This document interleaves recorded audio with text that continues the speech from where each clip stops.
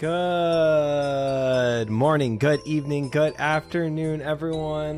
Welcome in. Hello. Welcome in, B-Kids. Talon with a massive 6-month primer. Thank you, Talon, for the 6 months. I appreciate it. Welcome in, Ungentle, Calicera, Makoyo, Cora, Billy, Yax, GM, any other lurkers out there, welcome in. We are progging the goals today as per usual, and the goals are looking good, guys. They are looking good. On the goals, we have, if I had it pulled up, which I did not, but we had 100 KCs of Bandos, which we did pretty much majority on Sunday and then partial on Monday. Then we had get the Trident, the Trident, and do Slayer along the way, right? But fortunately for us, we got the first task we got for the day was a Kraken task, and on that task we got our Trident. Fertilic, welcome in. It was almost a Trident. We almost went dry for it. We were close to being on rate. I think I was like, what, 15 KCs off rate or something like that? It was very close. But we got lucky, and we got the Trident before having to go dry, which was nice. And then, now obviously I put a conditional clause there for my Slayer for the week, that if I got lucky on the Trident, because we were supposed to barrage every task we got until we got Krakens. And then when we got the Kraken task, farm for the Trident, right? So if I went dry for the Trident, I would have gone through a lot more tasks and potentially barraged a lot more and got a lot more Slayer, right? That was the idea. But I put a conditional clause that if I get the Trident quick, I still have to do a minimum of 50% of my XP needed to get to 88 Slayer, right? So 87 and a half. To at least put some emphasis on Slayer this week.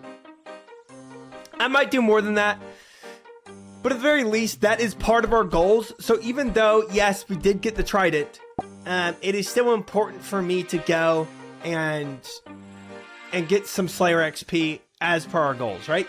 Now, that's something on the list, but maybe takes like 4 hours, maybe like half a day to get 50% hacks XP. Looking good, feeling good. Welcome in, Shut Dog. How are you? Now, we have also to get 86 fletching. Reason being, of course, as most of you know, to be able to fletch Amethyst, which, especially if I'm starting to do Doom more and more, I'm gonna eventually exhaust all my Dragon Arrows if I keep using Dragon Arrows on waves 1 through 6, right? Not worth it. Send Toes to test the Trident. Listen, Friday, we're going to do an all-day raid day, and we're going to have a lot of Trident action on Friday. It's going to be very useful. AJ, welcome in. Fiera, welcome in. Good to see you. Hello. Yeah, we're going to get a lot of use out of this Trident. Don't you worry. Now, besides the 86 fletching, which, again, on Monday, we got halfway to 86, right? So we already got half of that goal done. And then the last thing on the list was just a catch-all on any extra free time. Spend that Doom. Guys, if we spend half a day on Slayer today, right? If we spend half a day on Slayer today, we have the rest of today and all day tomorrow to spend on Doom. That's like a day and a half of doing Doom. So, hey, maybe we get something good from doing it, you know? If we spoon Confliction Gauntlets, I'd be a very happy man. So we'll see. We'll see.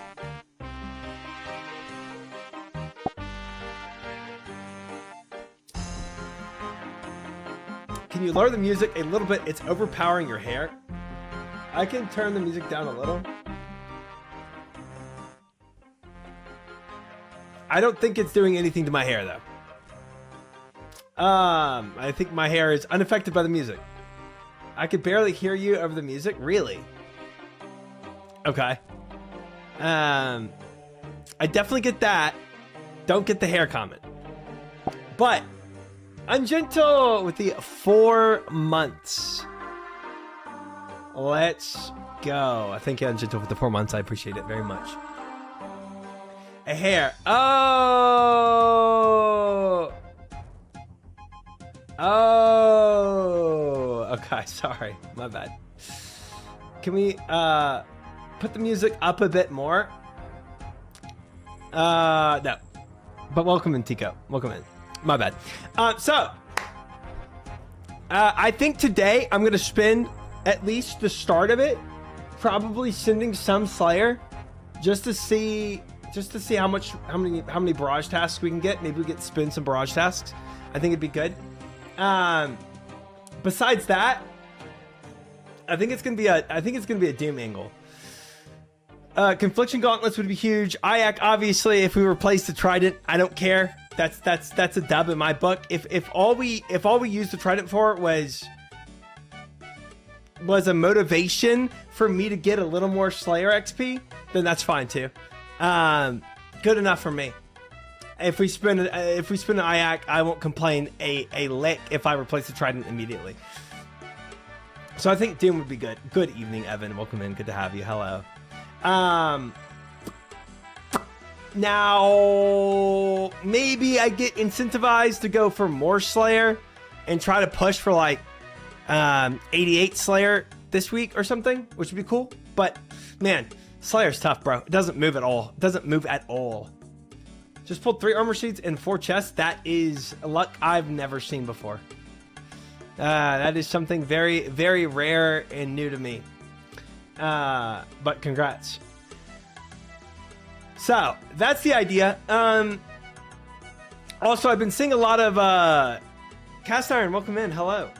I've been seeing a lot of talk about the All-Stars. I don't know why I wasn't drafted for All-Stars. I think they must have missed me in the pool of people. I don't know. I thought maybe, maybe I get drafted last, maybe. But to not get drafted at all, I think I'm a little hurt, a little offended, and a little confused all at the same time. But apparently all the drafting happened recently. I don't know who they did or didn't draft. Don't call them, they'll call you. Okay. All right. Everybody knows your PvP skills are top notch. That's what I'm saying. Everybody knows. Oh, draft is Sunday. Well, I got misinformation, but I recall your previous PvP experiences being experiential. Very experiential. Yes, indeed. Indeed, yes. Where I gave other people experiences, good experiences of educational experiences. Yes. People have been invited, but the team picking draft is Sunday. Oh, okay. So there's probably a list of people that were invited now, and so you can theorize which team is going to get which. Are there like team captains? Yeah, I don't know anything about this, but I would imagine it's kind of that vibe, right? Yes. Okay. Team captains are Oda and has last pick. Team captains and Oda has last pick. Wait, aren't there just 2 teams? I did Ungentle. I watched it yesterday, or not yesterday. Yesterday was my day off. I watched it Monday. There's 6 teams? Oh Lord, that's a lot of teams. So it is a lot more like the okay. Well, and the one I experienced, the DMM thing I experienced was 4 teams. And that was already a lot. 6 teams of 5. Wow. So there's 30 content creators in this. Holy frick. Dude, I knew, All-Stars was happening when I pulled up Bodhi's stream one day and it was him PvPing. And then I pulled up No Monkey and it was him PvPing and I'm like, oh no. Oh no. Winter is here, guys. Solo Mission has a 10-minute video about it. Oh, cool. Okay. Maybe I should watch that just so I'm not completely clueless on what's going on. Yeah. So I'm guessing both of them are in it. 10 minutes. Oh, is this it? Frick it, I can watch this right now. Frick it. I don't usually. I usually like to yap, but this is. I need to understand what's going on.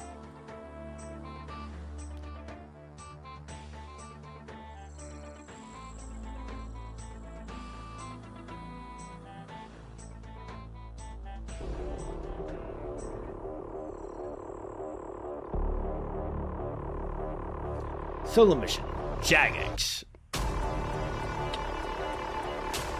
Dude, solo mission is so good at putting on events, I must say. Mad respect. West Ham. Wait. Wait, let's see how many people I recognize now. Remember when I watched, the first time I was watching the Gelnor games, like all these people I just did not know. But now that I'm kind of more introduced to the community, I'm starting to recognize people more. I think Oda can pull good pieces for his team. Mika should be available and another good PVMer. Okay. Now, luckily, it's not all about PvP. That's the cool thing. It's like the PVM aspect is pretty big on the items you can get. So, okay, so I recognize him, MMORPG. Yeah. Elliot from Gelnor Games, I recognize the name. V the Victim, yep, recognize him. V was in OnlyFans. Mutts, obviously. EVscape, yes. Perp. That's the dude that farted on the mic, right? I think we watched his clip recently. He seems like a little unhinged. DB Dobies, don't know him. Alfie, of course. Pip, okay. No Monkey, God tier gamer. Oda Block, also God tier gamer. Skidler, never heard of him. DB is a war speech master. Okay, I don't know what that is. Bodhi, Sync. Oh, thanks, Sync. Nice. Foe, okay, yep. Skill specs, Dino, yep. Rake is he? I don't know him. Oh, he's a hype man. Okay. He gave excellent speeches before DMM All-Stars fight last year. Funny crap. Nice. Okay. A little personality picks in there. Love it. Savix is not in this. Triumphant Polish him. 61 million. Don't know him. Sea Engineer. Love him. Mika. Framed. Yep. Torvesta, of course. Sick Nerd, yep. Recognize it. Greg, definitely recognize the name. He's like God tier PvP, right? Lake. Reese, yes. Coxie, I know the name. Mr. Mammal,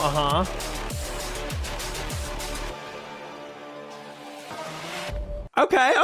Welcome to Deadman All-Stars Season 3, the most intense competition in old-school RuneScape. I am Solo Mission, the host of Deadman All-Stars, and today I'm going to tell you about all the new changes coming this season starting on the 6th of June. Is that a meme, Cora? Deadman All-Stars is the biggest content creator event in old school. 6 teams of 5 have a week to build their accounts from scratch on a private Deadman Yes, world, he's balding. and fight to the death in the finale. But before we get into the action, that's good lore. Captains will have some very tough choices to make in the Deadman All-Stars draft. Yes, of course, the draft is back. Captains will take it in turns to pick their teams on the following Snake draft board. The decisions made on draft day are crucial to the success of a team in All-Stars. It's one of the most exciting and important days on the That is an exciting day. This year, you can tune into the draft stream live on all of my streaming platforms. Honestly, draft days are my favorite days. I love drafts.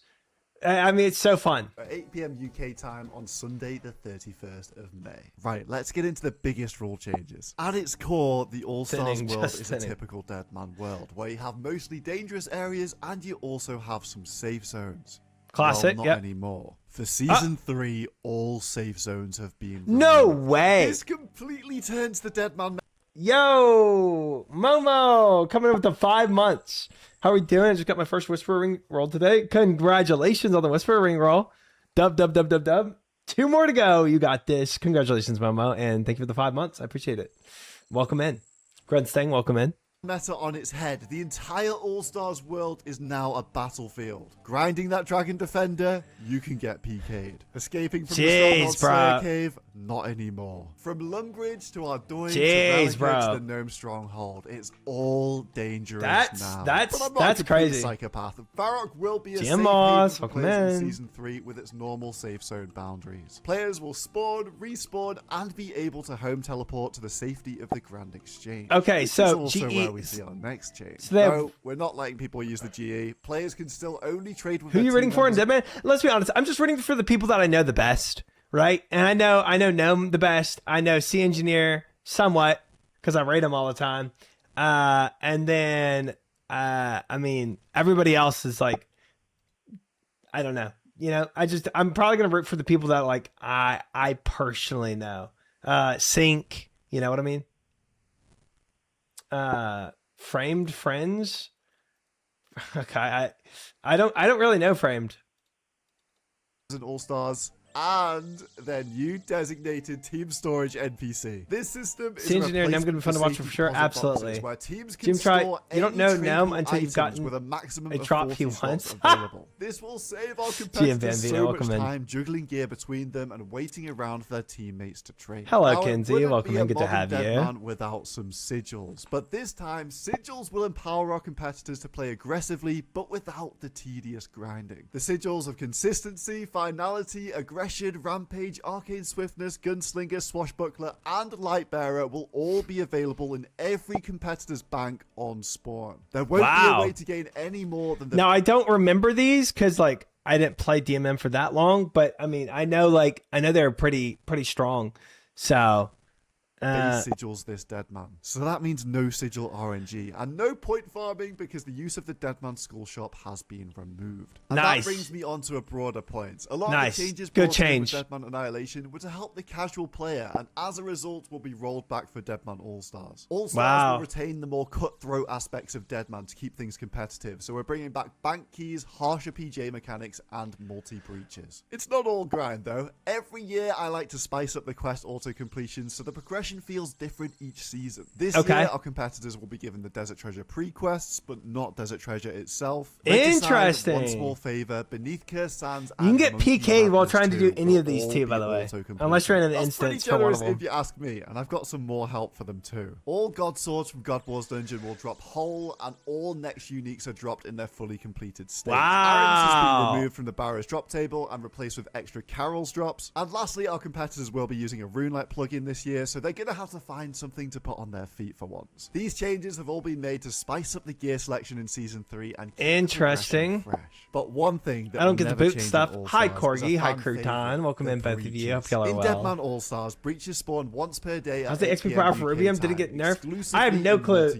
I have no clue. I haven't put on my XP per hour rate. Skulls a player when they attack a monster and drop specific. Did wear color hats last year for teams? Specific corrupt weapons at a rating 1 in 80. Breaches are once again at predetermined locations this year, and some have a little twist. Breach 1 takes place in the giant mole lair under Falador on the 6th of June. Keep in mind that in Season 3 there are no safe zones, so Falador is. The intro is fire. Had Breach 2 is a classic location at Rogue's Castle. Breach 3 takes place in Al-Kharid, but for this to be suitable for a breach, I've had the multi-combat area extended here in All-Stars. Breach 4 is in the middle of the wilderness. Breach 5 is the iconic spot in Valamor. Breach 6 is in Tazar, and Breach 7 is on Ape Atoll, with the final breach being at Port Piscarius on day 8. Piscarius? I always say Piscarius. Multi-combat area extended for All-Stars. There's no doubt that the breaches are the catalyst for some of the best content in Deadman All-Stars, and this year's strap in because I'm packing the schedule with even more conflict. Introducing missions. Solo missions. A new mission will be posted in-game. This will put teams in a race against each other to be the first to complete a task. Missions will vary in difficulty, but always involve killing a monster, and will be a great way to create some action outside of the meta. That's kind of fun. Spots. For example, let's say the mission is to defeat the Chaos Elemental. Teams don't know what the missions will be in advance, so they'll have to react quickly to the mission to get the reward. But interesting. The mission doesn't end when the Chaos Elemental dies. It will drop the mission totem.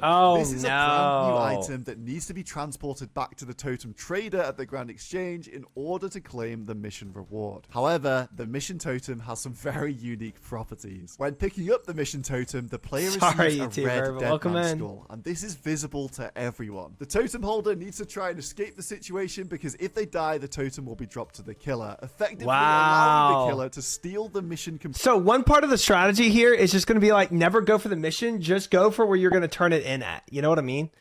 And deliver the totem to the totem trader to claim the reward for themselves. This system So like will camp drive outside some of Aeroc incredible for the guy content this year. to be Some running of the back or mission something. rewards will be top tier gear. Missions occur on a schedule 4 hours either side of the breach at 4 p.m. UK time and midnight UK time. Competitors know the tier of reward on offer for each mission, but will have to wait until the time comes to know the exact reward and what the mission.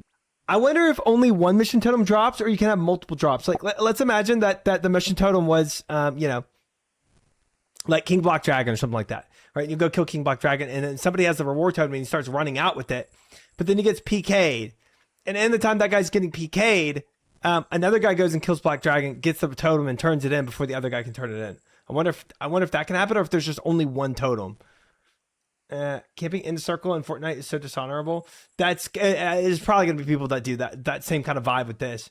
You won't get me by camping outside GE. I'd spirit tree to GE. Yeah, but what if they think that you'll do that? You know what I mean? And so they can't buy that. What if they have one person camping spirit tree, one person camping outside GE?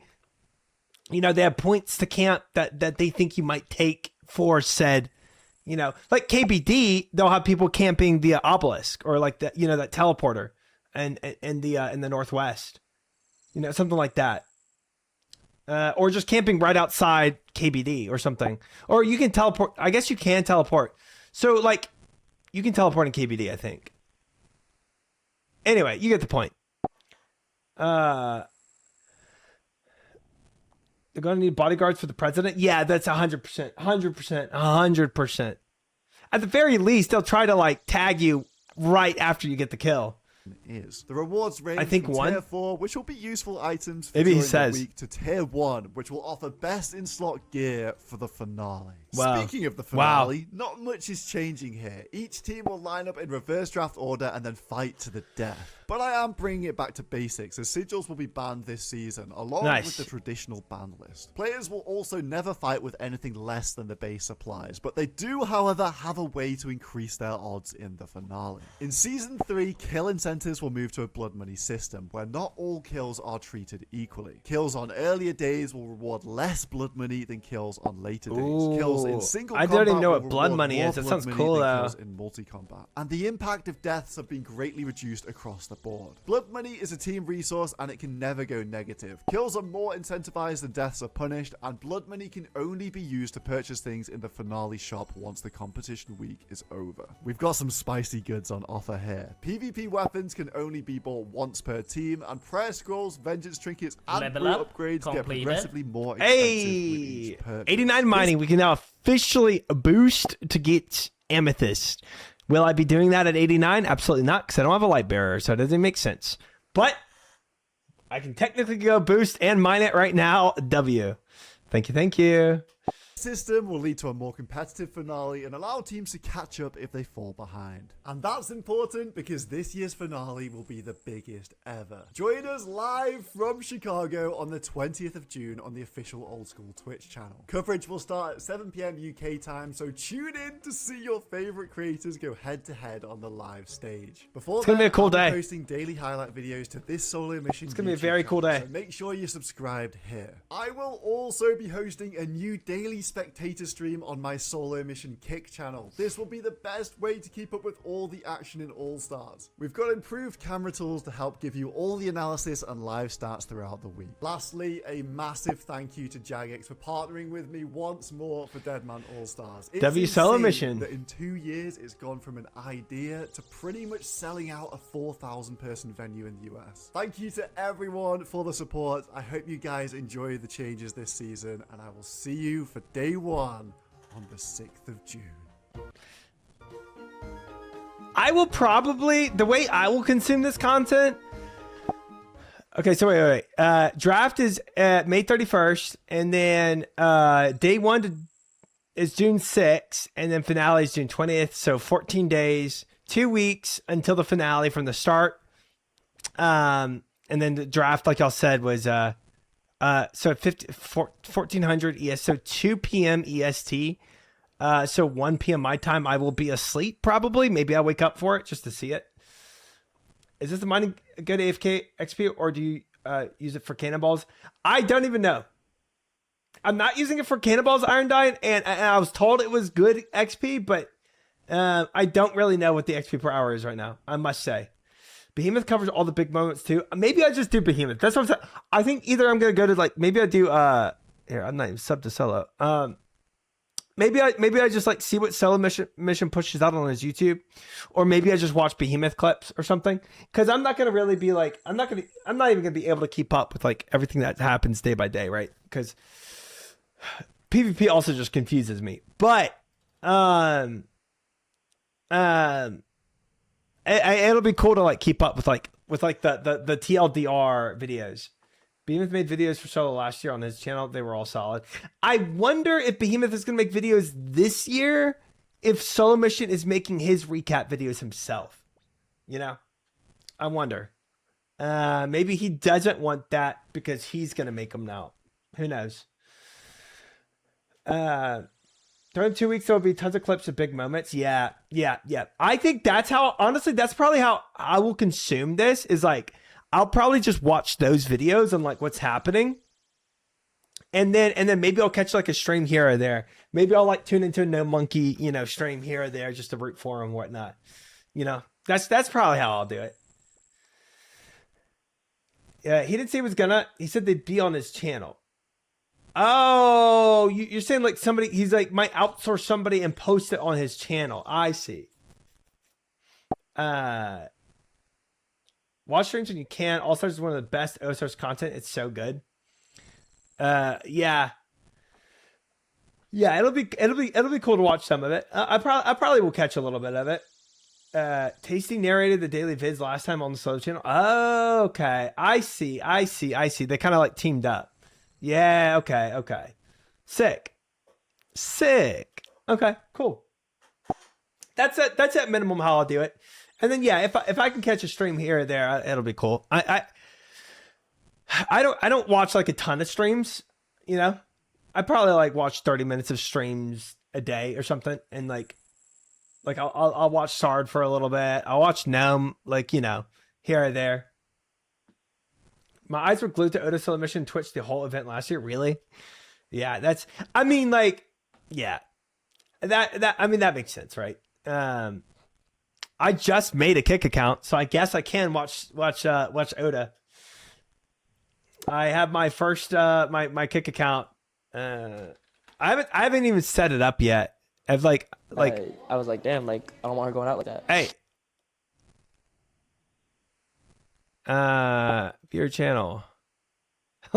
Huge. So I guess I can now watch Oda Block, because I didn't even watch anybody on Kick because Kick, because I didn't have an account. I just like didn't even think about it. But now that I have an account, I'll dabble more. 3 platform streamer. I'm trying to be 4 platforms. I'm trying to go on Kick and TikTok. Default autoplay with unmuted volume is insane. Dude, I haven't set up my Kick. Kick messaged me, their team messaged me, and they're like, Triumphant, we've seen you haven't gone live yet. Do you want anything like done? And like, what do you need to like go live? Also, one, like, that's so cool to be like, for them to reach out and help out. But I was like, no, I just haven't set up a single thing. Oh, you think so, Talon? That'd be okay. Interesting. I didn't even know that. I was like, no, I like the about me. Like, I literally just put in my like, my like other socials. That's like all I've done. So I was like, no, I just haven't spent time getting it set up. But I was like, I promise I'll get it set up, and I'll start streaming from Kick soon. So Kick obviously pays out a lot more than Twitch does, so that's nice. But and honestly, I used to swear off Kick because they were like so invested in all the gambling. But once I saw Twitch doing the same stuff as Kick was doing with all the gambling, I was like, okay, you know what? I my ethics were like, no, like, Twitch isn't about gambling, but Kick is like really invested in the gambling. When Gamba stream, not gonna happen, sir. Not gonna happen, Mr. Cookie.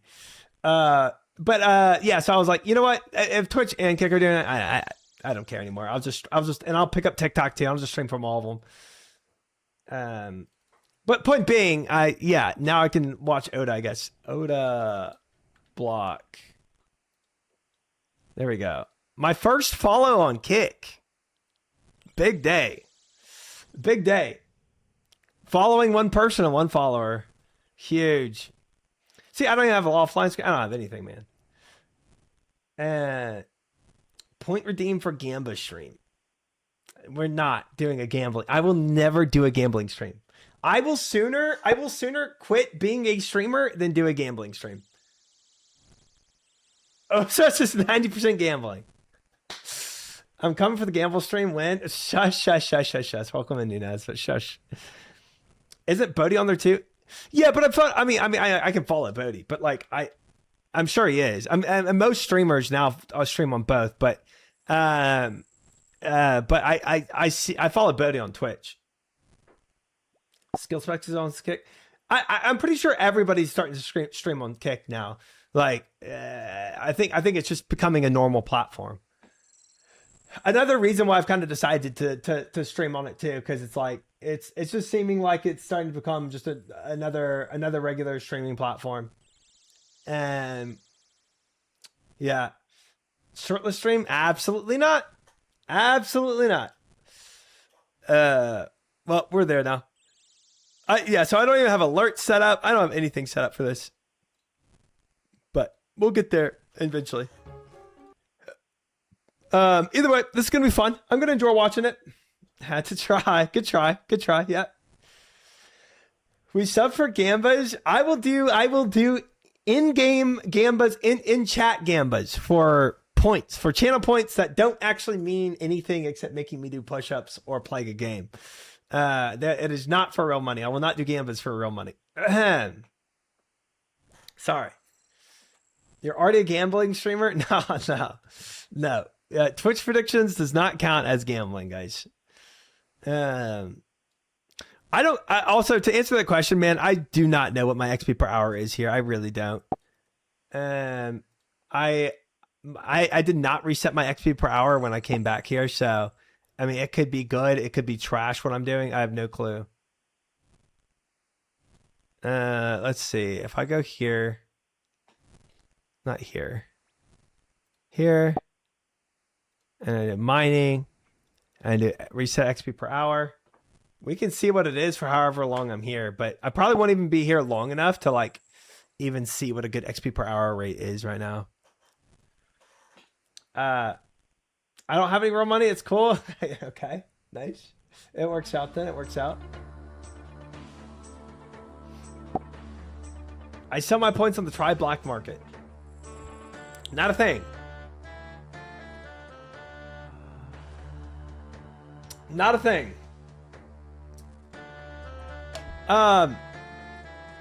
So, goals, fellas. Is that money method even worth doing with the nerfs? What is the, I don't know. Maybe I'm griefing being here. I don't know. How bad was the nerf? Pierre's an elite Toa gamer. Trio, welcome in, Doctor. Swizzles, welcome in. RuneScape Gold, you shaking butt and titties for. I'm not doing that for RuneScape Gold. I'm an Iron Man, by the way. I can't get in-game gold. Nerf was smithing XP, not to the mining. It's decent? Okay. The one thing I do appreciate about it is if I want to switch from going a lot more active to a lot less active, it just depends on which deposit if you do the deposit versus the rocks. Because if I'm like talking in Discord, just hanging out with people, whatever, right, kind of full screen on this, even like I'm doing right now with y'all, I can just collect rocks but still talk and stuff, and it doesn't take my mental power just to collect rocks. Michael, welcome in on YouTube. Thank you, appreciate it. Welcome in. But If I start up a League of Legends game and I'm here, I can just click the deposit, and obviously I lose the XP per hour, but then I go way more AFK. You know what I'm saying? So it's kind of cool to have a method where I can go from like more active to more AFK. Click rocks. I'm clicking the rocks. Nerf was on quantity of materials that you gather AFK time and experience. So it was huge, unless I read it wrong. Interesting. So they did nerf the XP as well. I was AFK in the geos for 1 mil per hour AFK before the prices tanked. Interesting. Yeah, I don't know. I mean, right now we're sitting at 52,000 an hour, but I just reset the XP per hour, so maybe it hasn't caught up yet. You know, maybe it's higher than this, maybe it's lower than this, but 52,000 XP per hour is definitely higher than MLM, which is nice, right? Also, MLM, I don't have to worry about banking a thing, which is kind of nice too. I can sit here in perpetuity. They should make the expert mining gloves work. Dude, if the mining gloves worked on these, that would be sick. I would be a lot more incentivized to go get those gloves for this. I will say the incendiary cannonballs blast. Worth doing if you plan on doing sailing combat, even discarding the XP. Do they work on steel cannonballs for like Slayer? My guy's perfect during bone shard mining. Yeah, because it's just trash XP per hour face. And I really want to get amethyst. And Barrack armor works there. You better be wearing it. Here? I have my full prospector outfit on. Ship cannons only. Oh, not for dwarf cannon. Okay. But yeah, I've slush storing on too. Why did Stardarko scam my 1 million channel points VIP redemption? Is this where I file my complaints? No, it is not. No, it is not. That would be in his stream. Yeah. No worries, Daddy's working. Welcome in. Varrock armor. What? I'm not gonna put Varrock armor over Prospector. You know. We're doing this for the XPs. Hey, Varrock armor way better. Yes, you will. Yes, you do. What? Varrock armor is better than my Prospector jacket? My full Prospector outfit?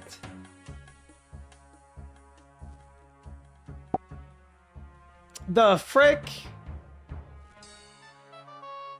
Is that why this guy has his on? Varrock armor gives the XP for the extra mine. I don't know about that, Chef Dog. Get double XP for the you get double the XP for the double mines. Don't you need Varrock Elite for that? Varrock Armor 4 counts as Prospector anyways. Varrock Armor 4 is a Prospector jacket.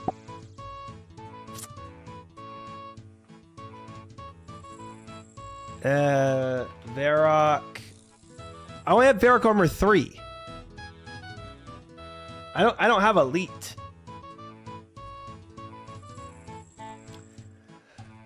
So what's better in that case? So trying to tell a toddler to get dressed. I do what I want. Put on the Varrock tier you do have. Is Varrock, if it is Varrock 3 armor 3, still better than Prospector? I don't think I'm gonna do. I don't think I'm gonna do Varrock armor or Varrock 4. Yes. Huh. What I spend all these gold nuggets for then, chat? Just for the fashion scape? Frick. Depends what you're mining.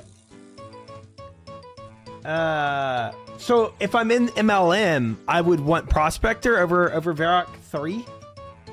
Computer, slap the streamer.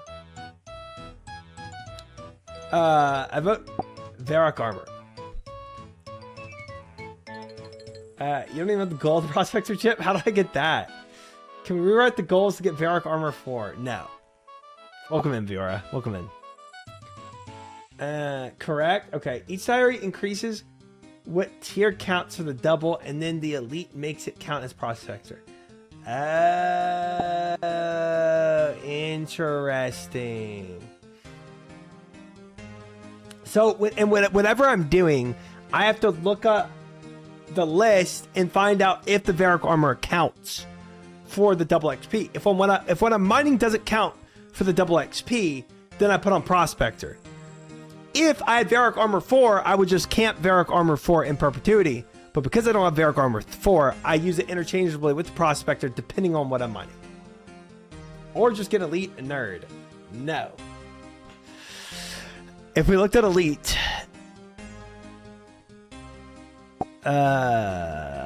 quest helper.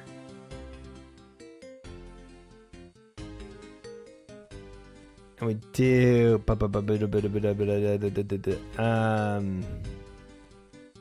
achievement diary, Varrock elite, 89 smithing, okay, boostable, okay, 90 herb lore, boostable, 95 cooking.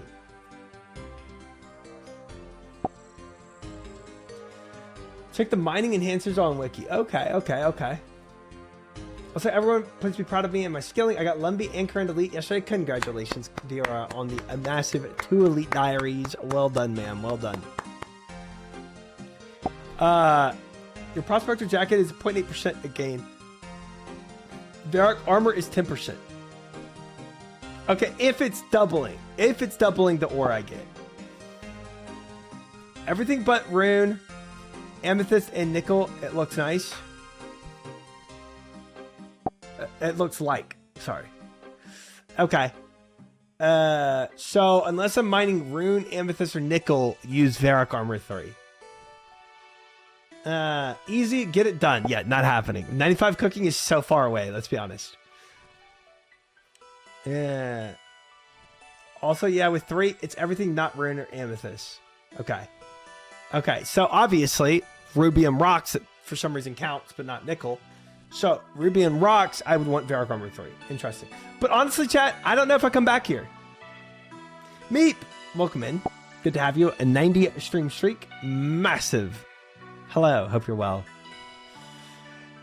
1 tick croms for 9,000 per hour easy. I got 90 and spoon to plus 5 boost. Yeah. How many grapes do you have? Not enough. Not enough to do 95 cooking. Promise you that. Promise you that. I will not be doing 95 cooking anytime soon, fellas.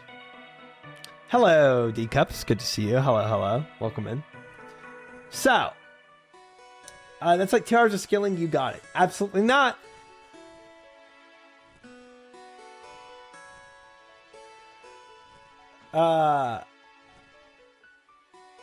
When are we bringing back Ket Karambwan? If you linked it again, I would bring it back. Okay, so this makes sense. If we looked at grapes, yeah, a pathetic amount of grapes. So,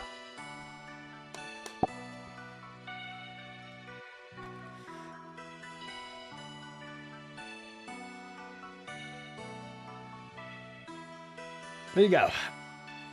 So,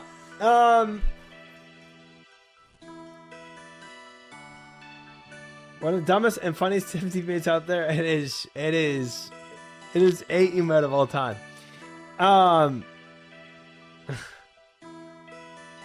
Point being, I don't really care about that. What I do care about for cooking wise is actually being able to cook some higher tier food, including the halibut, which is probably going to replace crumbs, right?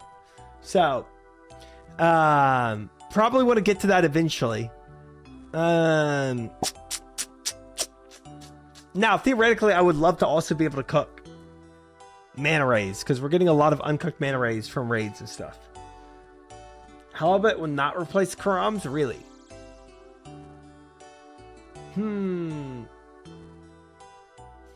Isn't burn rate for the deep sea fish giga high? It is. Yeah, it is. Might want cooking cake for that.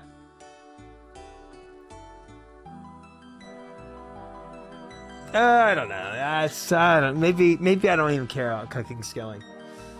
Sudoku scam update. I threaded a Jupiter-esque video response. If not compensated, balls in his court. Good luck. Nothing will come of it. So balls.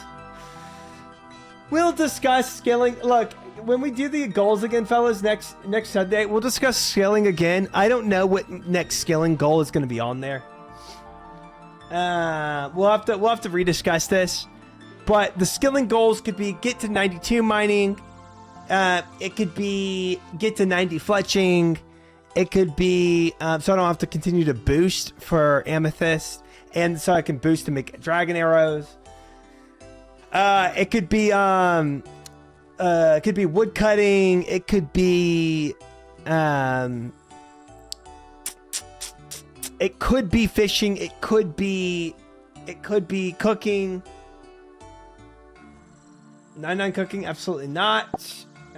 Skilling goal, equip Varric armor 3.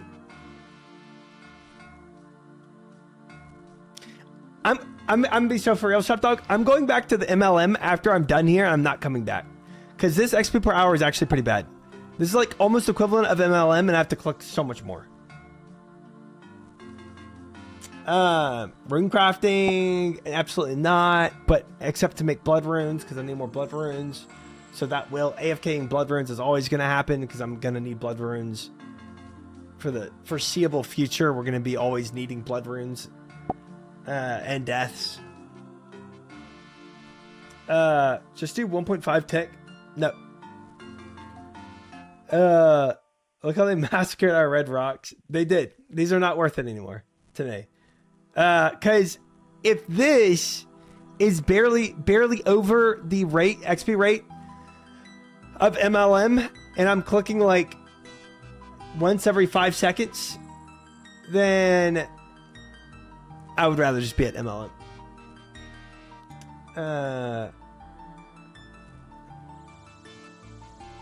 Yeah. Did you try calcified rocks? I heard it's 25,000 XP per hour. Volcano or Riot? That's more for smithing, right? Than I guess it's a combination of mining and smithing both. I guess you do hit. You get big mining XP when you hit him. Let's try. Well, if I do something like Volcano, 40,000. Mid. We'll see. We'll discuss what skilling goal I want for next week. I think everything is kind of not everything, but a lot of things are on the table. I would love to prog a little more fishing, mining, frick smithing, cooking, wood cutting, fletching, crafting. Those are the 6 I can actively prog and would be interested in progging. Yeah. Volcano's allegedly kind of fun once you learn it. Amongst the best XP rate might be some content. Volcanic mine. Oh. It's always, I feel like there's always a love-hate relationship. Every time somebody mentions volcanic mine, I feel like it's like, people are like, yeah, you should do it. And other people are like, OMG. LMAO, volcanic mine. Volcanic mine is really cool. Volcanic mine is in a small team would be good XP and content. Okay. I'm down to try it out. I don't know why Jagex nerfed these rocks. They're just dead content now. I didn't even deem it worth doing before the nerfs. I guess you do it if you want better cannonballs, you know. It'll probably be worth more slap fight when combat becomes more mainstream for sailing, you know. So if you're If you're an Iron Man who can't just go and buy the rubium splinters, and you want to make some good cannonballs for combat, this is probably where you'll go. You know? That's about it. Have you tried shooting stars? I have. It's just mega slow. Mega slow. Shooting stars is like only good if I'm like deep in some League of Legends games. You know what I'm saying? Like where I'm like, I really like, I'm so occupied with League that I can't like flick over and click on MLM, you know? That's what it's good for. Otherwise it's, yeah, not super great. Even this, man, even this, it's like, man, I'd rather just be mining iron right now because I'm clicking so much. Like, why not mine for iron? I'm doing ship combat right now, and most damage comes from a shadow, not cannons. No. We're not going to get back into it, but ship combat is so bad, bro. I loved watching that video on their experimental ship combat of how they could change it. That was so cool. That was so fun to watch. They killed this method dead combat now. What's this XP rate? Right, well, we're calculating it right now. Shitzel, it's looking like 52,000 per hour. Yeah. Somewhere between, I mean, I'm missing a few ticks here and there. It's probably like 52,000, 53. It's probably 53,000 if I'm hitting all ticks, you know? I'm missing a tick here or there, but yeah. Stars is the best click per XP in mining only, not considering looking for the stars and moving around. Yes, else MLM is better than the other option by a mile. Right. Because once you have to go find the other star, you got to go like, okay, well, not double calculator. Where's my star mining? Here it is. You got to go and be like, all right, where do I find it? And then you got to find one that's good for your range. And at least now I can probably get like the 60 minuters where I'm at with my mining skill versus where I once was when I did star mining a long time ago. Tick manipulation, gem mining is so fun and useful where granite isn't useful. If I were to do tick manipulation, I'd do it gem mining. That's correct. You have ticked. Hi, Tiger FS, welcome in. Yeah, it's true, Vera. If I was getting all my ticks and I had Varrock armor on, maybe I'd be getting like 55,000 per hour. I could see that. I could see somebody actively trying to get the most juice out of this squeeze and get 55,000 per hour. But then again, it's like, I don't know. I'd rather other methods. Mine's got plenty of good slow AFK options. It does. It does. You have MLM, you have star mining, you have calcified rocks, you have iron ore. So many good AFK methods. I just stay in Falador and W hop in the same spot. Huh. Maybe so. Maybe you can get enough from doing that in Falador, but I usually sort by which one's the most active, right? And go to the longest one, the one that's going to be active for longest. If you don't get RNG'd and it blows up, right? Amethyst, as you soon learn. True! As I can do as of today. I think this method should have been not on par with other methods. Sailing should reward premium scaling methods. I think it'd be cool to have a good skilling method with. I mean, you have camphor trees, right? Which is good for wood cutting. But I don't get my fletching out of camphor. Nice, Kinsey. I got enough fletching XP, fellas, by the way, to finish out our fletching goals. Jehovah, welcome in. It's not, Jehovah, it's not. Magic logs, 442. Done. We got our fletching XP. Don't have to worry about that now. Wouldn't it be good if you could tick me up here for 110,000 since stackable usable resource? Yeah. Yep. That would have worked out well, huh? Would I have done it? Probably not, because I don't like tick manipulation, but that'd be cool. No, I can't confirm, Joe, but for me, this is not worth it. I like the first proposal of around 70,000 an hour plus more resources. Yeah. Yeah.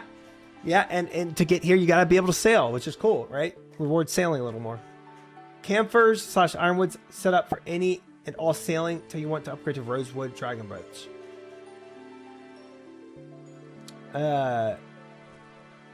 Big future proofing grinds.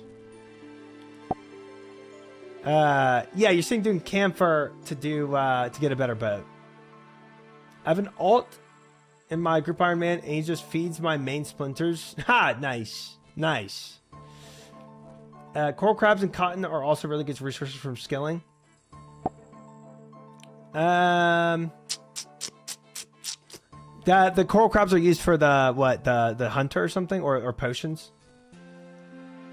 This sucks because you still have to waste bars making cannonballs.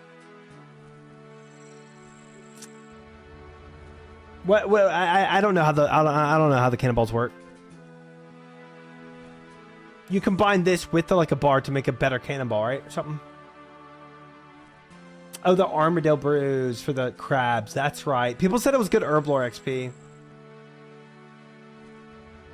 I never made a single one yet. I've not made any armadillo. Maybe I should. I mean, I don't do anything with my sailing. As of right now, I've not used sailing at all to prog my Iron Man. This is the first time I tried to use sailing to prog my Iron Man, and it's not going well. Umbers are like 89 herb lore. I could boost to make them. It's not bad. You need umbral frags. Yeah, I don't have a lot of those. Use hammer together. Use hammer together splinter and the full made cannonball. So you need to smelt cannonballs first. Ah, or buy cannonballs. Just buy them from the shops if they're only used on shop cannonballs. Umbers are great if you can just sit for a little bit at the chest to farm a decent stack of frags. I got a crap ton of umbral frags while salvaging. So either AFK lockpick chest or salvage frags. Okay, and then if I wanted to use this method to boost my, this is like an active way of boosting herb lore, right?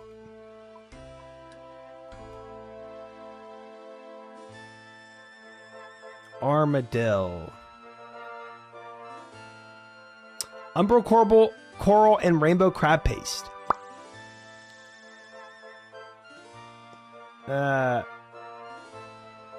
You have to farm them. I have to farm umbral? Thank you, Smalls. I appreciate that. Welcome in, Smalls. Welcome in, Flame to Hand.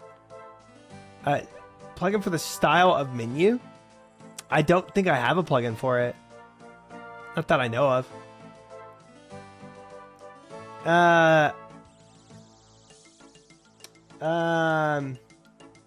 Coral patches on the Great Conch.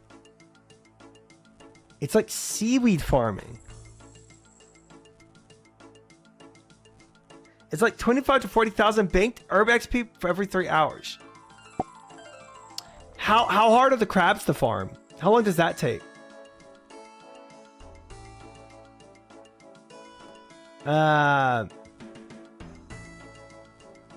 Crabs are super AFK hunter. Interesting. Crab hunter is amazing.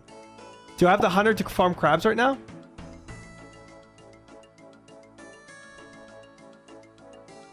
Crab traps? Oh, I'd have to boost.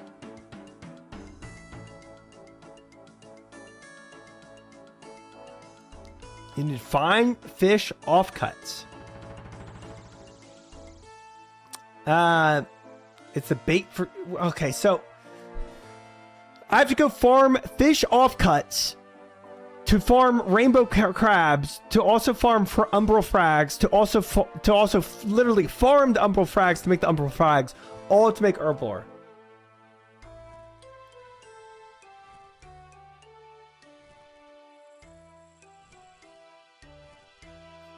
Why did they make it so complicated? Welcome to Iron Man. You just cut sharks or any high-level food. Bro, I don't have sharks to cut up. That's crazy.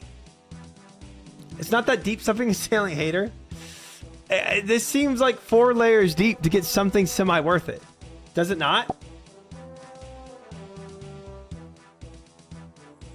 Ultra efficient for EHP nerds. Semi? You're insane. Armbrews are worth it. Worth a shark? Fish offcuts are fast. Just buy sharks in the fishing zone.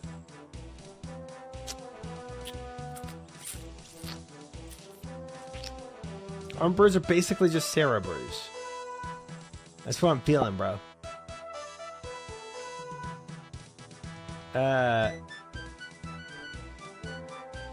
Noob. Shop dog with his sailing pet and Varrock armor 4. You just explained making a potion? Yeah, but it's like, it's going out of my way of like my normal potion making process. Think this way, you don't need cooking if you just cut all your good fish. Dude, I'm so down on sharks. If I went and world hopped for sharks, I would just use those for actual food.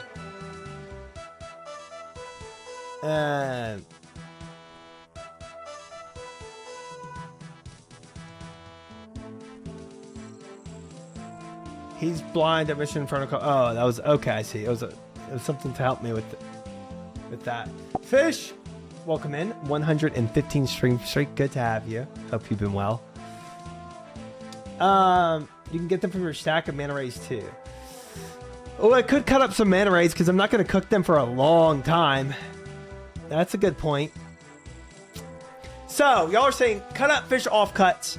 Pick all my umbral frags I have right now. Plant them. Hunter boost for crabs, which I can go and farm a bunch of hunter tipples, like the hunter brews, to go and farm crabs, get crabs, cut up my manta rays, and farm frags on the Great Conch to get 45,000 XP per hour for Armadillo potions. Is that the TLDR?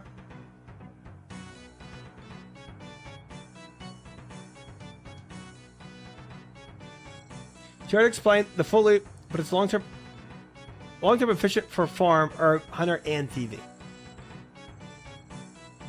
None of it feels wasted. The crabs are stackable too, so you can just stay on the island for however long. Okay, so I can bring like 20 hunter temples in my bag, and then just enough room to like get a crab and cut them up. Hunting the crabs is also really decent XP. Okay. Trawl for yellowfin for fine offcuts. Something tells me I'm probably not gonna have the fishing level for yellowfin, huh, Grun? You can add coral to your farm run and deal with it after you got the stat.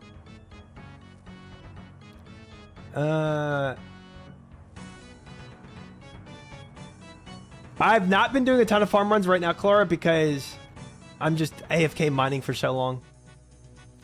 I just stay here. I don't like to leave for farm runs when I can mine. Can't stay super long today since tomorrow morning I'm getting temp crown put in. That sucks. 07, sir. 07. At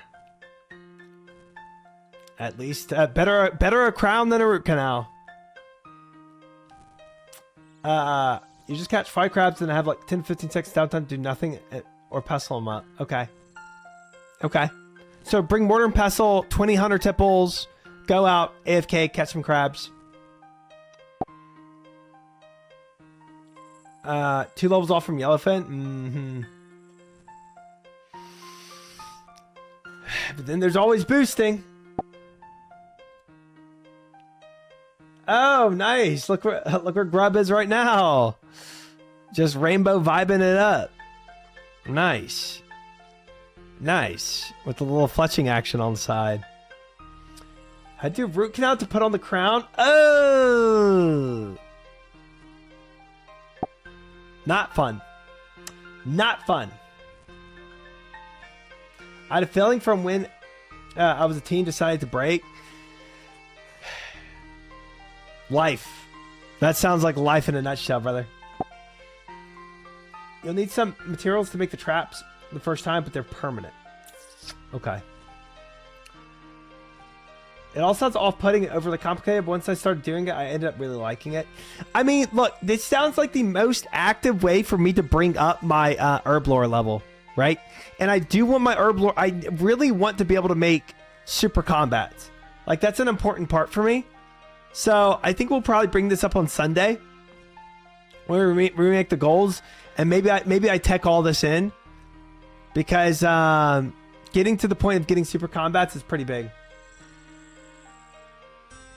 And it sounds better than like farming Irits and using Eyes of Newt and whatever else. And most of my herbs right now are going to things I absolutely need.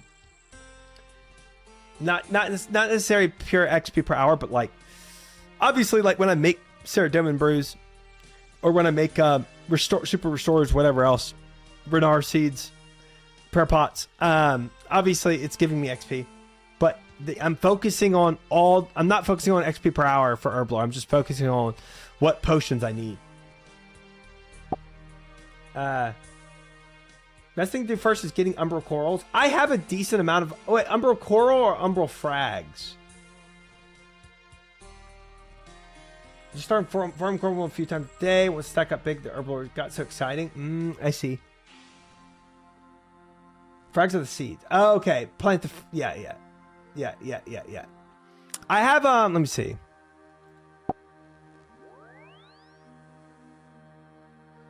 Turn that off.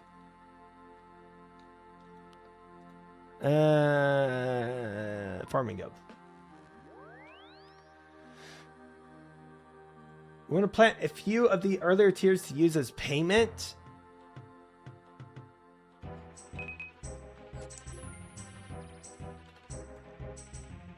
So I only have 9 umbral frags.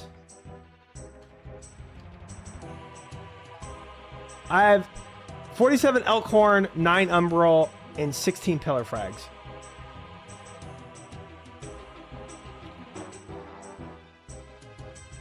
Two frags is giving me like 70-ish coral. Interesting. Root canal itself wasn't bad. Most annoying part was 3 shots making my face puffy for 6 hours. Having to be careful eating till the crown goes on. Yeah. It's just like a whole thing that you have to go through. But I guess not being painful is nice. We only need 2 seeds per 4 hours. Okay.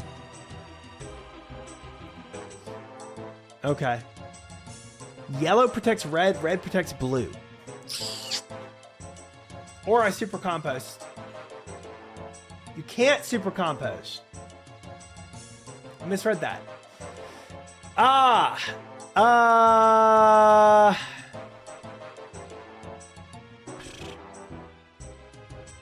not had a single coral die yet. Protection's not worth. Addis best. Rename the stream Getting Quiver today. You 100% get it. No, sir. Welcome in, Clay Bears. I didn't think they could die. Wow. Why was this man mining rubium? Well, I had to experiment it. I had to experience it, and I did it, and I'm not a fan. Not a fan of the XP per hour. I didn't protect mine either. Interesting. Mine die often, but I don't care because I have so many frags. Interesting. 20,000 umbral farmed. Protect is easy. Interesting. I'll think about it. I'll weigh my options. 90% of mine died on release without protect. I used to die a lot. They made it better so that it don't die as much on as release. So they've already updated it and made it better. One of the earlier tier to protect gives you protection over the 10 of the higher tier. Yeah, good comms. I might do a little bit of protect. Thieving chests. Yeah, you just go to the apparently you just go to that island where the Aquanites are, and you farm that chest. That is what I've been told. To the conch. I mean, I could go farm a little bit of it.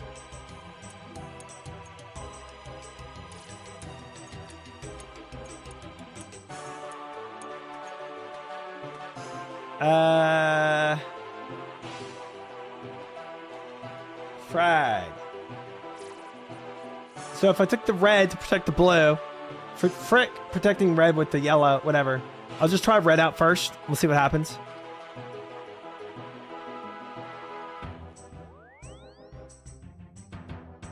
You need diving gear. Okay.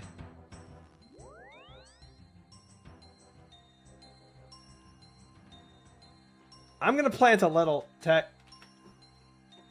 Gosh dang, I typed in conch.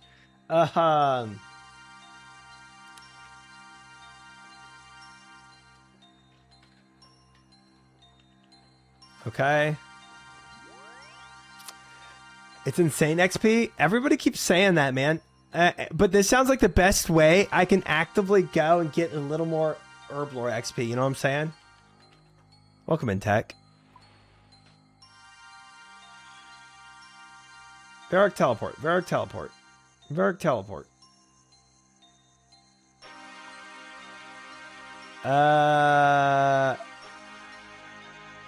Dungeon. Coral Nursery is probably here, I'd imagine. Let's go this way. Good farming too for the growth time. Anything for herb XP with easy secondaries. That's what I'm saying, VR. That's why it's like, that's why I count it as kind of active, because I don't need secondaries. Well, I guess I do need secondaries, but secondaries aren't farming. It's just hunting, so I can actively go and get the secondaries in a more straightforward method. 95 stream streak. Look at that. Love it. Thank you for the 95 stream streak, Tech. I did not take my frags. Oh no, I did. That would have been such a me thing. Zeline,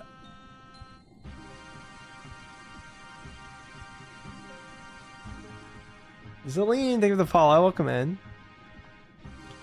All right, and that's it, and we're done. And this said y'all said it takes like 4 hours. Plant an Addis tree. That might help. I don't have anything in that spot right now, so let's go do that.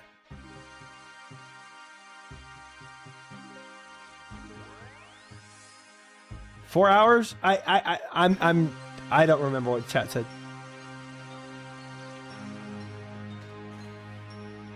Addish.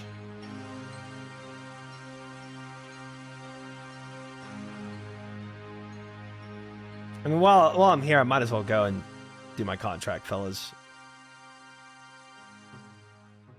It would be a little silly of me not to. A little less, but somewhere around that? Okay. I defy defiance. Thank you for the follow, too. Welcome in. Good to have you. Hello. Addish. Done. Dude, what gear am I running around in right now? This is I look crazy, bro. 2.66 is what the wiki says. Ooh. What a fit. What a fit indeed.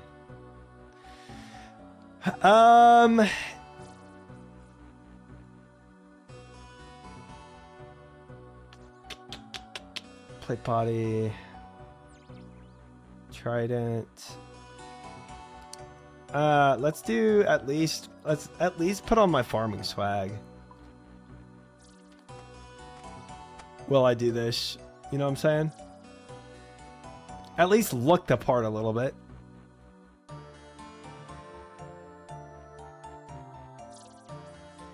Farming contract completed. Big. And let's go and get some fletching pies real quick too. That was me with the woodcutting set when doing coral on cooldown. Looking crazy. Woodcutting at least goes a little better with coral, I feel like, than the fit I had. That's 6 more fletching pies, by the way, fellas. That's 6 more pies I can make to make amethyst with. That's a lot of amethyst we're going to be cutting up soon. Take another. Lilies. White lilies. Y'all said always skip white lilies because frick doing white lilies. That's what I've been told. Contract. Anything easier? Yes, please. Papaya. So, unfortunately, we got one. Hi, Rorsch. Welcome in. Again, Rorsch, you're looking at yourself, not me. Happens a lot. Papaya. Do I have anything already growing in here? I don't think I even have white lily seeds. Nope. Nope, that's probably why I always skip them. Do I have a papaya? Ooh, we do. Look at me being papaya prepared. So proud of me. I'm surprised you don't. Where do they come from? If it came from CG, I'd have it. Oh, it's a Hespori. Honestly, I've stopped killing Hespori much.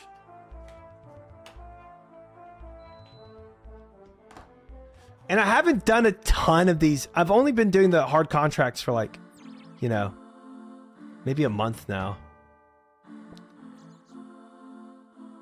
What the frick? Twelberry seed, redwood, tortoise. Nothing super great from here. Toadflax is good, and tortoise is good, I guess.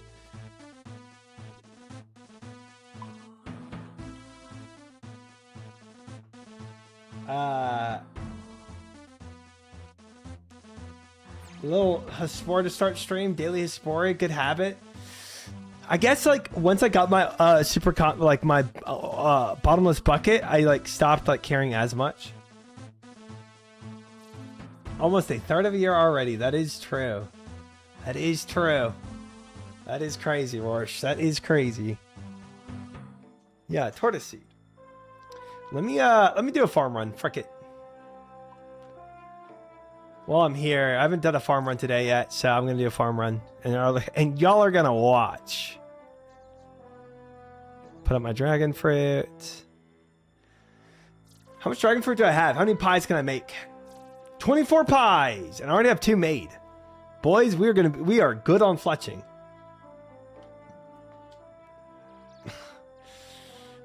I reached 87 rune crafting. Congratulations, Resurrection. Big day, big day. Excuse me. What do I want here? I think that's pretty good. I think I got everything I want. Yeah, let's go. Addis is giga important for Coral. It has low lives and 1 additional is big. Yeah, but how big? How important? Wait, is the Addis the one that gives more, or is that the one that protects from dying? I forget. Farm cape will come quickly without trying. It's good budget construction and craft cape.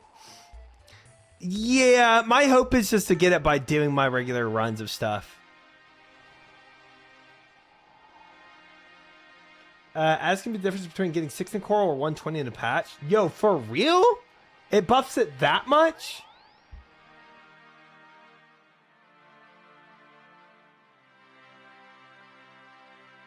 Addis, the graph on the wiki scale is so hard with Addis. Addis sec and level. Not every time you can get massive pulls. Wow. Okay. Oh, sectors. Oh. Also good to know that sectors work with the, might have been something I didn't even think about, to be honest. That's good to know. Good comms.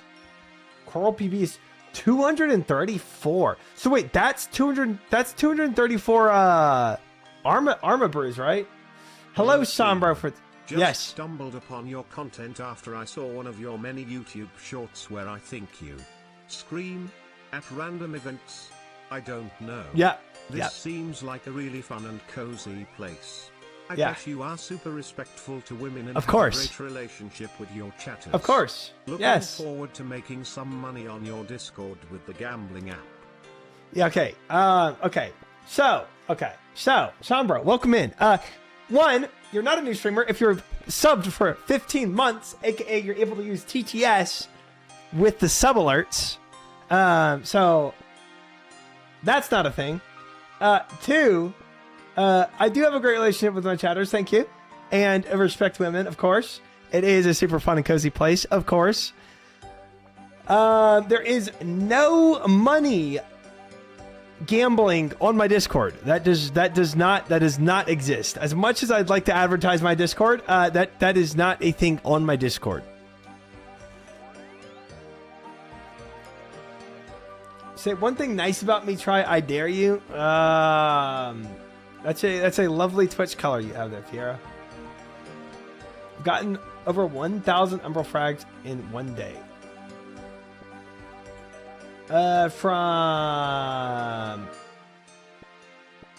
From the chest?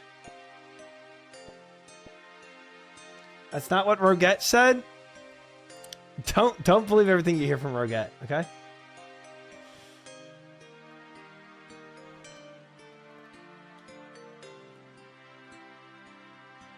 No, from like coral. 48,000 herblore from one coral run. Yo. I believe everything she says. Okay, well, okay. I guess I can't stop that from happening, but y'all are crazy. Y'all are crazy. Yeah, so it sounds to me like if I actually start doing this coral stuff, you make Armadillo Brews Resurrection, which apparently is a massive amount of herblore XP. It sounds to me like I'll have this next level of herblore pretty quickly if I go this route. But I got to make a lot of pies to boost. Not poosts. I need to make a lot of pies to boost, but this should be worth it. No, Fiera, no. Frag upkeep is obviously the hardest part as an iron, but it's also thieving XP getting them. True.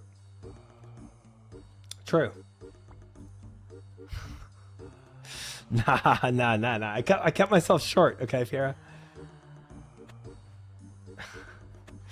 I do need a pie boost, aka poost. I will need to boost a lot.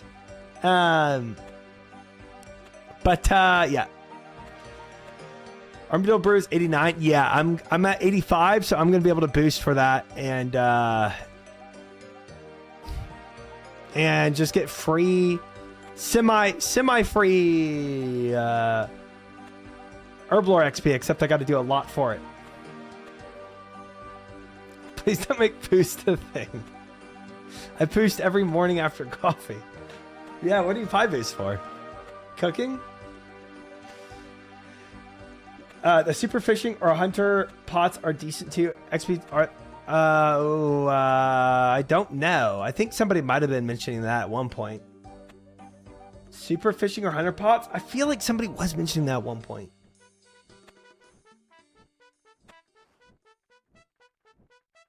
Welcome into the Thixian, by the way. Why are we boosting in chat? Well, it doesn't matter where you do it. It's what you're doing it for. I know Joker make a ton of them to get his herblore level, even though they were worthless. What do these take? Do I need a boost for these too? Super fishing and hunt. Super fishing pots lets you do Mauritania Elite at 90 and 793. That's not bad. What's that, Chlora? Super fishing and super hunting.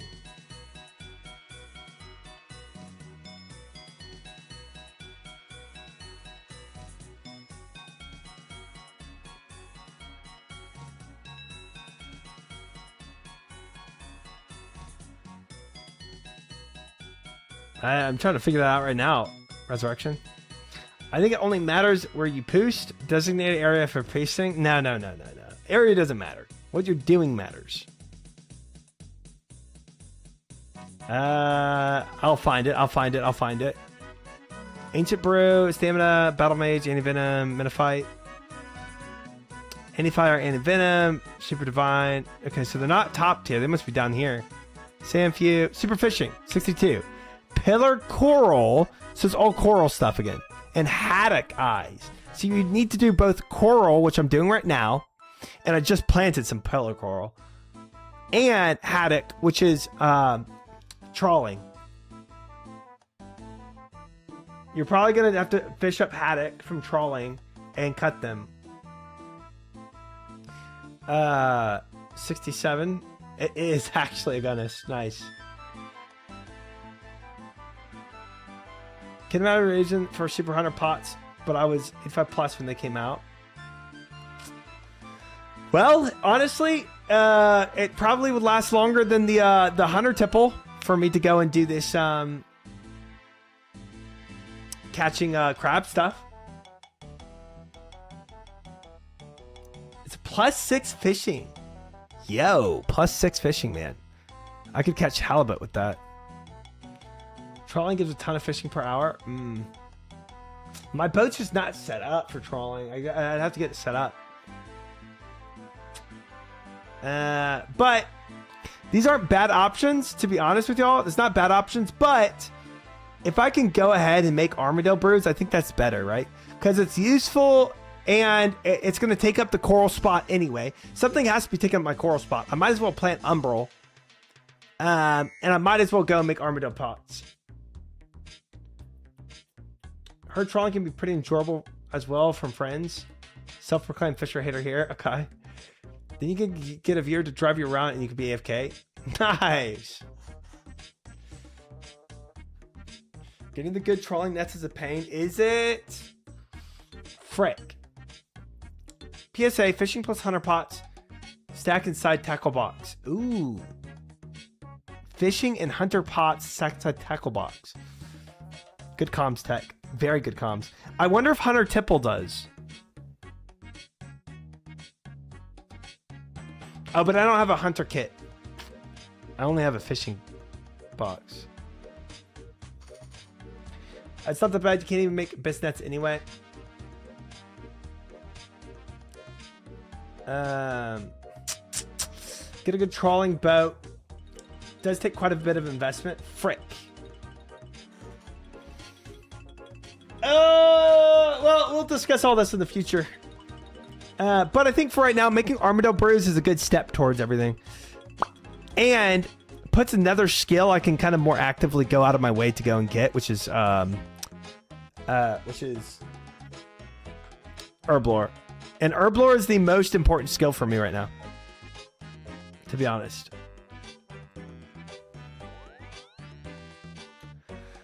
Trawling is very nice, especially after the rework they just did. Huh. I got a rosewood hole in my boat today, only killing 4,000 frost dragons. Yeah, that sounds terrible. Probably spent 6 hours maxing my trawling boat. That was Biss. You don't need it. Requires 84, 82 sailing. Yeah, we're far away from that, huh? We are. Trawling's such a vibe. I love it so much. Huh. Huh. I mean, it would be a good way to replenish my food supplies, right? Instead of shopscaping for sharks. Not really a thing, Billy. Not really a thing.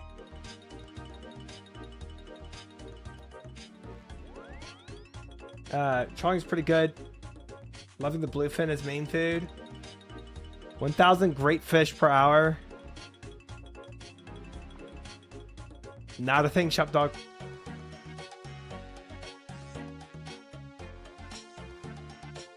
Some really good food per hour too. Interesting. Interesting. I wonder, yo, Eric on YouTube, thank you for the sub. Appreciate it. Welcome in. I wonder what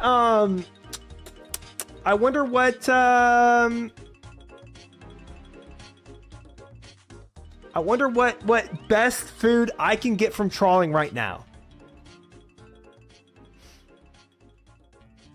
It's like getting 800 bonds, but hard food instead per hour.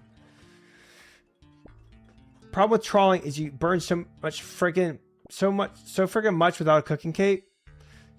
Yeah, that's a good point. That is a good point. I won't have a cooking cape for a very long time. What's your fishing level? 77. Maybe 78, pretty much.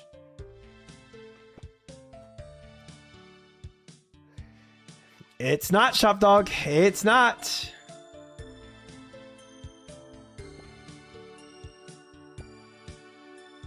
Haddock or yellowfin with super fishing pot. Okay.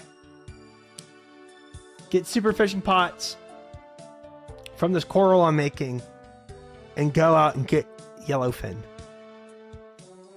Cooking isn't that hard. I got 95 from Zora grapes using humidify with pots of water. Yeah, I don't have I don't want a shopscape for grapes, and I don't want to go pick grapes either, really. I mean, again, maybe something I have to do, but... Hello, Daishe. Welcome in. Good to have you. Yellowfin, probably good herblore XP. Make extreme energy pots. Yellowfin. Hopefully not Yellowfinger. Yellowfin heals 19 and 20% run. Haddock are a brand plus 5 prayer.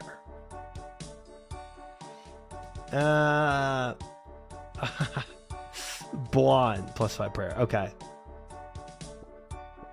I'm healing 19, and what is shark? 21. It's not bad. It's not. It's pretty close to sharks. Just fresh blondes during downtime. Easy cooking. 500,000 XP per hour. Yes. Bluefin is 22 and heals 5 prayer and takes 5 and uses 5 prayer. That's the 5 prayer is actually massive.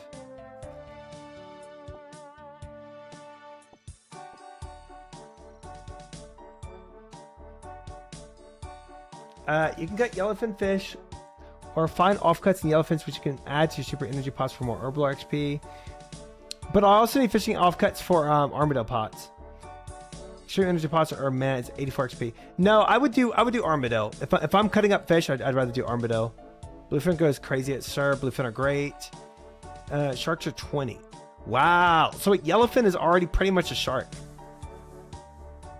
So if I'm doing yellowfin, I'm pretty well off. And then eventually, if I do enough yellowfin, I get to bluefin. Bronze all the way until you get 95 cooking and 87 fishing.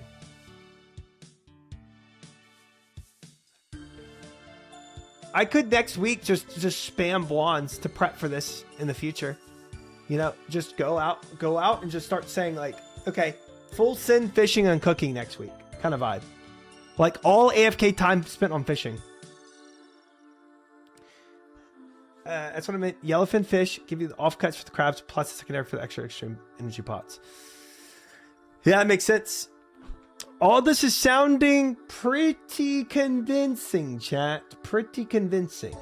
We'll have to touch base on this again when we remake the goals.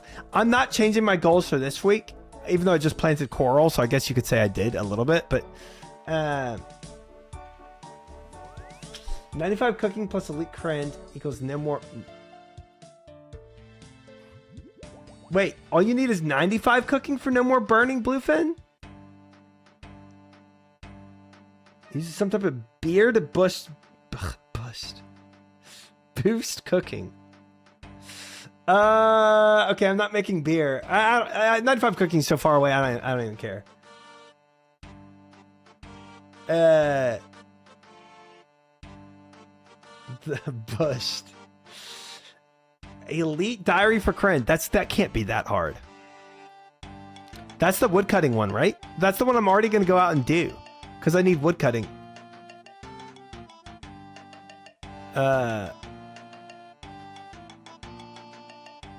Where is my quest helper? Corrend. 90 wood cutting. 95 Slayer.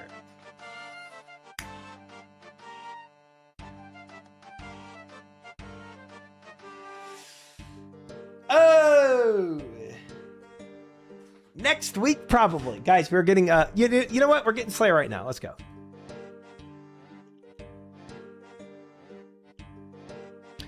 I never know, guys. Is GF get effed or is it good fight? I don't really know.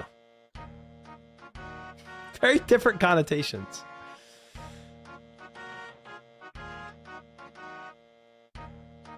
Good fight, girlfriend? Okay. Good fight is how I've used it? Okay. Goodbye forever? Interchangeable.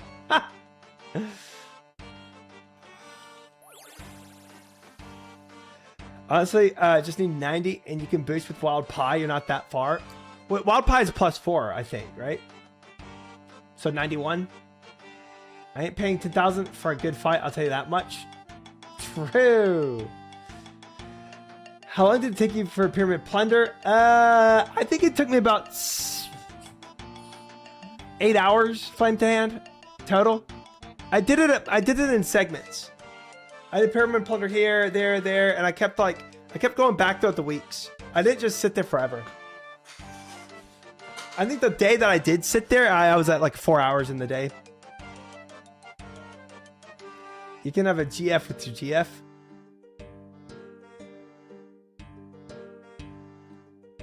Interesting. Oh, it's a +5.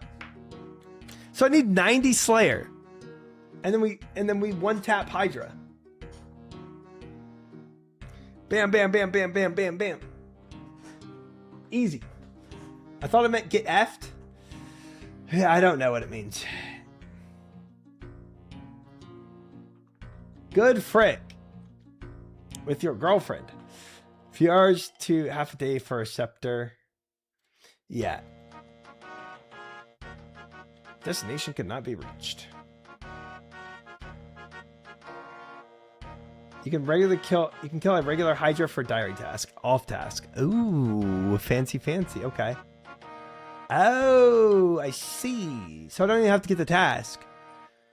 Pog. Awesome. Am I on a task right now? Speaking of tasks.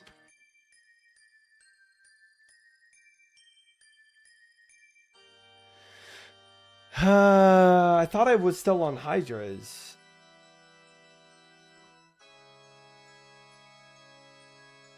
Or Hydras. Krakens. Yes. And we're going to skip this. So we're going to go eye skipping.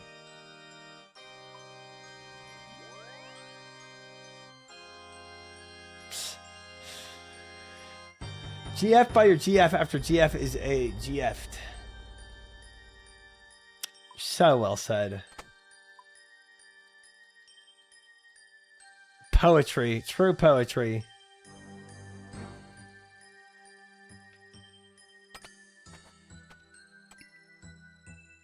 Alright, let's skip a little.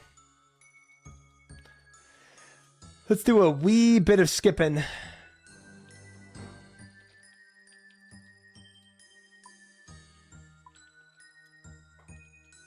Filters, utility.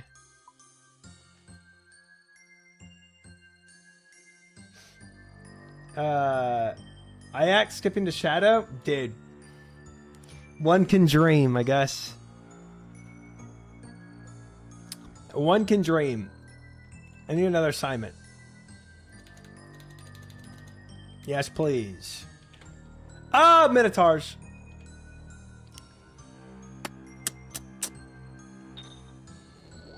It's a monastery rundown angle, fellas.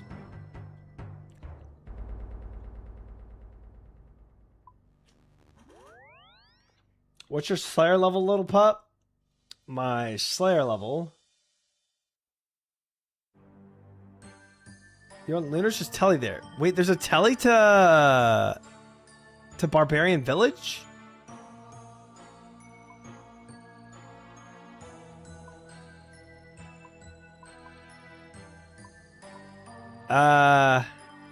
Catherby.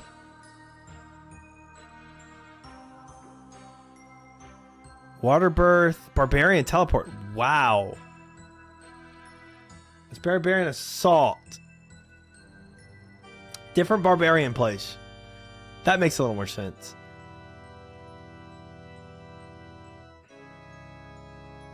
Rip. Skull Scepter has a TP there. Yeah. And apparently I didn't imbue it because I didn't even know about imbuing a Skull Scepter. And apparently it just disappears when you use all the charges. Mine crumbled to dust. I did not know any of that was even possible to happen. Sit? Yeah, I did. I sat and cried for a long time, actually.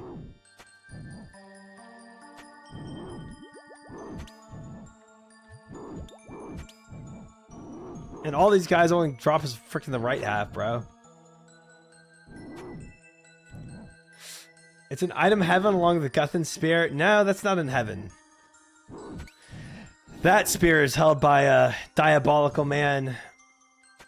Disgusting, wicked man. Slayer task completed. Definitely want one if you're going to continue to ice skip. Bro, farming freaking what are their faces? I mean, I'll go kill a few more while I'm here. Ankus. I'll go kill a couple more, but I'm not going to do this forever. I hate doing it. Man is legend that someone gets stronger in combat for an agility boost. No, he's a con artist. He probably never even fought the thing to begin with.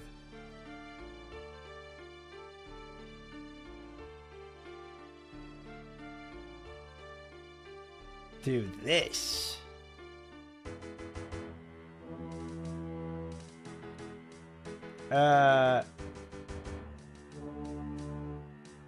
Lord says he uses that spear daily in the village. He doesn't. He's a lazy coward. Stupid, dumb, stupid person. I didn't use that spear till it broke and they discarded it for a bronze spear. Big day for him then, I guess. Do you see Moose unquit OSRS? I know, it's crazy, isn't it? He's back.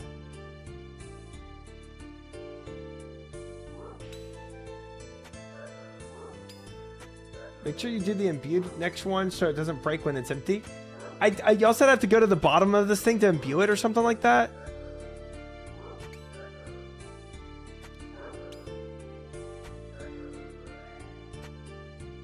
Last chest room, okay. Do you see Soda unquit OSRS? Never in a million years would that happen. Unless he got it, unless Jagex paid him. J-Dak, thank you for the follow. Welcome in. Last chest room, talk to Saltson. Okay. Okay. Thank you, Tech.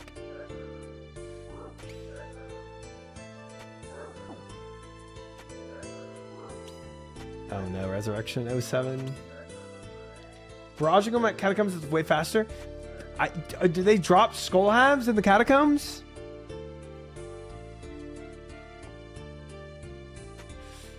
I don't think Jagex could pay him to play again. I think they could. I don't think they should. I don't think that would be smart if he's already like convinced he's not coming back. You know? No, they don't? Yeah, I didn't think so.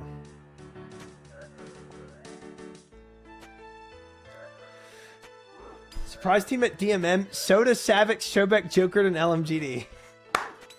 DMM All-Stars. That would be the worst team on the planet.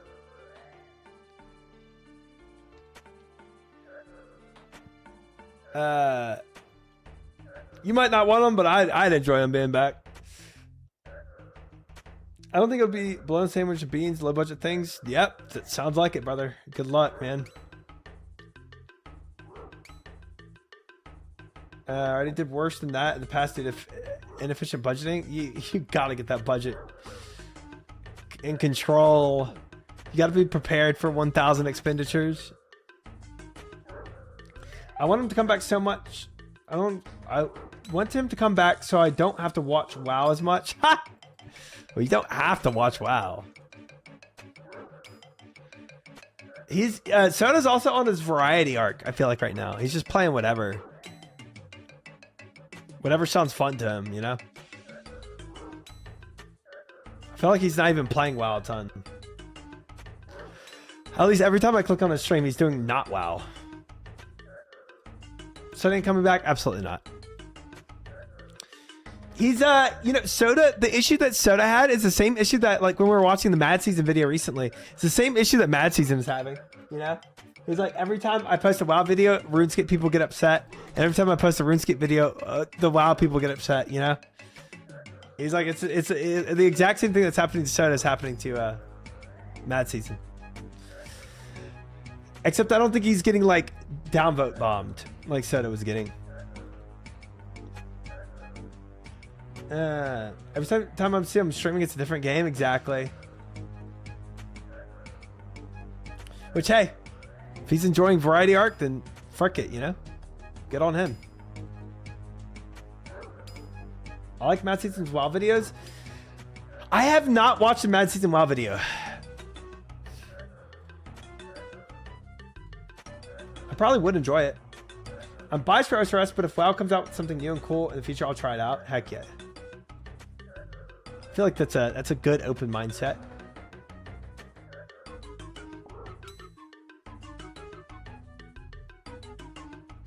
It helps Mad Season that OSRS generally does better on YouTube anyways. Yeah, I don't know how well. I don't know how well. I mean, I'm not a YouTuber, right? I do YouTube on the side. But it's not like my priority. So I don't know how well YouTube does versus on WoW versus OSRS. I watch all Mad Season videos now. His voice is me, dude. He is such a calming voice. I love it. I mean, I get that some people think it's boring, but I like it. Nice resurrection. None of his WoW videos last year include any WoW gameplay. I feel like he's just playing OSRS but uploading videos talking about WoW. Which, I mean, fair enough. Like, dude, I don't know what videos you could. I don't know what like I don't know, like what gameplay videos you could do on WoW. Like, I could see something with retail, right? Retail WoW videos, but like re-uploading classic WoW videos, I just don't feel like for gameplay, I don't feel like that would be good anyway. Like, gameplay of classic WoW doesn't sound like what people want to see. The monotone voice is more honest than hype content creators. Yeah, it's a very honest sound. It really is. 100%. That's a good perspective. Playing WoW using banana controllers. Yeah, it's literally, it is stuff like that, right?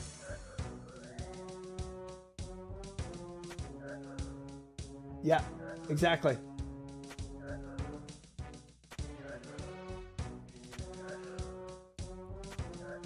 Seems like his success with OSRS inspired him to branch out a bit more and has been making some videos for other games like GTA 3 and Diablo 1. Wait, Mad Season has. I did not know that. That's surprising as well. Holy cow. Yeah, I don't think I mean, he was explaining that too. He doesn't want to be like a one trick where it's like, you know, if WoW is doing bad, then all of his, like, everything he has based on is WoW, right? It makes sense. If he's able to, like, you know, expand his platform, I'm sure he's very appreciative of that. That makes sense, Resurrection. Hopefully you get it into control soon enough. If he plays something in the BG, people will also probably get mad. It was bait for future content.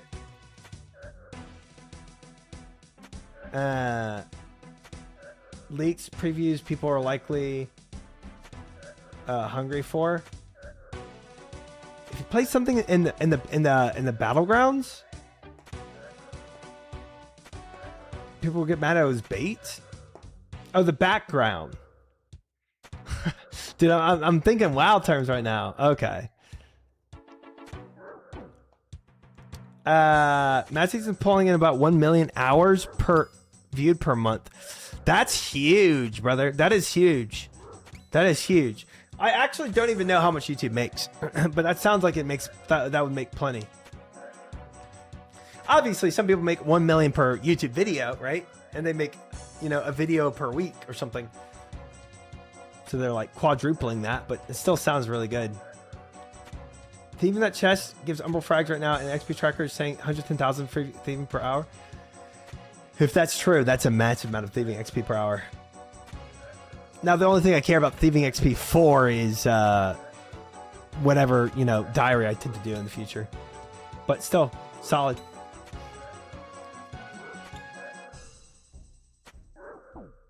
I'm not going to dive too much into all this resurrection, but I hope you get your salary under control. Good luck, sir.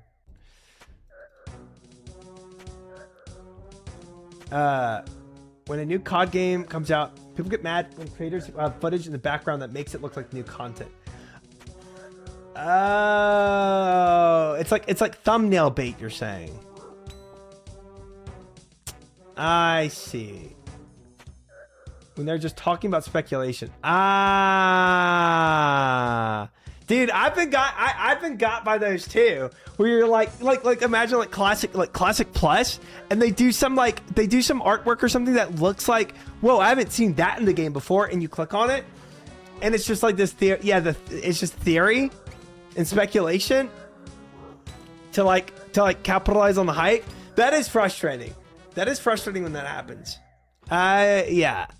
I could never do something like that. I guess I don't know. I'm sure in a desperate moment I could see myself making a thumbnail that's just pure bait, I guess. Mr. Beast ruined YouTube thumbnails and titles. I mean, everything is so clickbaity. It is. And it is because it works, right? Clickbait titles work. That's the thing I was complaining about the other day, right? With the Mr. Beast, or not Mr. Beast, with the Pirate Software stuff, right? Where it was just like clickbaiting his face and like, ugh. And like just clickbaity, you know, titles and everything. It's I hate it. I really do hate it. But again, it works. So I really can't blame people for doing it per se, because people click, and people don't click on stuff that's like, people aren't gonna, I mean, unless it's exciting, people aren't going to click on it. It's just how it is. And the algorithm, the way it's designed, also supports clickbaity stuff. So I don't know. It is what it is. I don't worry about all that stuff too much, because again, like I said, I'm not really a YouTuber. Like, YouTube is just kind of on the side for me.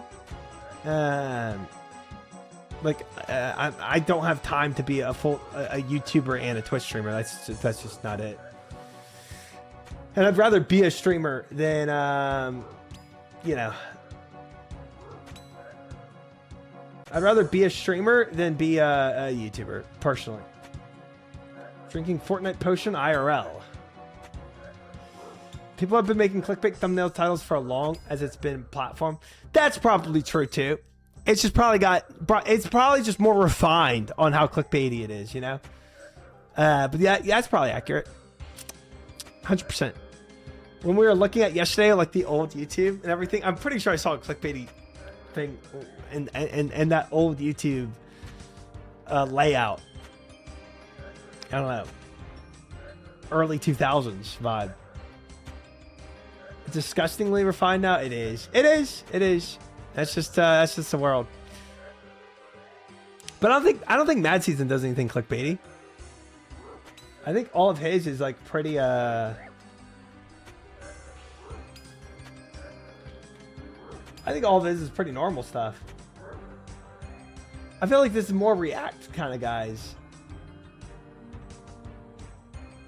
Mad Season show WoW and OSRS situation. Yeah, I mean, like, I feel like that's, you know, World of Warcraft's most crazy and unhinged moments. Number 5.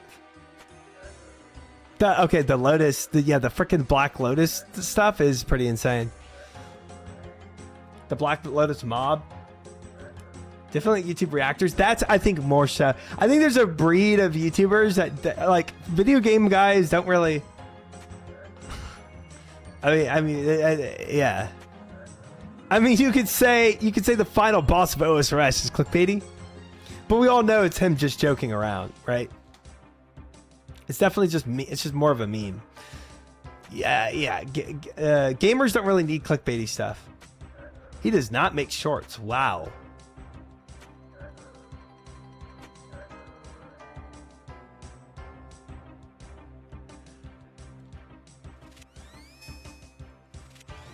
Definitely YouTube reactors.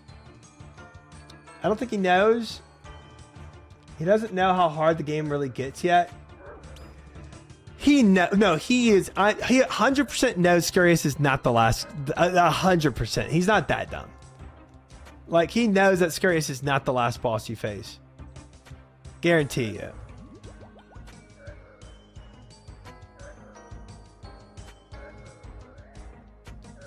Did Matt Season post a new video? Not yet. I mean, he had this 2 days ago, but it wasn't about his RuneScape journey, right? It was about where his channel is at and how he's like in between WoW and OSRS and what to expect from his future content, especially when with Classic Plus on the horizon. That's what this video is about. He is doing Tide Farm in that video. It's so funny. Beneath Cursed Sands and Night at the Theater Quest are going to build so much hype. Yes. Yeah, he's got some good content in the future coming up. I mean, those are going to be good, bro. That's, I mean, yeah. Is Classic Plus on the horizon? It is, yes.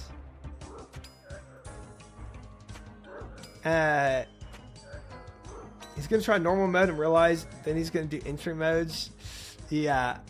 Yeah, bro, I tell you what, if Mad Season tomorrow tried Beneath Cursed Sands, which he doesn't even have the quest requirements to do that, but if he tried it tomorrow, he would not get far.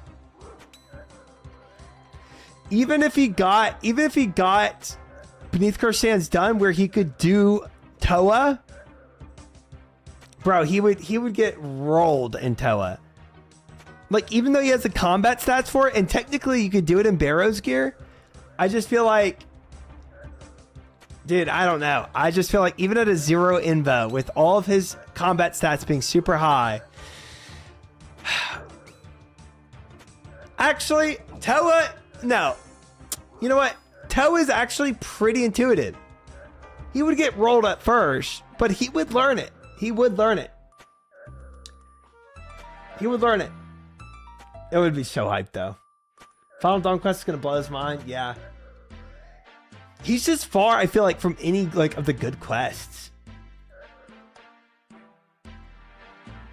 He's going to lose his mind on Monkey Madness? Possible. Possible. I almost lost my mind on Monkey Madness. Especially with that freaking gorilla pushing me back in the cage every single freaking time. He's done some of the desert quests. He had Skull Left Half. Thank the Lord have mercy. Get me the frick out of here, bro. That took way too long.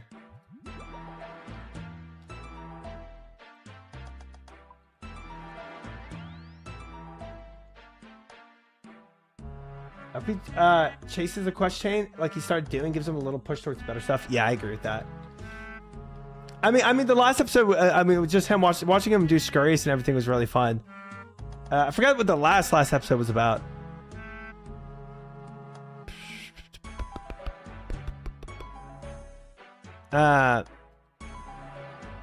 Wait, how do I make the scepter again? Frick. Strange Skull.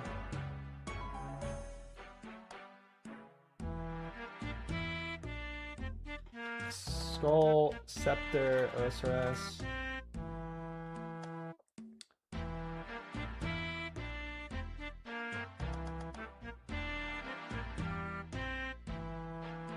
I need bottom of the scepter and top of the scepter? Oh no.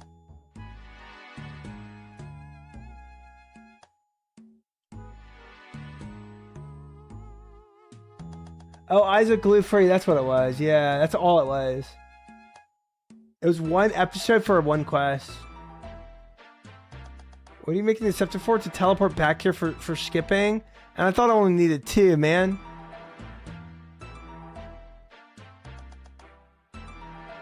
Minotaurs, flesh crawlers, Ankus.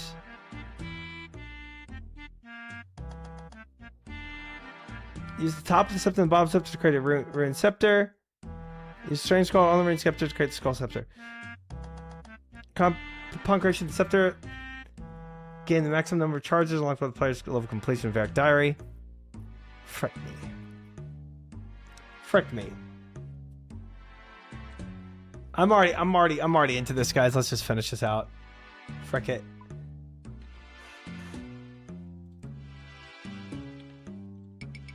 Let's go.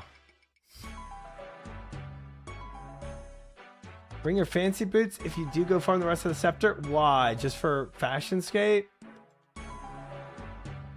Slayer XP per hour? Do I not even have fancy boots?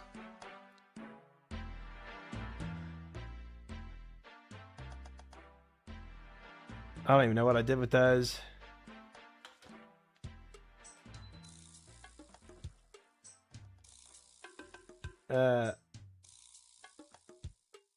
Gotta show one of the two to imbue it. Fighter.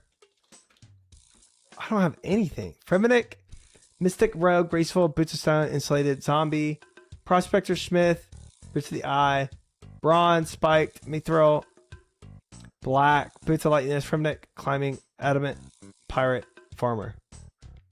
Could it be in my house?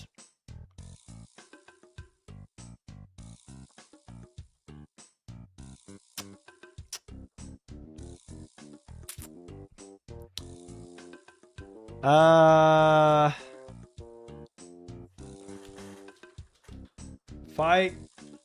Fan. Huh.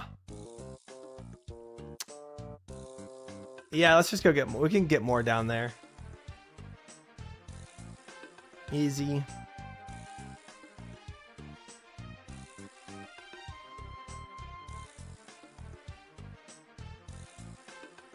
Well, why the frick is this highlighted?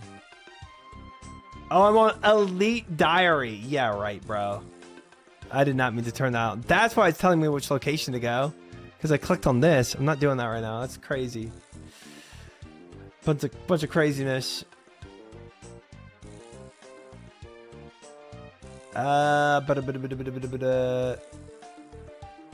Down. Okay, so we gotta kill, man, I can't believe I'm doing this. This is so useless. Flesh crawlers on the second level. Oh wait, I think there's some in this way.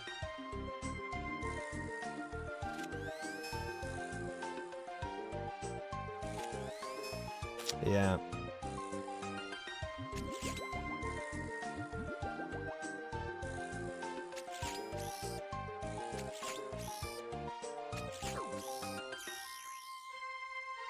Hopefully the drop rate is better than the freaking Ankus, man.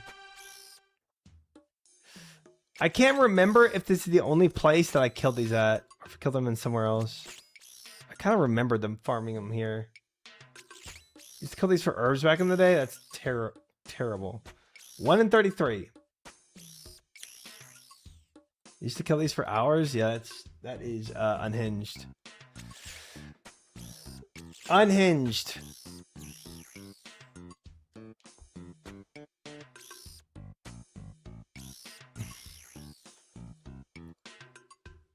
Hi, Burkowski. Welcome in. Southeast corner has a room full of them. Maybe we take the teleporter then and get there faster. Good free-to-play content.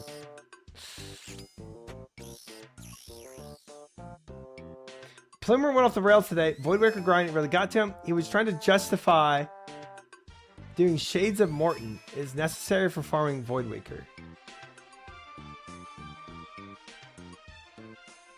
Shades of Morton?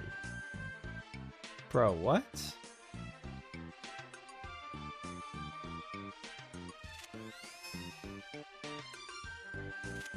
Coral died. It can happen. Oh, 7. Dude, Shades of Morton is like the it's where that mini game is for building that house, right? Like near the barrows. This looks like the best room for him right here.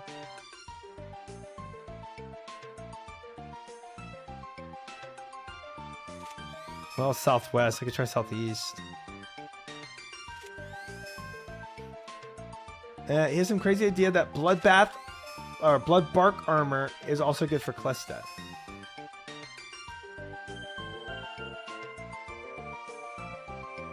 He also hopped into Modern Warfare 2.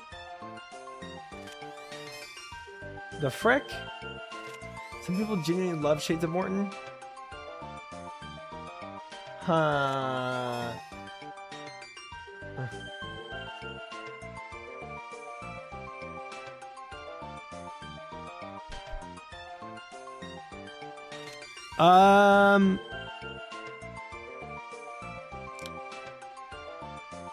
Shades of Morton is something. Bloodbark armor, I could see it being good for wilderness content because it's kind of rag gear, right? Isn't it? Like if like farming bloodbark is not that hard from what I understand. Maybe I'm confused though.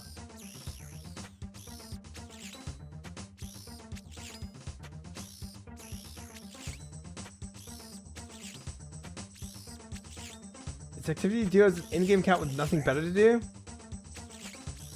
He also went to Winter Todd to get 95 fire making before even starting Shades. So wait.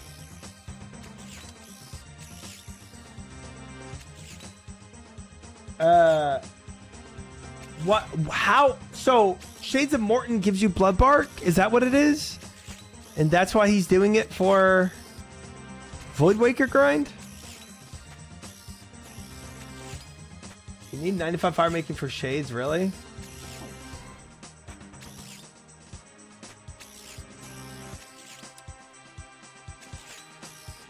Dude, I did Shades of Morton for like that quest and then I never went back. For the highest tier of Shade. Gold keys require redwood logs. Shades give you keys to open the chest that can give you Bloodbark.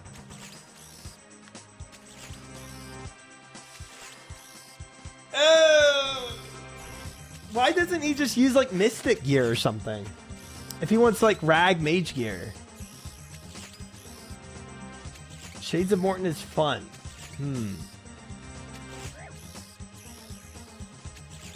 That's what he says it's for. He's really just giga avoiding going back out there. Bottom scepter, big dub.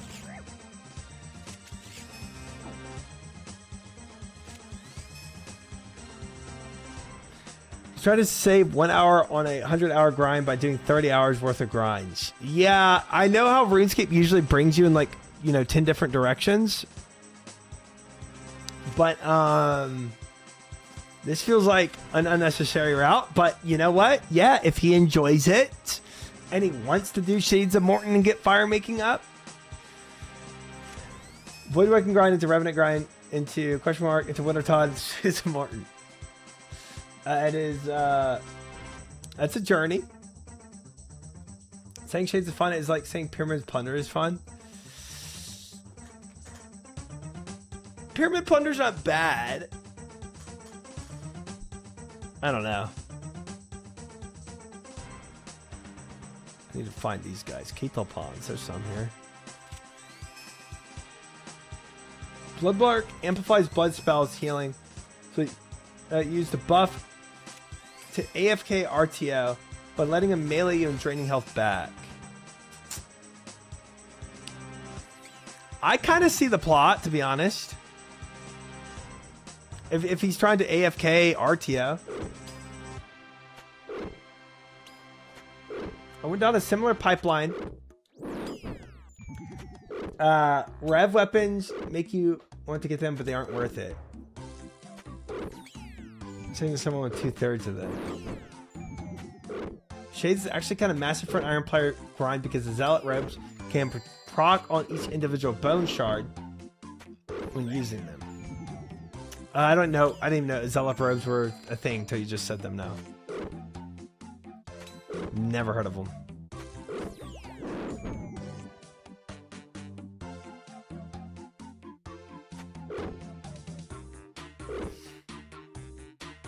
Voidwaker grind, too long for what it is. So spec weapon, you can use Burning Claws, then Dragon once you get it from Cox. Assuming you only use 2 pieces, it's 4% bonus healing off his blood spells. If you use all 5 pieces, it's plus 10%. But if you lose any piece of gear that he wants to replace, it's got to go back to Shades of Morton. That's true. You can only protect 4 out of 5, right? You can only protect 4 out of 5. So if you get PK'd and you lose 1 piece, then you have to go back to Shades of Morton to replace the piece that you lost. That is true. All the homies love the Zealot robes? I don't think so. I don't think I'll be getting on that. How's the Kraken boss? Trying it out for the first time. It's a very boring boss. Nothing happens, Tonka. Nothing happens in that fight. Use fishing explosives. You bring them up, and you just kill them.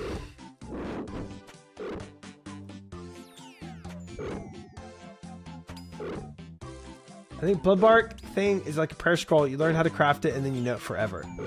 Oh.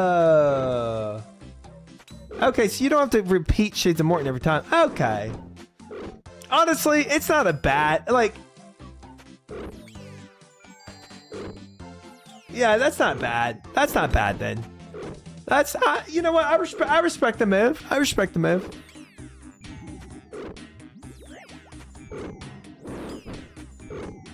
In order to make the Bloodbark here, you need Fine Cloth from the minigame. Zealot robes. Untradeable set of robes from looting gold chests within the Shade Catacombs. Require Shade keys to open.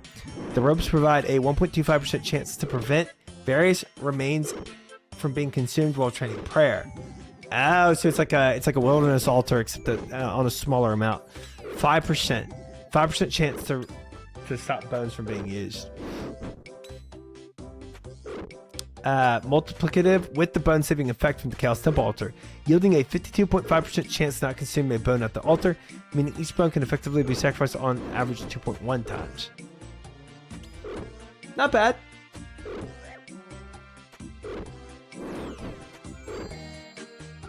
That I am. Tonish, that I am. Welcome in.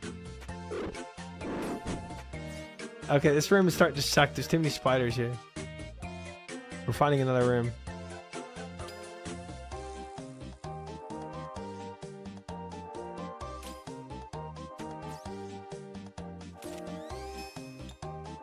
Spiders are all getting in my way.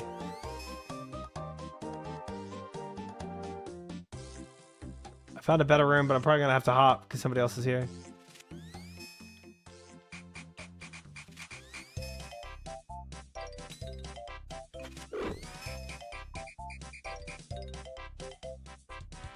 You do have to keep doing shades as to make Bloodbark. You need cloth that only comes from shades and 1,500 blood runes. It's pretty pricey as far as rag gear goes.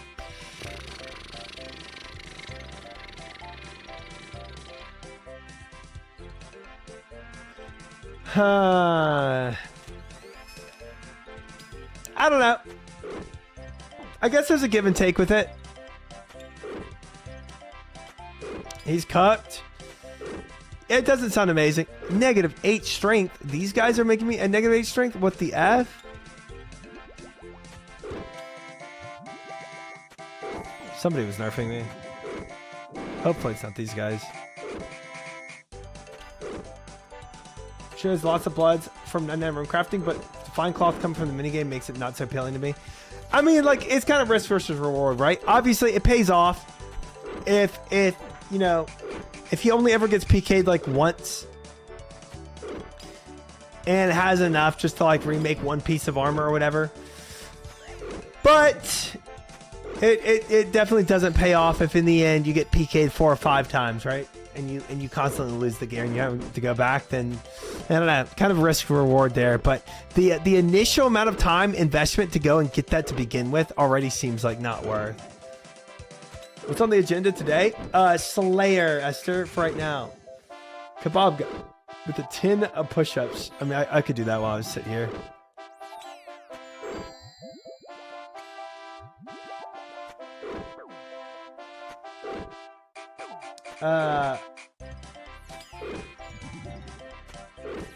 Cost is used to make split bark armor. Split bark armor is dropped by things outside of shades. You then turn split bark into blood bark with blood runes. Okay, so you can farm something else. You still gotta farm something to get the materials back, but I guess that's technically everything in the game. Gotta farm something. I'm not hunting any task in particular exactly. We're just gonna go get some XP. Because on my exclamation mark goals, we got to get some Slayer XP on there. For the goals for this week, I need to get half my level towards 88 at minimum. So we need 150,000, 180,000, 190,000 XP.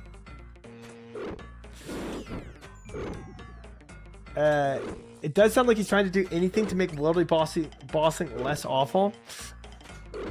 But Calvarion's not awful. But he probably already has that piece. Oh, these do lower my strength. These little freaks, bro. Gosh dang it. And I'm using an Aladdle.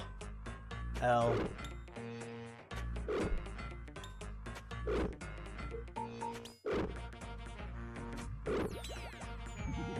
Frick your defense reductions, you little freaks. As far as I know, split bark is only dropped by Chaos Fanatic in the wilderness. Huh. Get freaking cable pawn? Dude, I am, dude. These cable pawns are really cable pawning me. Alright. 10 push-ups. For you, Mr. Kebab Guy. Just for you.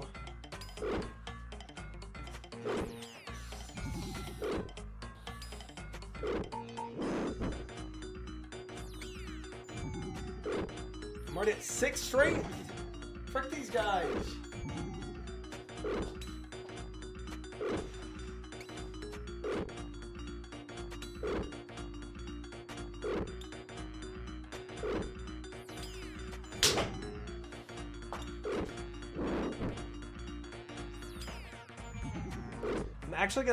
I'm actually might have to back and come back into here just to finish this if I don't get it soon, because I'm gonna go too negative in strength, and then it's gonna take forever to kill these guys.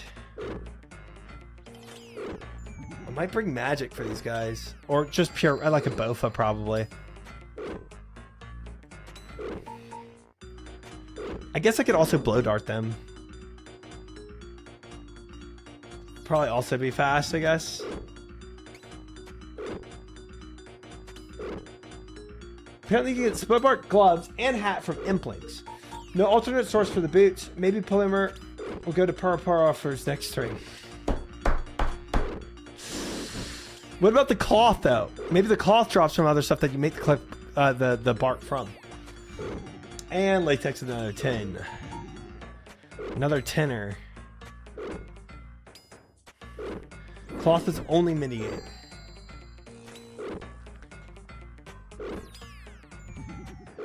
I don't know. It seems pretty cooked to me. It seems pretty cooked to me.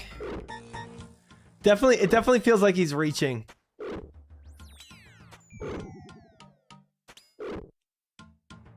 This is... I mean, I say all this, and I'm freaking killing freaking... Catal pawns. Catabal pawns. In the... Stronghold of Security. Opportunity cloth from clogging shades, and each piece only takes 4 to make. Yeah, if he goes and does it, what he needs to do is farm extra for when he loses it, 100%. And if he does that, he'll be fine.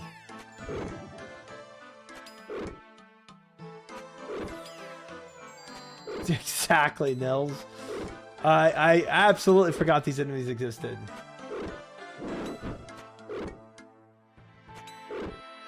Honestly, it's his journey. However he wants to make it better for himself, it just doesn't sound better to me. Dude, my max hit is only 18 now. I have -8.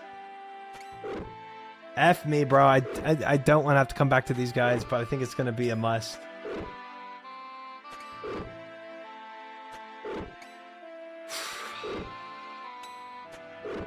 Our skull was so close to being complete. Come on, just drop, please.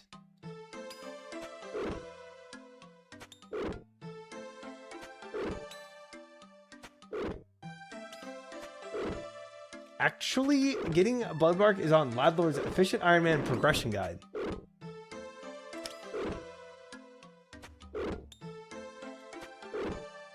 Popping off try. It's huge. Huge prog for the day right now. Top of the scepter. Yo. Frickin' yes. Get me out, get me out, get me out, get me out. I never want to come back here. Which is a totally realistic guide made for all players to follow. If Fiora said it, it's got to be true. Holy cow, man. Second time making a skull scepter, and the last time I ever want to do this again. Are you getting this to cast Demon's Aid spells for Doom? No, I mean, I already have that. More boots. Fancy boots.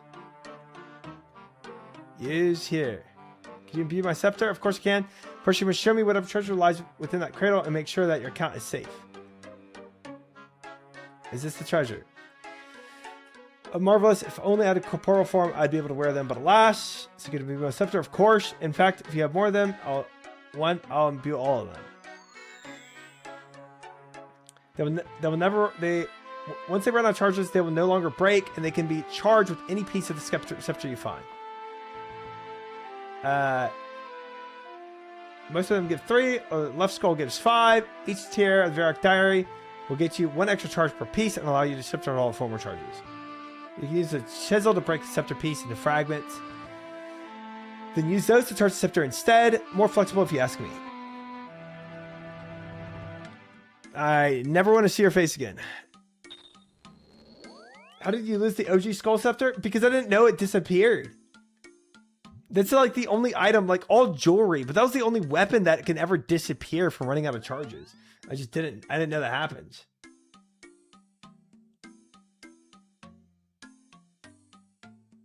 Might be less RNG, but you want to do moons anyway, so you get blue moon. Actually, whereas Bloodbark is still an extra out of the way step and grind.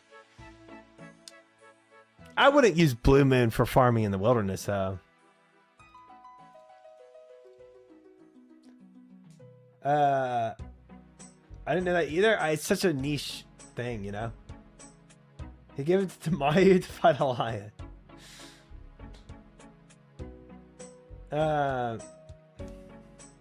That's true, slot fight. That's true. I didn't know it happens either. Thanks for the warning. Yes, sir. Yes, sir. And then you got to go through that terrible grind all over again, bro. You have to keep the well, no. Once you imbue it, it won't disintegrate. But if you don't imbue it first, which all you have to do to imbue it is literally go to the bottom, which you've already been to the bottom, and talk to that guy and have him imbue it. But if you don't know that, then when it hits 0, it disintegrates, and you got to do the farm all over again. I'm gonna do latexes right now. Where are you getting your mediums? I don't know. This one I just got from woodcutting the magic logs. Thing is, Bloodbark has the same accuracy as Mystics, so it's the same effectiveness for freezing to escape from PKers. But I mean, he's doing it, I guess, to heal an AFK off RTO, right? He's trying to AFK RTO from healing more from it, I think. Mine's imbued. Yep. Is this a skill issue? Yeah, sure. We'll chalk it up to that. Skull. Check. Oops. Check. Skull scepter already contains the maximum of charges. Completing tiers of Varrock achievement will allow Musical times more charges. Okay. Well, if 22 is what I get, then 22 is fine. All right. All of that for whatever. We're done, and I'm never gonna do that again. Okay. Now, where was I? I think we just cast NPC contact, get a barrage task, and oh man. To be fair, unless you have a red belt, blood barraging bear is really the only method that doesn't feel terrible. I've never done RTO, to be fair, Bender, so I couldn't really attest to that. Would you live in Varrock as your #1 city choice? No. Dagonos? I'm not doing Dagonos. Dagonos? No. My #1 city choice? Here. This place. Nice.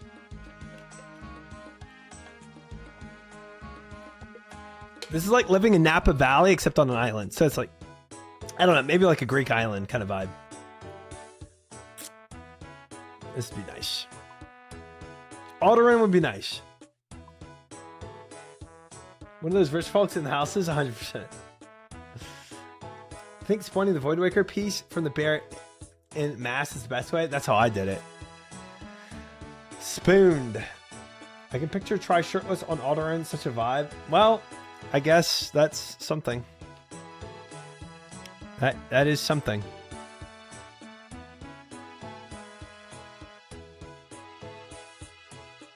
I don't know if I can picture that specific image.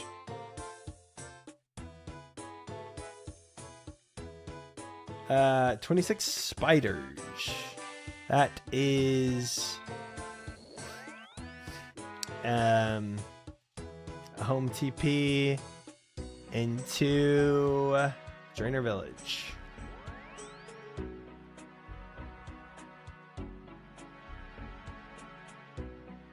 And out of strength pots and range pots, I forgot.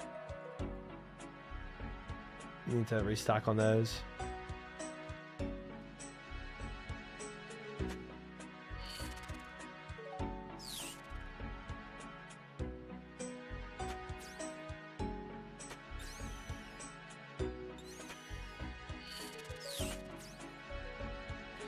But Varric would be nice too.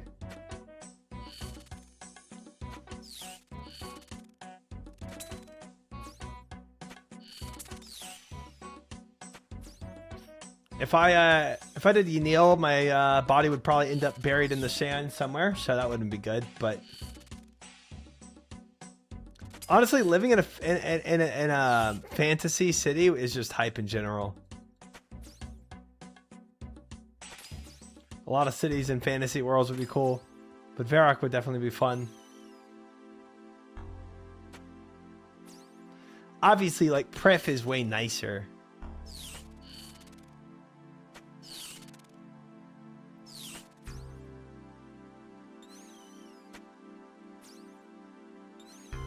Yeah, definitely options. But I feel like Pref would be a little too boring.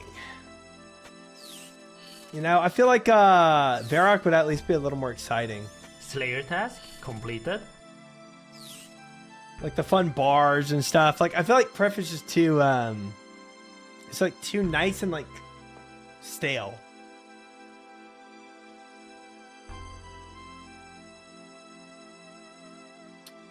Curdell.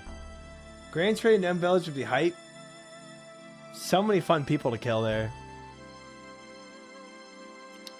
Oh, dude, I got black dragons. If I had a raw chicken on me right now, we just straight go in. Are there chickens near here? Not really that close. I feel like you're catching a plague in Varrock. Yeah, that's part of the excitement. I'm gonna I skip. I could go here, kill his chicken, run all the way over there, do all that stuff. I'm not gonna do it though. 16 black dragons would take a while anyway. I skip. I think the elves would be the hottest, so you gotta take that into consideration. Yeah, there's hot people in Pref probably, but that doesn't make it worth it to me. That doesn't really equate worth. You know what? You know the black dragons in Falador? Baby black dragons Falador. Baby black dragons Falador.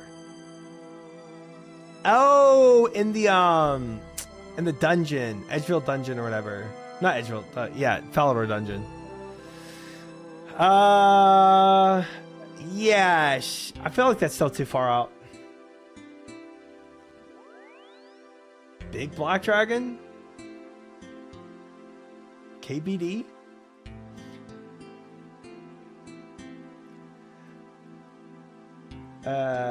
Yeah.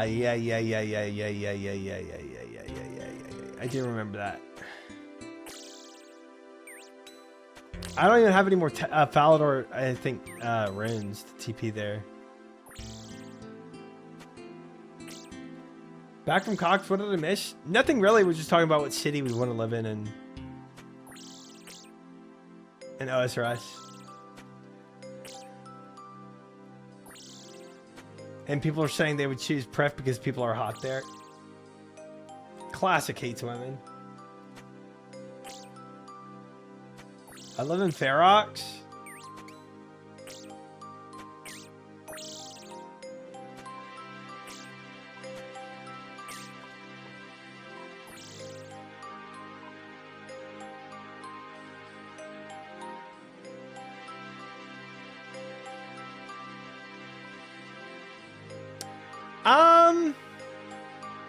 It's so witchy and cute. Everything's dead there.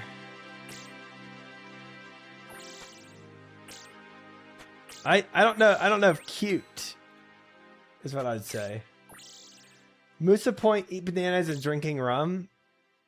You know what? The pirate aspect, I do respect that. I respect the pirate vibes, you know. Are they building a data center in West Arty? West Arty is not the place I choose. Completed. They abduct people. Yeah, I think I'd pass on that.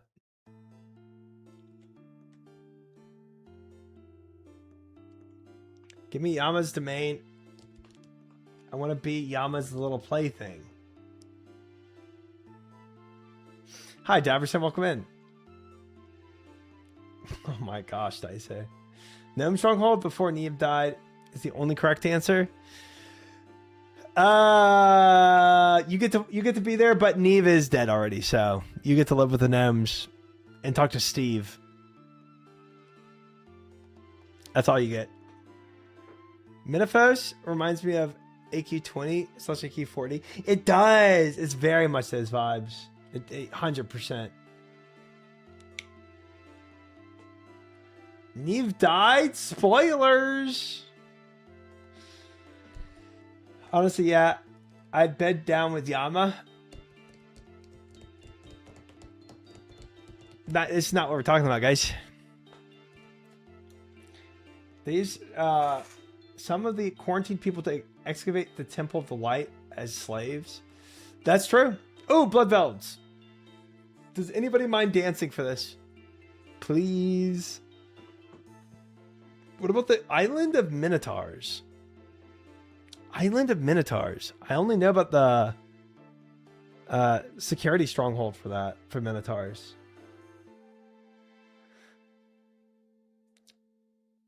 Okay, Shepdog. I'll dancey dance. Will you actually come dance for Blood Velds, Kinsey? I'd appreciate that.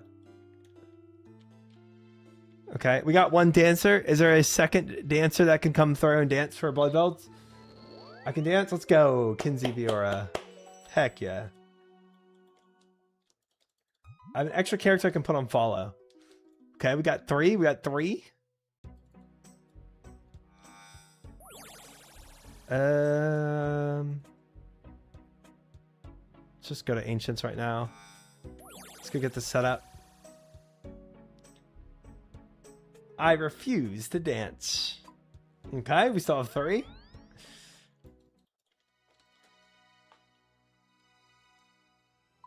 Barrage runes. Bam. Let's get our whole setup actually here. Put all this away.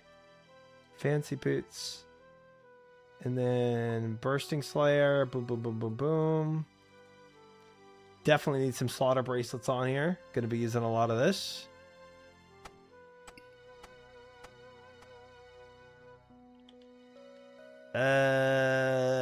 Quest Cape for TPs, I guess. Couple more slaughter bracelets. Bow to hit them. Per pots. Herb sack. Sanctifier. Awesome. Okay, I am in world. Well, Viora and Kenzie have my world. But 440. Oh, not CJQ. I thought it was DIQ. There.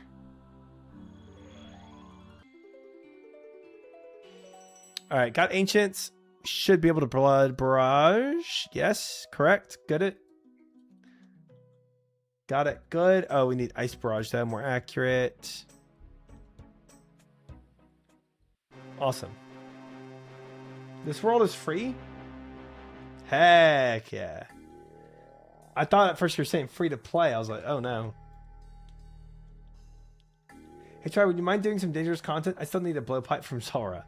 I'm not your blood sacrifice. Alright, I'm gonna do these 10 push-ups from latex fails.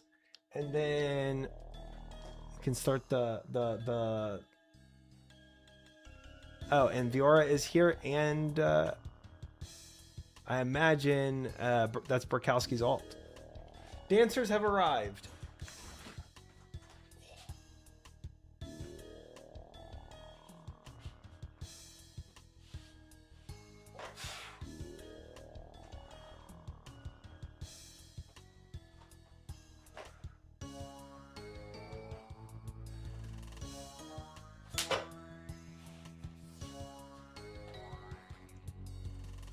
You only need 2? Yes, we only need 2. So Viora and Kenzie should be able to do it.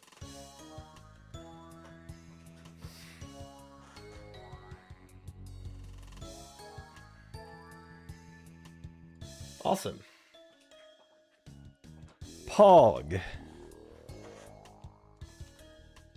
This is also like one of the best XP per hour methods.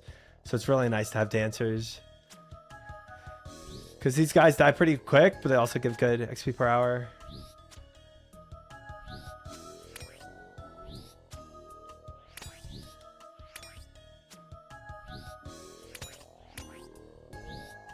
Alright, I got them. Just start the dance whenever, and I'll bring them over. I'm not going to bring them over until y'all are ready, so that...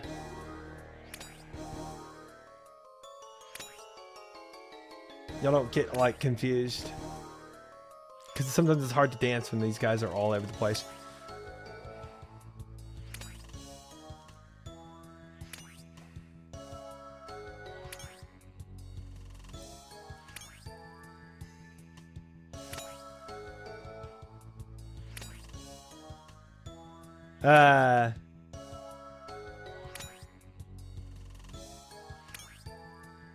These dancers need more passion. Does there work? I've never done it there, but it might work. Is this it? That is the pattern, yeah.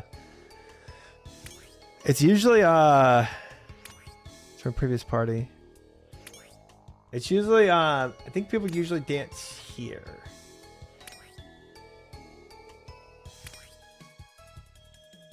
And it's usually like in this quadrant. Or is it no, they usually dance in this. Because if I'm sitting here, so here, here, here, and here.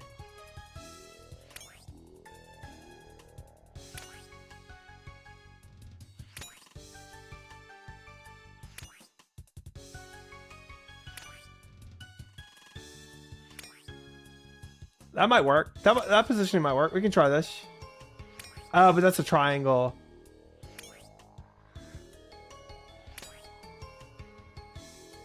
It has to be all 4 squares.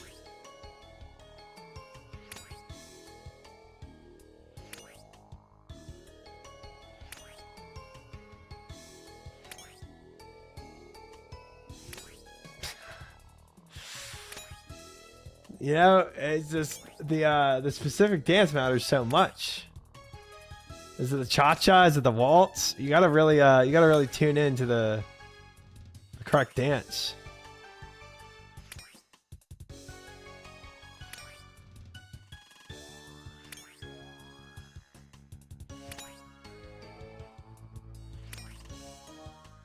Do you want to join the my P hub? Oh, we can do a P hub, and then you can see my pings.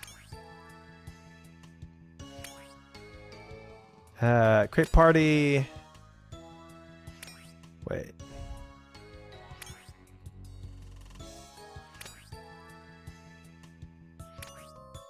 P hub. Wait, how do I? Oh wait, how do I make one? Create party. Copy passphrase. Huh. I thought it was simpler than that. There's got to be a way to make it just whatever you want it to be.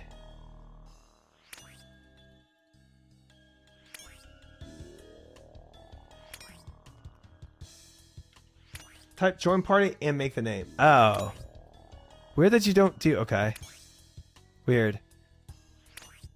Join party. Try slow. There we go. I'll do pings. So then if you're here, then go up, diagonal, down, diagonal, down. So yeah, exactly. And then down, and then diagonal. Then do the diagonal here. So when you come down here, go diagonal. And then down. So diagonal down, diagonal down, diagonal down, diagonal down.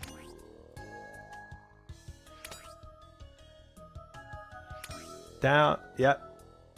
Yeah, and then diagonal, and then down.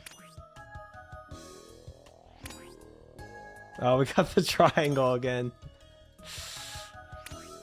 It has to use all 4. So go diagonal, and then go down.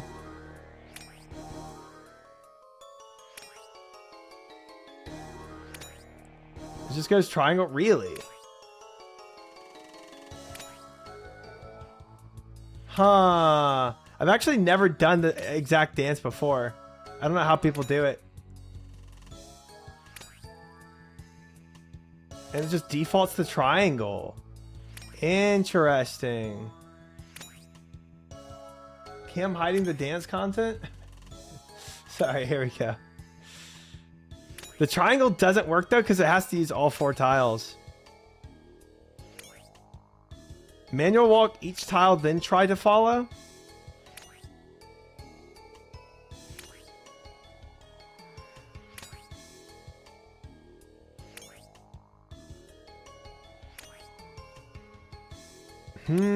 It's still defaulting to the triangle. Weird. Does Viora have to follow at like a specific time in the dance, or just?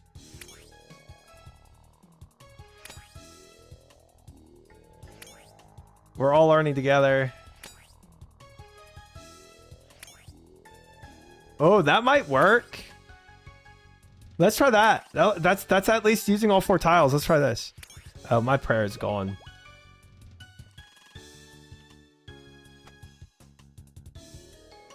And then if I gotta freeze. Oh no. I think I just griefed it. Dang it. Hold on.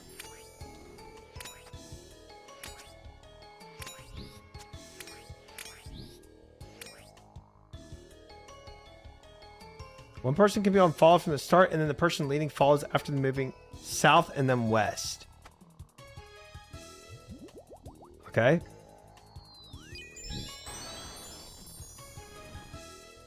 Let me kill this one first. This guy should follow in. Now this should push in. So I guess this doesn't work. It's definitely not the pattern I thought, but I was hoping since we were using all 4 tiles that it would work. But I don't think so. Ha! All right, let me take them out. Let's try to reset it.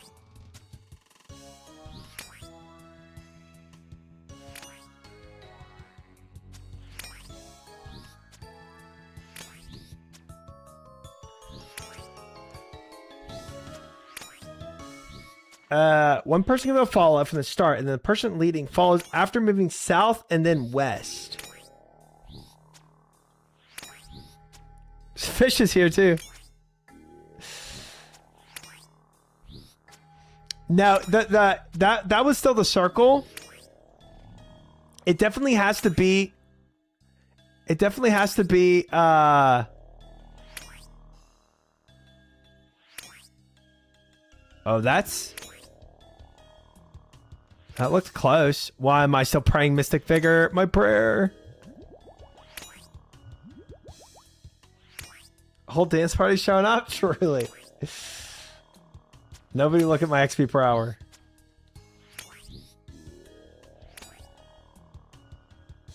Wait, that's it. That's actually the dance. That's exactly it.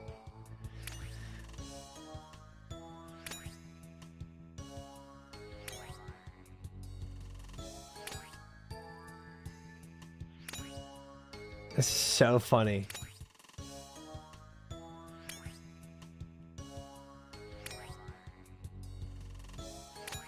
$12,000 mining while killing blood velts. Easy. Let me get rid of this mining one.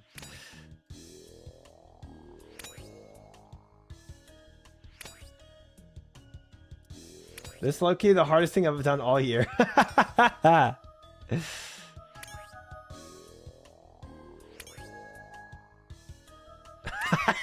So many people trying to dance.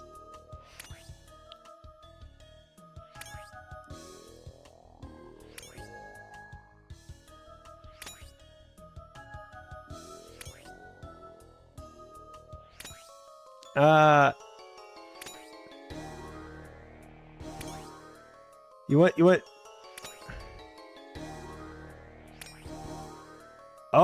Oh, that's it. That's it. They got it.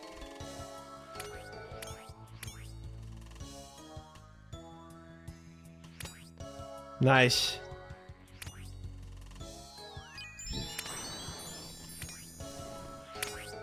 There we go. Nice. Thank you, guys. Well done, fellas. We need like 80 people here. We got it. Not gonna mute all sound effects.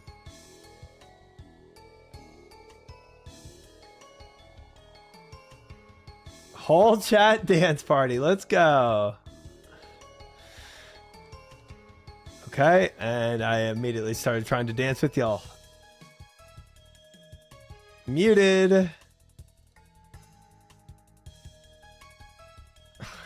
Yep. Yep. There's a lot of AoE sounds that happen here. Dang, some good drops right off the bat. Nice soul rooms. VR, did you just bring your... You just brought your main as well as your alt? Nice. Nice. Probably try Slayer task. I'll bring the beer. Dude, I would love some beer right now. That sounds amazing.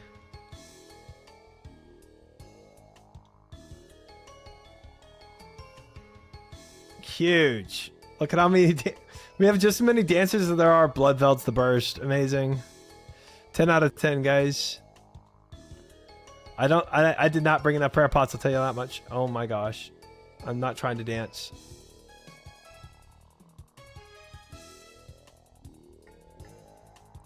Hashtag Rindy 07. We got it. Nice, guys. Well done. Thank you, Burkowski, Viora, Kinsey, and Fish for all being here. Very kind, very kind. And somebody with Din's shield that's painted like a door. Or is that a door and not Din's shield? I don't know. Could not tell you. Could not tell you. W Blood Runes.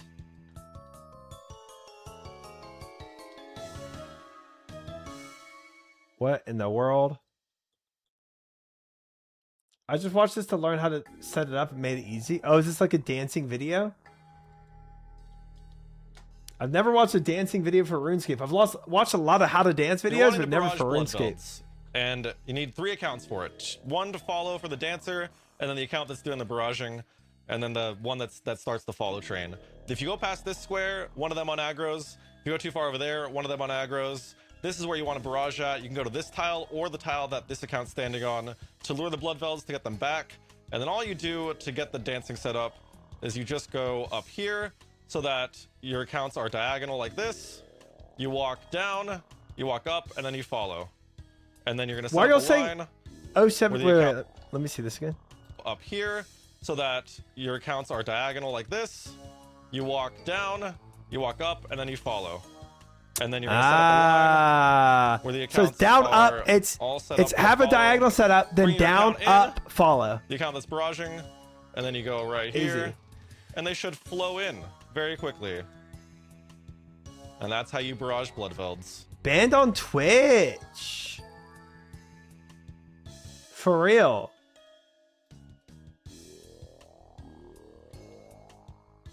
We got it, Mary J. We got it. We got it down. We got it down. It might have taken 5 of us, but we got it down. You got in legal trouble for scamming sponsors.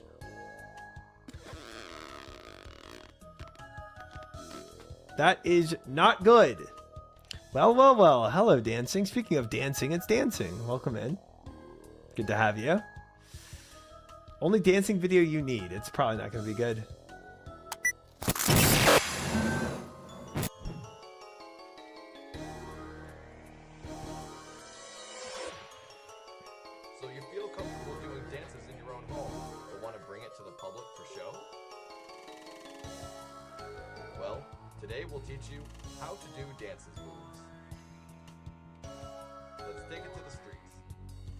Nah. Nah, let's not take it to the streets or anywhere.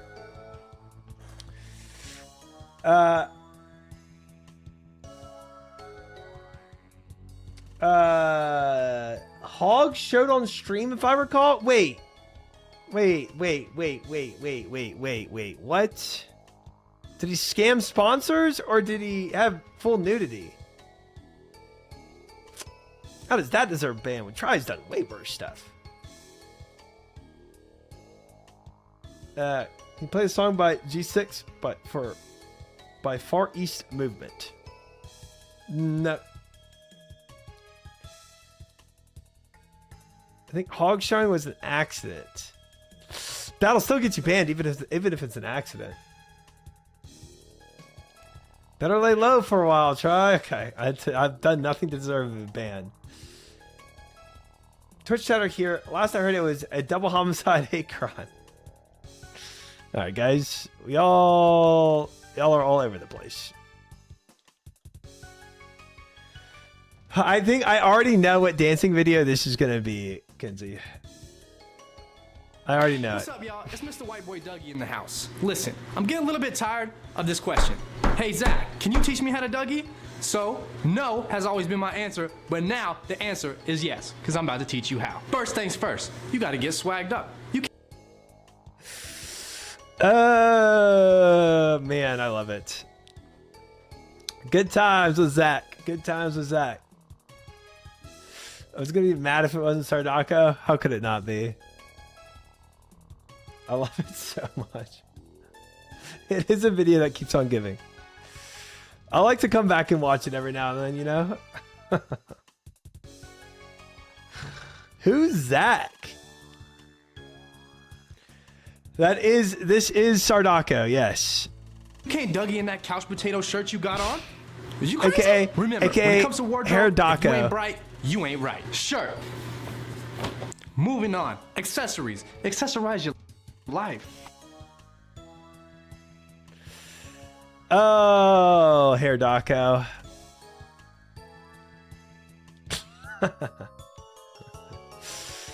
Oh, man. Is you crazy? Hi, Archon. Welcome in. Hey, I'm not trying to dance with y'all. Just trying to tag Bloodvelds. Brick. Oh, man. Not racism, but maybe a little cringy. It's good to find old videos of streamers. It's good. It's Mr. White Boy Dougie in the house. I'm watching a ton of OnlyFans videos, and it makes me so nostalgic. 07 OnlyFans 3, dude. 07 OnlyFans 3, big time. Big time, bro. Honestly, it's OnlyFans was such a good time in my life. Like I enjoyed it so much. Again, that's what got me into streaming, OnlyFans 3. So without OnlyFans 3, I would never have even been a streamer. I believe this would fall into the category of appropriation or cultural sense, I guess, if you want to go into all that, I guess.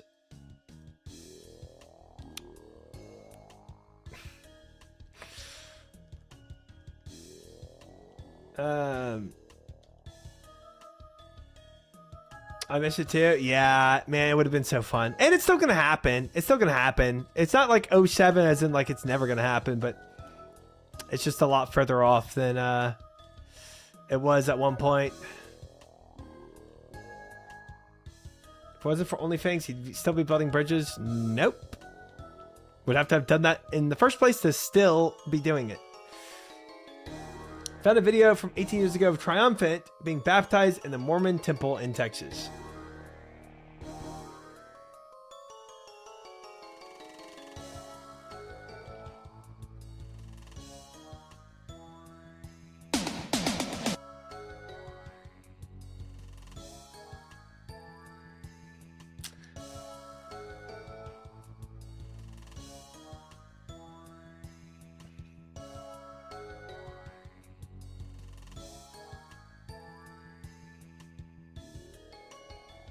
Thank you. Thank you for that, dancing. Appreciate it. Do y'all want me to never click your links again? Is that what y'all want from me? Do y'all want me to never click a single link from you guys ever again? Between that and Dicey's cat laughing videos?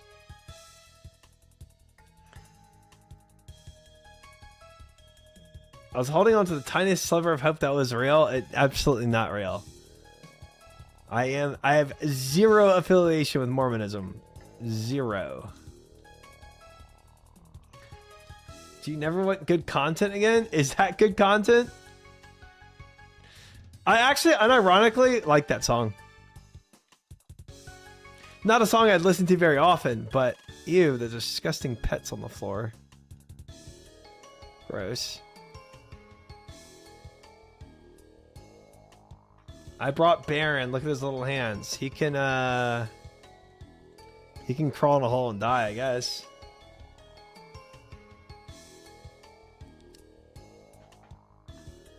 It's a good song. It kind of is, bro. Ugh, I got... Holy crap, attack. Please, just attack. Ugh, and now I effed up the other one. Can I even bring it in? I usually bring... Oh, it brings in when I do this. That's right. There. And then attack. Alright, Dancer's packed up. He hates Baron. Y'all knew this before y'all got here. He's not cute. I mean, he's kind of cool pet, I guess, but he's not cute. And I'll stand by that. I will stand by that. Anybody that says Baron is cute is so coping, bro.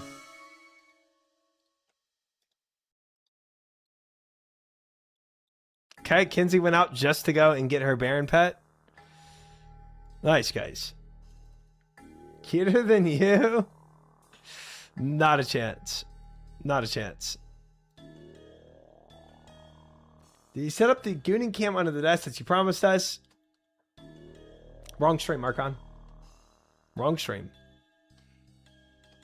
This is Triumphant stream, not an Amaranth stream. Baron tooth to gum ratio looking like a couple hundred years of inbreeding. Yep. Yep, for sure. Bro, why is there not even a blood veil to attack?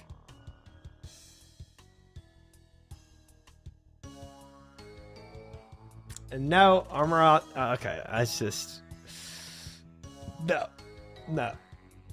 MF is so ugly compared to Baron. Dude, you're trying to rage bait me and you can't because I know you're just so dead wrong. It's not even in the realm of it, like of like believable. You know what I'm saying? Like it has to be somewhat in the realm of believable, and it's just so far from that. You know what I'm saying?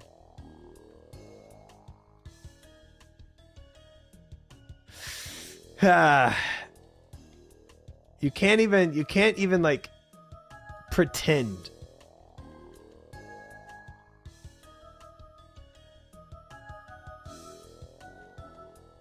My pets never see the outside of my house. You know what the issue is about pets?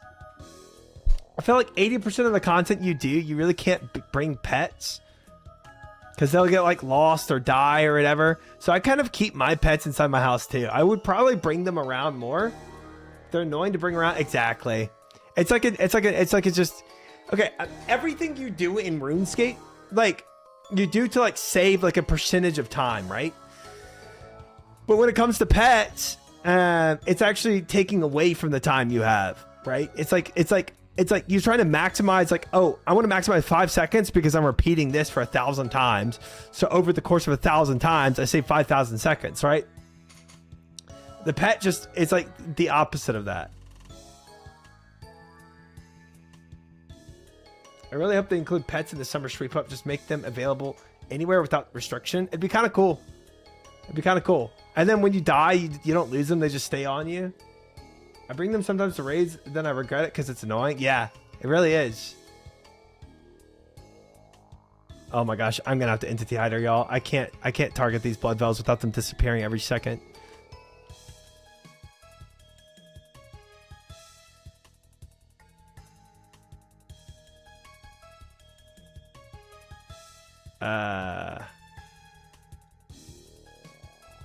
There.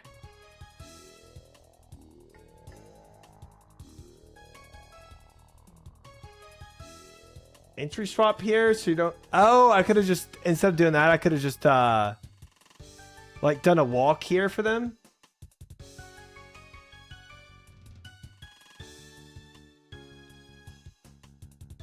Oh, you're talking about pets. Never mind.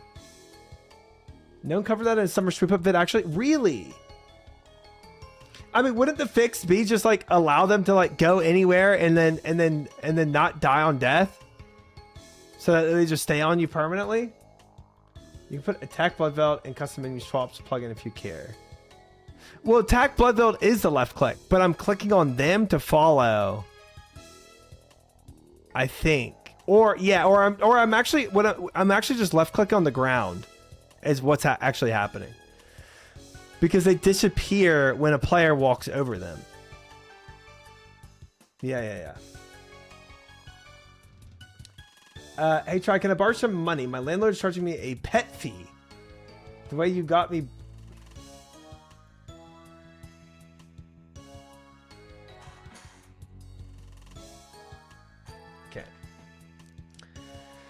Okay.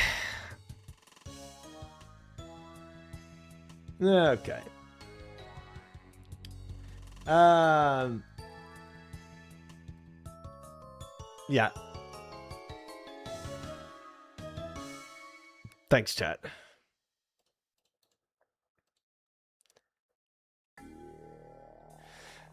No, you can't borrow money.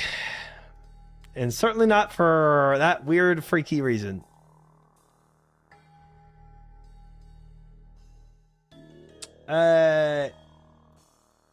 What video did Gnome have about the summer sweep up? Maybe that might actually be kind of fun to watch. He's blushing. Nope. Long one like an hour. Ooh. Ooh. Guys, I made a clip.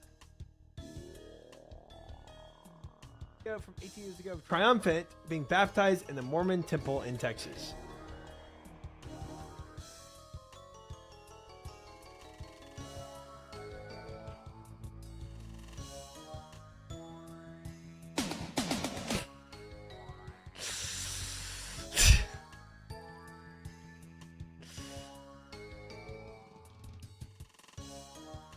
Nice. Thank you. How did you fall for that? I just clicked what chat sends. I knew it wasn't going to be that, which is why you see the skepticism written all over my face.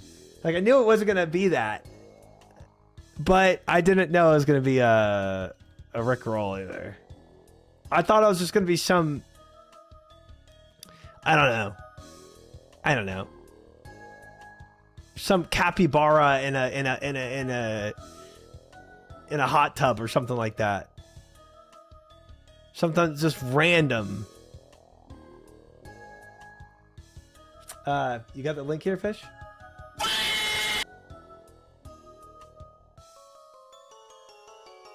Shade. Hat. All right, y'all. Now it's time to do this. Step 1. Left, right, left, right. Hey. Hey. Y'all deserve this. Hustle burger flip. Y'all deserve this. Y'all deserve this. They be like, Smooth, what? Can you teach me how to Dougie? You know why? Cause all the girls love me. Hey. All I need is a beat that's super bumpin'. And for you to back it up and dump it. Get it. Put your arms out front, lean side to side. They gon' be on you when they see you hit that Dougie ride. Now you Dougieing. Step 3. Drop it low. Ain't nobody getting with my bro from on the side. He go by Bubba and he hit that death like thunder. Okay, I ain't from Dallas, but I deep town boogie. I show my moves off the air. I don't trust any of you guys anymore. Wash your hair. Everybody trying to do me. I lead the functions and all the ladies trying to screw me. Now you just do you, and I'ma do me. All day. Dudes love to hate, so they try to screw me. Females be stuck to me. I think they try to No shot I me. can do I this make now the without party playing out of shine beat. bright when it started gloomy. This beat was bubble gum, so I Step 5. Get jiggy with it. had to chew it. Teach me how to Dougie. Teach me how to Dougie. Teach me how to Dougie. Teach me how to Dougie. Everybody love me. Everybody love me. Everybody love me. You ain't messing with my Dougie. Teach me how to Dougie. Teach me how to Dougie. Teach me how to Dougie. Teach me how to Dougie. Everybody love me. Step 6. Make it up. You can't just do the same old things over and over. Everybody love me.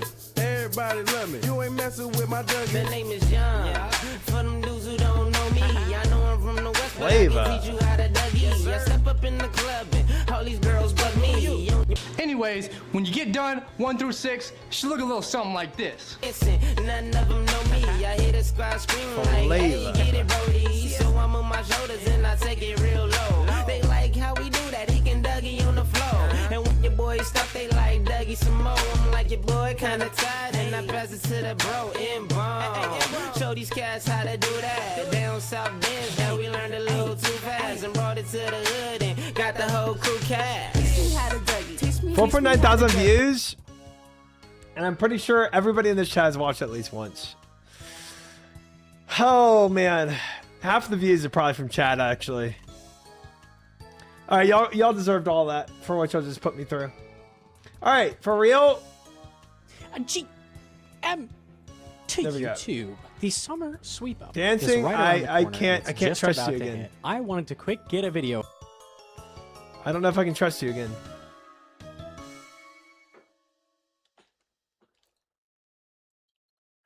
Please try it. Please. Put on 1.25 speed. It's an hour long.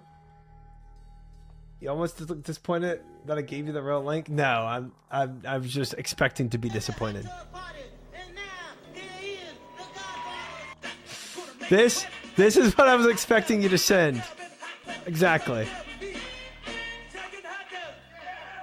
This is what I was expecting to see when he linked me Try Gets Baptized in the Mormon Church video.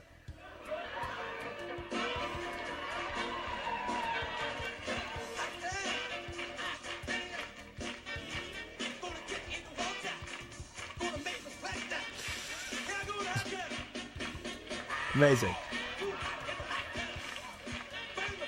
That's what chat does together after you go offline. That's actually a great party, bro.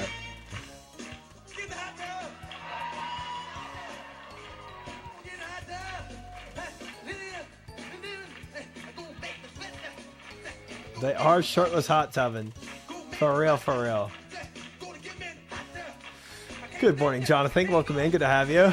We're just doing some, oops. Video watching, I guess. All right. So maybe, summer sweep up. This is long, bro.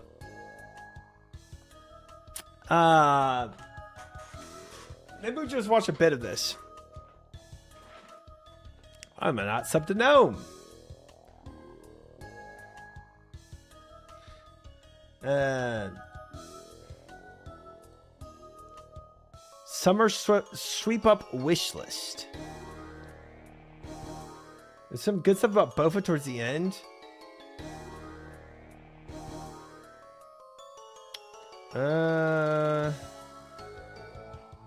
I mean, I could skip through it. I wonder if there's points to, I wonder if there's like, does he have certain points in here? Or what he talks about? Timestamps. No. I like the whole video. We could just start watching it. See what we get out of it. I might not watch it all, but we'll see.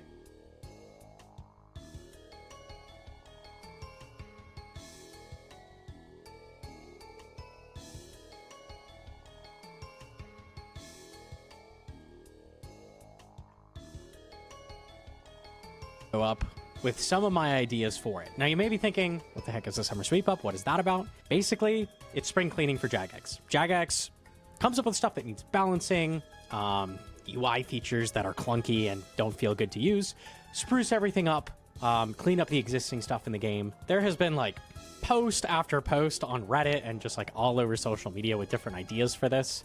So I went and sifted through the internet and collected some ideas, came up with some of my own, and I present them here to you today. Before we get into it, I want to say a lot of the stuff I've been seeing hype because I've not looked at any of these. Questionable. I think a lot of people forget that Iron Man as a game mode was intended to be a second sooner, Vex, I would have watched it, but I'm already into this now. Game.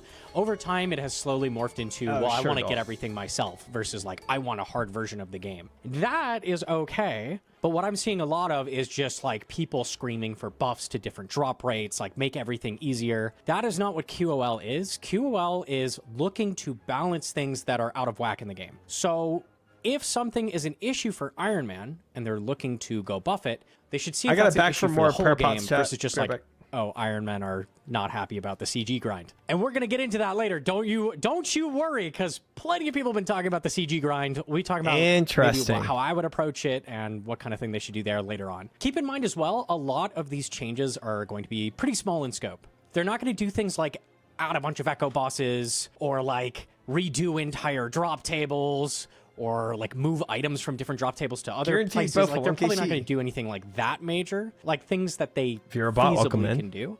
I'm also going to, towards the end of the video, talk about some stuff that I don't think they probably have the time to work on with this, but I would still like to see as like maybe full reworks down the road. Maybe it's nostalgia, but anything Marvel related instantly takes me back to my childhood. My friends and I used to spend school lunch debating the strongest superheroes. That's probably why I'm always interested.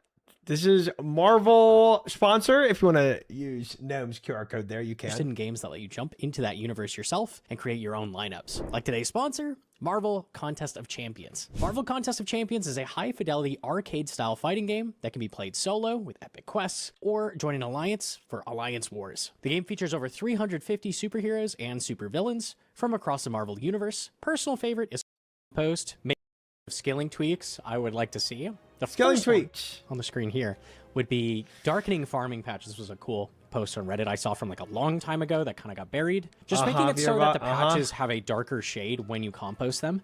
Maybe even making it a different like gradient up to this being ultra compost. Blade. Maybe regular compost is like close to this shade and then it gets darker the better the compost is. Would be really nice for just being able to tell at a glance that you've already composted a patch. Would love that. Right now there is no way to tell unless That's kind of like, nice. run up to the patch and hit inspect. So this would just be really nice for farming. Another much needed farming change. This is a nice. Typical like farmer at a patch. They sell all of these items. I like that a lot. Where's the spade?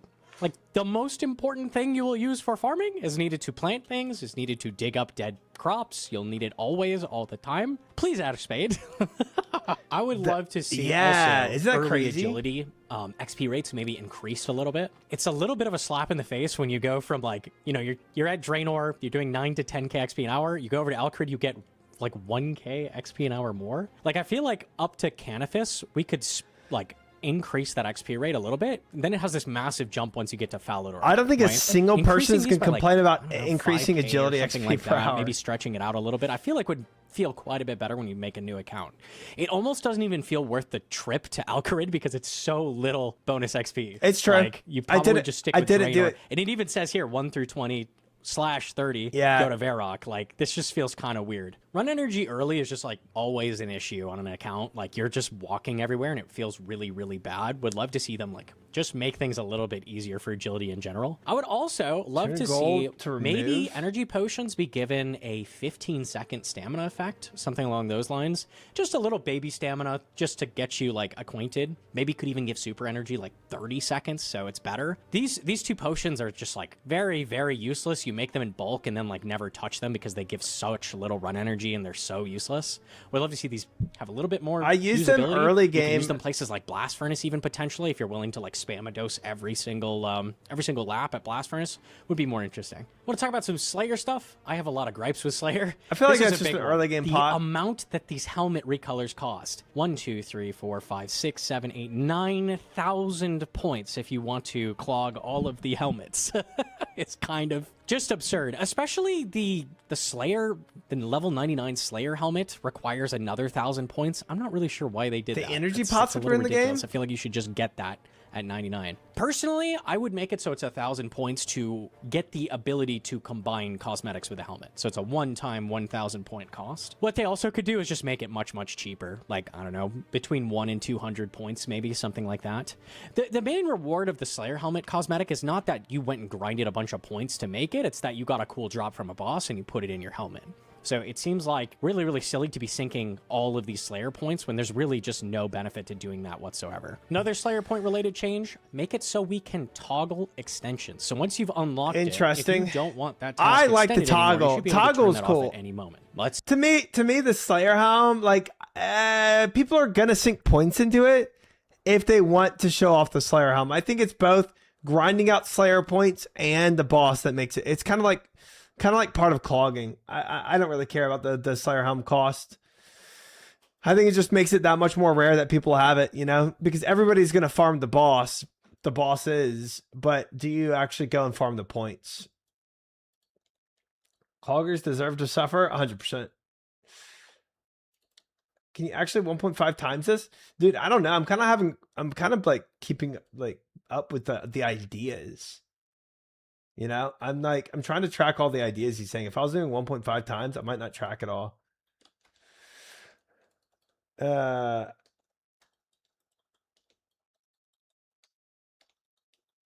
mentioned this tonight, but I wish Jagex would turn pest control into a Slayer minigame with the Slayer Masters. Slayer Masters for boats and Slayer tasks for this Masters in pest control. Can we have 0.5 times like so I can really let the info sink in? Okay. say you want to extend demonic gorillas. You just got there in your Iron Man. Boom, you can do that. hey, I finished the Zenite grind, turn it back off, right? Just makes sense. It's really funny too, because the wiki here has a toggle column purely because Revenants have a toggle. They are the only I think toggling extended just turn makes on sense. and off for free. It should be all of these. It should be all of these. So they have the code in here to make it so that's possible to just toggle it on and off. A feature that I would really like to see added after they, you know, rebalance the amount of points that blocks take. Last summer sweep up, really, really nice. Gives us a bunch of extra points. What I would love to see added as well in this category is a prefer task option. Maybe make it cost 100 points, and I'm thinking have 3 total prefer slots. Let's say you really want to do that Zenite grind, you want Black Demons more than anything else, you are trying to get that grind done. Well, now you can hit the prefer button, cost some amount of points, you throw Black Demons into that prefer slot, now they have double weight at Slayer Masters. So you have double the chance at getting that task. This sounds very OP. And you're more likely to get those Black Demons. GM Dead Thought, how are you? Just an example, but you could do this with any task that you like doing, and you could toggle through this depending on grinds you're going to do on an iron. On a main, you could toggle really good XP tasks or really good literally money barraging tasks tasks that you like doing. You could prefer it and get double the weight. Would really help with cutting down on the bulk amount of tasks that you hate doing, and let you do more of what you like doing with Slayer, but not like just letting you pick the task. Look, I mean, look, I agree. I mean, this is good. This like will cut down the it'll cut down the amount of Slayer skipping I have to do by like half, bro. Like, I mean, that's massive. If I can double like Necreals or Dust Devils, I mean. 99 Slayer still lets you pick the task you want. Yeah, I feel like who's doing Slayer at 99? If you're still doing Slayer at 99, I mean, frick it. Yeah, I don't see why not. I'm not opposed to that. Now, I think like the question is like, does this make Slayer too easy? I don't think anybody would say yes. I think Slayer is pretty freaking hard, right? I feel like the only people that are going to push back to this are the people that are like, you know, like Slayer is supposed to be tough and hard, and this makes it too easy. You know. I think that's so OP. Has to be some high achieve reward, some kind. I was still collecting Hydra uniques post 99 grind. Yeah, and I mean, fair enough. Then you're probably really dry at that point. You probably deserve it. Cuts out tedium. It does. But I mean, there's a lot of tedious stuff in RuneScape that you kind of got to push through. But it does cut down tedium, 100%. 99 Slayer is mostly for Slayer bosses. Slayer skipping isn't exactly a tough thing to do either. It's just annoying. But there's a lot of tedious stuff, you know? Like pretty much all of agility is tediousness. Prefer tasks as he describes literally exist in RuneScape 3. Right, but just because it exists in RuneScape 3 doesn't mean it's good for old school RuneScape. But yeah, obviously they know how to do it. Having it to Terrell skip is very tedious. I don't think removing more needs to skip is that OP. It's super quality of life. Yeah.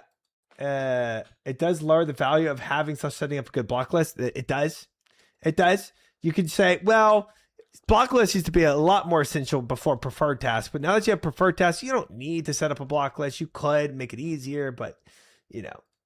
Now that will probably be a conversation that happens if something like this happened. It would just make it so you could use Slayer Helm bonus for just about anything that is a Slayer monster, though. It might be somewhat too imbalanced. Oh, if you could choose a task. Oh, okay. I was like, how does you're talking about the choosing task. I see. Like, yeah, you're trying to farm dragons to get a Visage, and then you just go to Slayer and then you choose Black Dragons because you're trying to farm Black Dragons kind of vibe. Yeah, I could see that. Yo, welcome in, Glare. Good to have you. Hello. I think one with the preferred slot with like 500 point cost would work. Balance it like the storage. Yeah, one preferred slot. I think that's what he was arguing for. One preferred slot.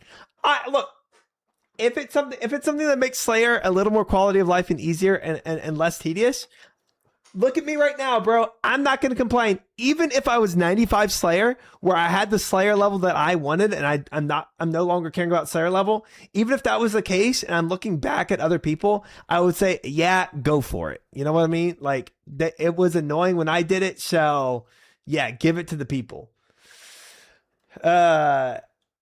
That would be a massive quality of life update to Slayer. It would be massive. It would be game changing. Like to have even one preferred slot that doubled the weighting.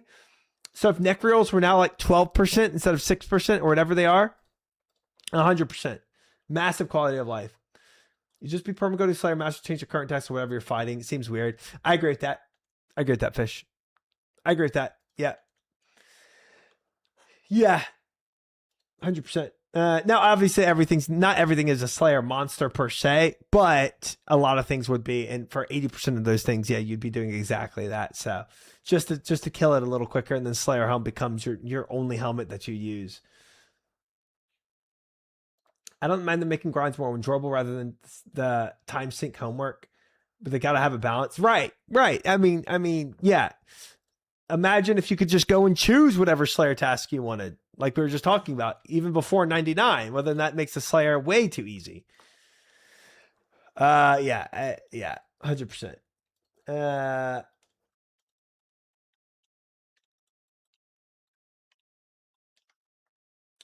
Almost all bosses can be assigned to Slayer task. Yeah.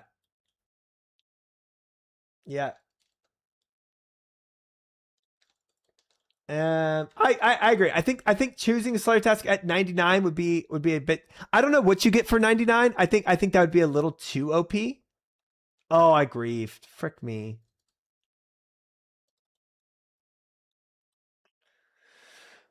I think it would be a little too OP to do that with 99, but I think that the one slot for doubling the weighting of a single Slayer task, I would be for it. After thinking a bit, I don't want the preferred list. Why is that? What's your counterpoint to this, Amber?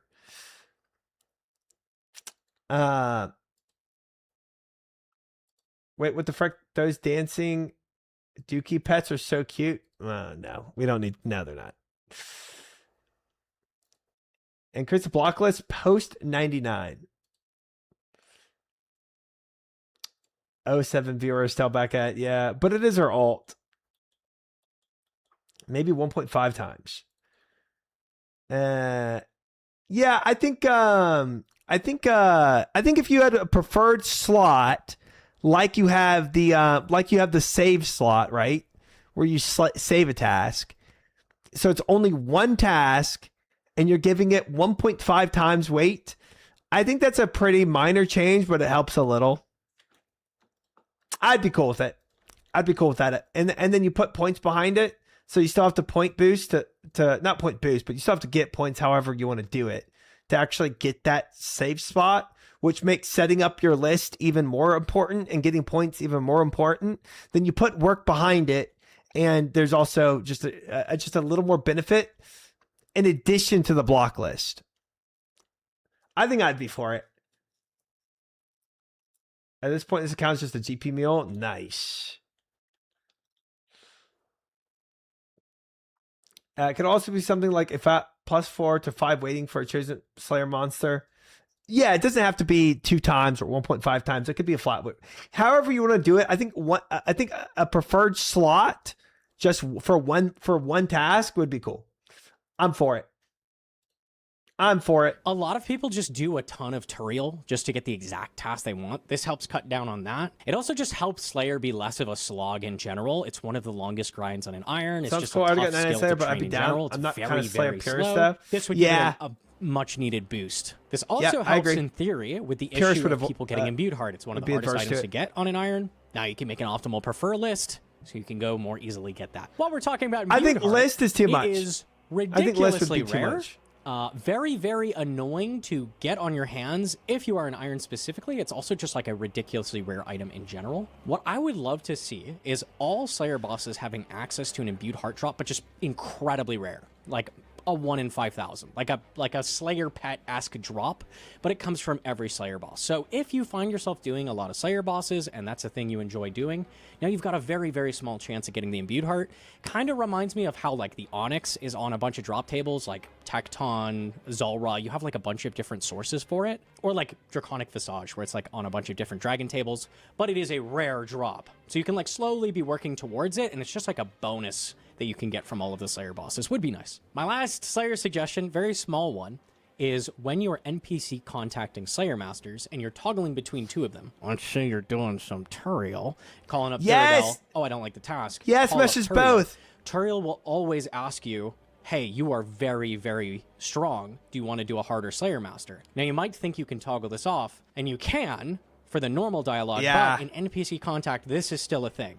If you are swapping between Slayer Masters, this dialogue will pop up every time. Please make it work properly and make it so you can toggle this off. That would save us all many, many, many precious game ticks, as we call Turiel for the 8,000th time. Would be much appreciated. Again, very, very small change for fletching. I love this because I'm going through it right now. Javelin shafts, they were not for that. included with easy the quality arrow life shafts. change. You know, with the arrow shafts, you can cut all kinds of different types of logs. You get more and more the higher tier log. Javelin shafts were not included. Only way you can get javelin shafts is from cutting regular logs or getting them as a drop. Probably should just work the same way arrow shafts do, where it works with every type of log. Would be a nice little change. This is another cool one. Saw on Reddit, making the mixology outfit have a use. Right now, the only piece of the outfit that does anything is the goggles. Mixology. If they made it so each piece of the outfit automated that part of mixology, if you don't know, like there's 3 machines and it like has a bonus action you can click that makes it complete faster. It would be really cool if this outfit was a bonus thing you could buy just to make that automatic and make it so you could just AFK for the full speed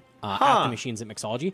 Mixology is very, very slow, so I don't feel like this would be broken in any way. It kind of could use a little speed up. And, you know, these pieces are not cheap, like cost a lot of points, so slight buff I think would be okay.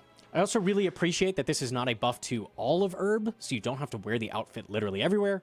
It's just in the mini game that you'd be wearing it, so it's not like you're going to see this everywhere in the entire game. That'd be kind of cool. It's not going to feel... Dude, I mean, most skilling outfits suck anyway, so having a little buff to a skilling outfit for those that want to go through the hell of mixology. Yeah, I feel like that's fair. I think that'd be kind of cool. I mean, yeah, I despise mastering mixology, so I probably still wouldn't do it. And I probably still wouldn't get the outfit, but for those that actually wanted to spend the time to get the outfit, I feel like that would actually make mixology a little better, you know? I respect this. It could be like that, YouTuber. I'm not against something like that either. This girl will give you more spots to imbued heart because it's hard for irons. If you really desperately want it, plus the magic boost, you can train Herblore. I don't really care about the whole the giving for I don't really care about the imbued heart to bosses either. I mean, you're already doing bosses for X reason. You can do other mobs for Y reason, in my opinion. And I know people go very dry on it, but I mean, I don't know. I think you don't need to have every option for the bosses, you know. And it would, I mean, you could also you could in the same vein just make the imbued heart easier to get on superiors, you know. It's like you're already farming Slayer bosses for you know, for the upgraded boots from Cerberus or whatever. Like you already have reasons you're farming the bosses. It would just it's the same idea of giving it a higher rate from the superiors if you want to make it an easier grind. Necessary, like, graceful outfit everywhere, so that's nice too. Gonna be moving on from skilling to stuff that affects the overall game world. Thing I would love to see is making it so the pet that you have out stays next to your character. A lot of times you'll have your pet out, you'll jump into an instance, and the thing will just disappear. And you will never, ever see it again until you hit the call button. And you'll go, like, half an hour before you notice. You go, oh, yeah, my pet is just, like, gone. And then you hit the call button and it's back. It can also cause you to forget you had it out and lose it, which can be really annoying. They're free now to reclaim, but, like, you gotta go get it back. It's like, oh, dang, I forgot I had that pet out even because it wasn't behind me. Pets should just stay next to you at all times. Also, on the topic of pets, there's a ton of places you can't have a pet. Good example is seaweed. You go to do your seaweed run, go down underwater. Oh, yeah. Your pet will not go down with you. Unlucky. For that, I would love if they had a little, like, fishbowl. That's a lot of work. It'd be so cute. I would love that a little fishbowl on the pet. But there's also tons of other places. Another example is like Nex. Nex is weird because you can get the pet at Nex and it'll be there until you leave, but when you try to go in again, you can't have the pet. So clearly the game can handle you having a pet, but you're not allowed to have it anyways. In general, there's like a ton of other places as well. Yes. Just make it so we can have the pet. Have pets everywhere, so we're not like being forced to put them back in the hide bank, his take them mug. back out. Pets feel like really awkward to use agree. and really annoying to pull out, to the point where a lot of times I'm just like, I'm not even going to bother using a pet, even though I have a cool rare drop. I wanted to quick talk about something specific to hardcore Iron Man, which is a thing I'm playing a lot lately. Escape crystals, if you don't know and you've never used one. Same thing happens with the Brimhaven Arena. If you get a Agility pet, these basically it works just fine detect inside if the you've arena, but they don't let you disconnected, take and then the pets next time you inside. take Yeah, damage, it's they so teleport you. weird, You can bro. configure, like, Welcome the in, amount Brett of Dog. Good to time, see you. Hope you've that been kind of thing. well. These cost 75k because they are the exact same as the crystals for I Tob. think the pet fix just makes sense. Let pets go in anywhere with you, and look at like maybe that's like a programming change they have to make, and maybe that's kind of like extra work on Jagex's end. But pets are such an annoyance to try to take around because they can't go in so many different places. And like you said, they also die when you don't know, and then you got to go and reclaim them. And it's just, there's so much, it's like such an anti-quality of life for you having just this cute little guy around. You know what I mean? It's like, yeah, I think if they change that, it would be, I would take my pet actually everywhere outside of my home. Hunliff would be hanging around. What world are you in? I am in world 440. Imagine getting the one tick. I have Entity Hider on though, Clay Bears, right now, so I would not be able to see you if you showed up. Which granted, pets can go anywhere and Baron follows you into the bathroom. Well, okay. This is okay.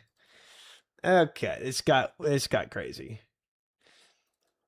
Imagine one tick kick from the Agility Arena for getting the pet in. I think that was an engine issue. Everyone was complaining about it in leagues too. Interesting. Add a life jacket to your pet while on sailing boat. Dude, they could do some cute. They really could do some cute stuff like that. Unironically. Like, that'd be cool. I'd be super about it. I think it's easy to do. There's nothing crazy about pets being in your bathroom. Okay. They just made them cost 75k. The issue with this is that early on a hardcore, you will never be getting your hands on this. And it's probably going to be around, like, I don't know, the 400 total level points, which isn't that late, but around the 400 total level point where you're going to feasibly get enough money that this is like a thing you can even afford to buy. Is this for hardcores? I would really love to see, you can buy these from either the Wizard's Tower or the Mysterious Stranger outside of Tob. What they should do is the first time you go to talk to the wizard about escape crystals, he should just hand you a bundle of 3. Like 3 freebies, here you go. Do with them what you will. Then at least in early game, you have the option to use these a little bit. I think also what they could do is if you manage to get over to the Mysterious Stranger, he gives you another 3. Like, hey, bonus for getting to Tob. Maybe you want to use these for Tob entry mode, that kind of thing. Just a little bit of bonus, just so it doesn't feel quite so like horrible when you're using. Oh, like, it is hardcore. They feel like impossible to use and so expensive until you get later into the game. This would help alleviate that. Out so many times. Now, this is also a tough item to get your hands on. Aldarium. Would love to see this added to a couple of drop tables. They did add this to Custodian Stalkers. You can get it very, very rarely. Master from them, Mixology. you're probably not killing them that often, and I think it's like a 1 in 60. So that's not adding that many to your bank. I would love to see this added to some more endgame bosses. Anything I can grind that's not mastering mixology. It is an endgame potion, and this is a very, very valuable resource. It will be, I feel like this should be coming from bosses that are pretty tough to kill if you want to be grinding this. And it should probably be a drop on the rarer side of things. Places I could see that make sense are maybe Mocha. Very high level boss in Varlamore, so it makes sense thematically. Maybe also Colosseum. Again, very, very difficult. Thing with Colosseum you can do too, or Mocha, is make This might be spoilers. I already know to use these in Coliseum. I just don't want to go to Mastering Mixology, to be fair. So it only comes after a certain. But I will skip it a little bit more. And I'm moving on to things that specifically affect PVM in general. So first things first, would love if when you wipe in Tob or you leave Tob, your party order is static. It cannot change. It will always be the same. The person who made the party and is the leader will stay the leader forever, no matter what happens. Because currently, it's like whoever dies first in a wipe is going to be the person that becomes the leader, and then you got to fix the party order. And then also after you exit the raid, it's always in the order that you leave. And Isn't that freaky? Yeah, dude. Progression of waiting until the person's name disappears so you can leave if you want to keep the party order. 100%. Why does any of that need to be a thing? Just make it so that the party order does not ever change. Like, there's no reason for that. Bro. Something relating to Tob 2. Would love if reclaimed chests were reworked so that any time that you double death, currently the way it works is if you die at Tob, as an example, if you go die somewhere else and don't reclaim your items, everything in that chest disappears.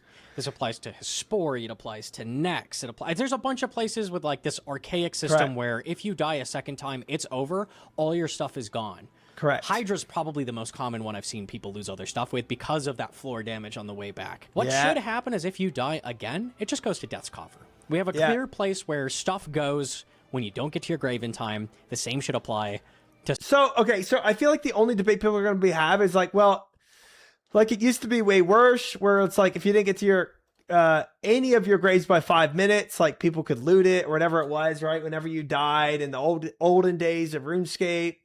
And so this is kind of like the last remnant of a death being very punishing if you don't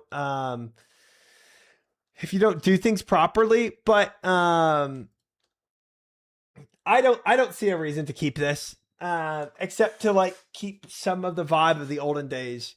You know what I mean? Why are these guys not pulling in? What the frick?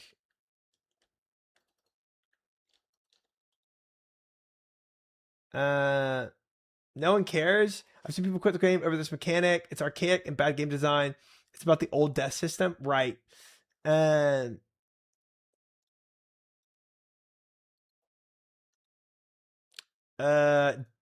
wait, Claybears, are you Divine Chaos or is that somebody else? If somebody is Divine Chaos, could you not be in the way of the Blood Velds? And speaking of someone who remembers 2005 death mechanics, it should be changed for consistency. Yeah. Thank you for moving. No, I'm Claybears in game. Right, okay. I didn't know if you had an alt or something. All of it or none of it? Yeah, I think it's a remnant of the olden game design, and I also think it should be removed. I think losing all your items because you couldn't make it back to a death chest is kind of insane. Light Bubba with the Prime sub. Thank you so much, Light Bubba, for the Prime sub. I appreciate that very much. And we got a Slayer task completed. Thank you for the sub. People should be screwed over when most games are pretty safe for the items. Deaths with weird exceptions. I agree. Devil advocate, I'd argue it's a knowledge check. Yeah, it's a knowledge check that's like seemingly pretty inconsequential, but it could have completely like brick your account. You know what I mean? Decided to give you my Prime. I appreciate that very much. Thank you.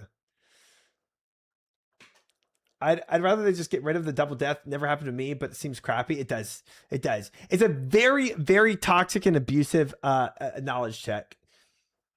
It doesn't match the 9% of the rest of the game. I agree.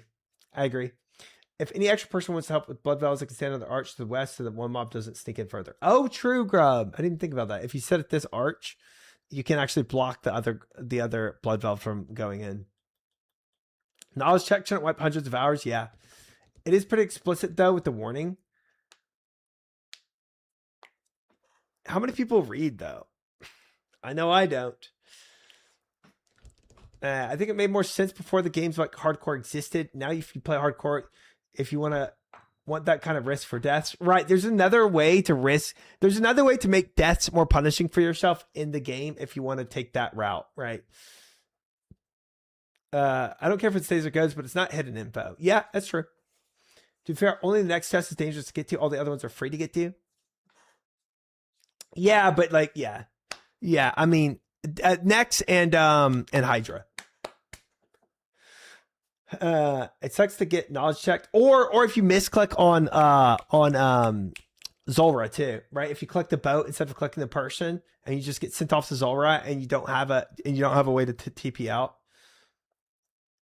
Which of your gameplay was found lacking the most and preventing you from being picked for streamer for All Stars DMM? That's a hard question. Big shout out to Fish and Viora and Kinsey and I believe Burkowski for hanging in here and for dancing for Bloodvelds. I appreciate you guys very much. Thank you. Thank you. I'm going to go on and look for some more tasks. We have finished this. Thank you guys. And tipping out. Next test is scary because you can die to no fault of your own if you DC at a bad time. True. True. True. Yeah.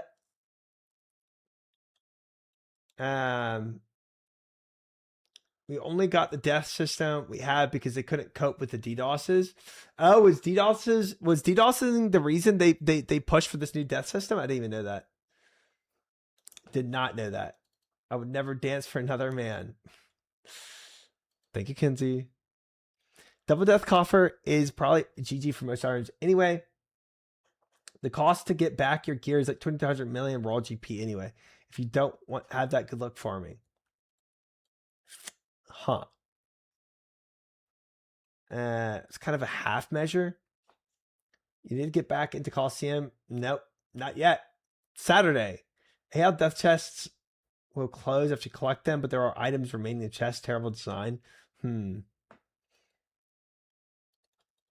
World's got DDoS all the time. They change the death mechanics. That's what actually incentivized. That was like the catalyst for them changing death design. That's so interesting. I did not know that.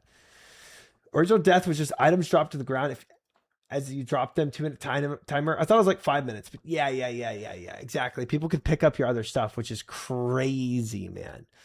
That's crazy. DDoSing worlds to steal people's gear. Yikes.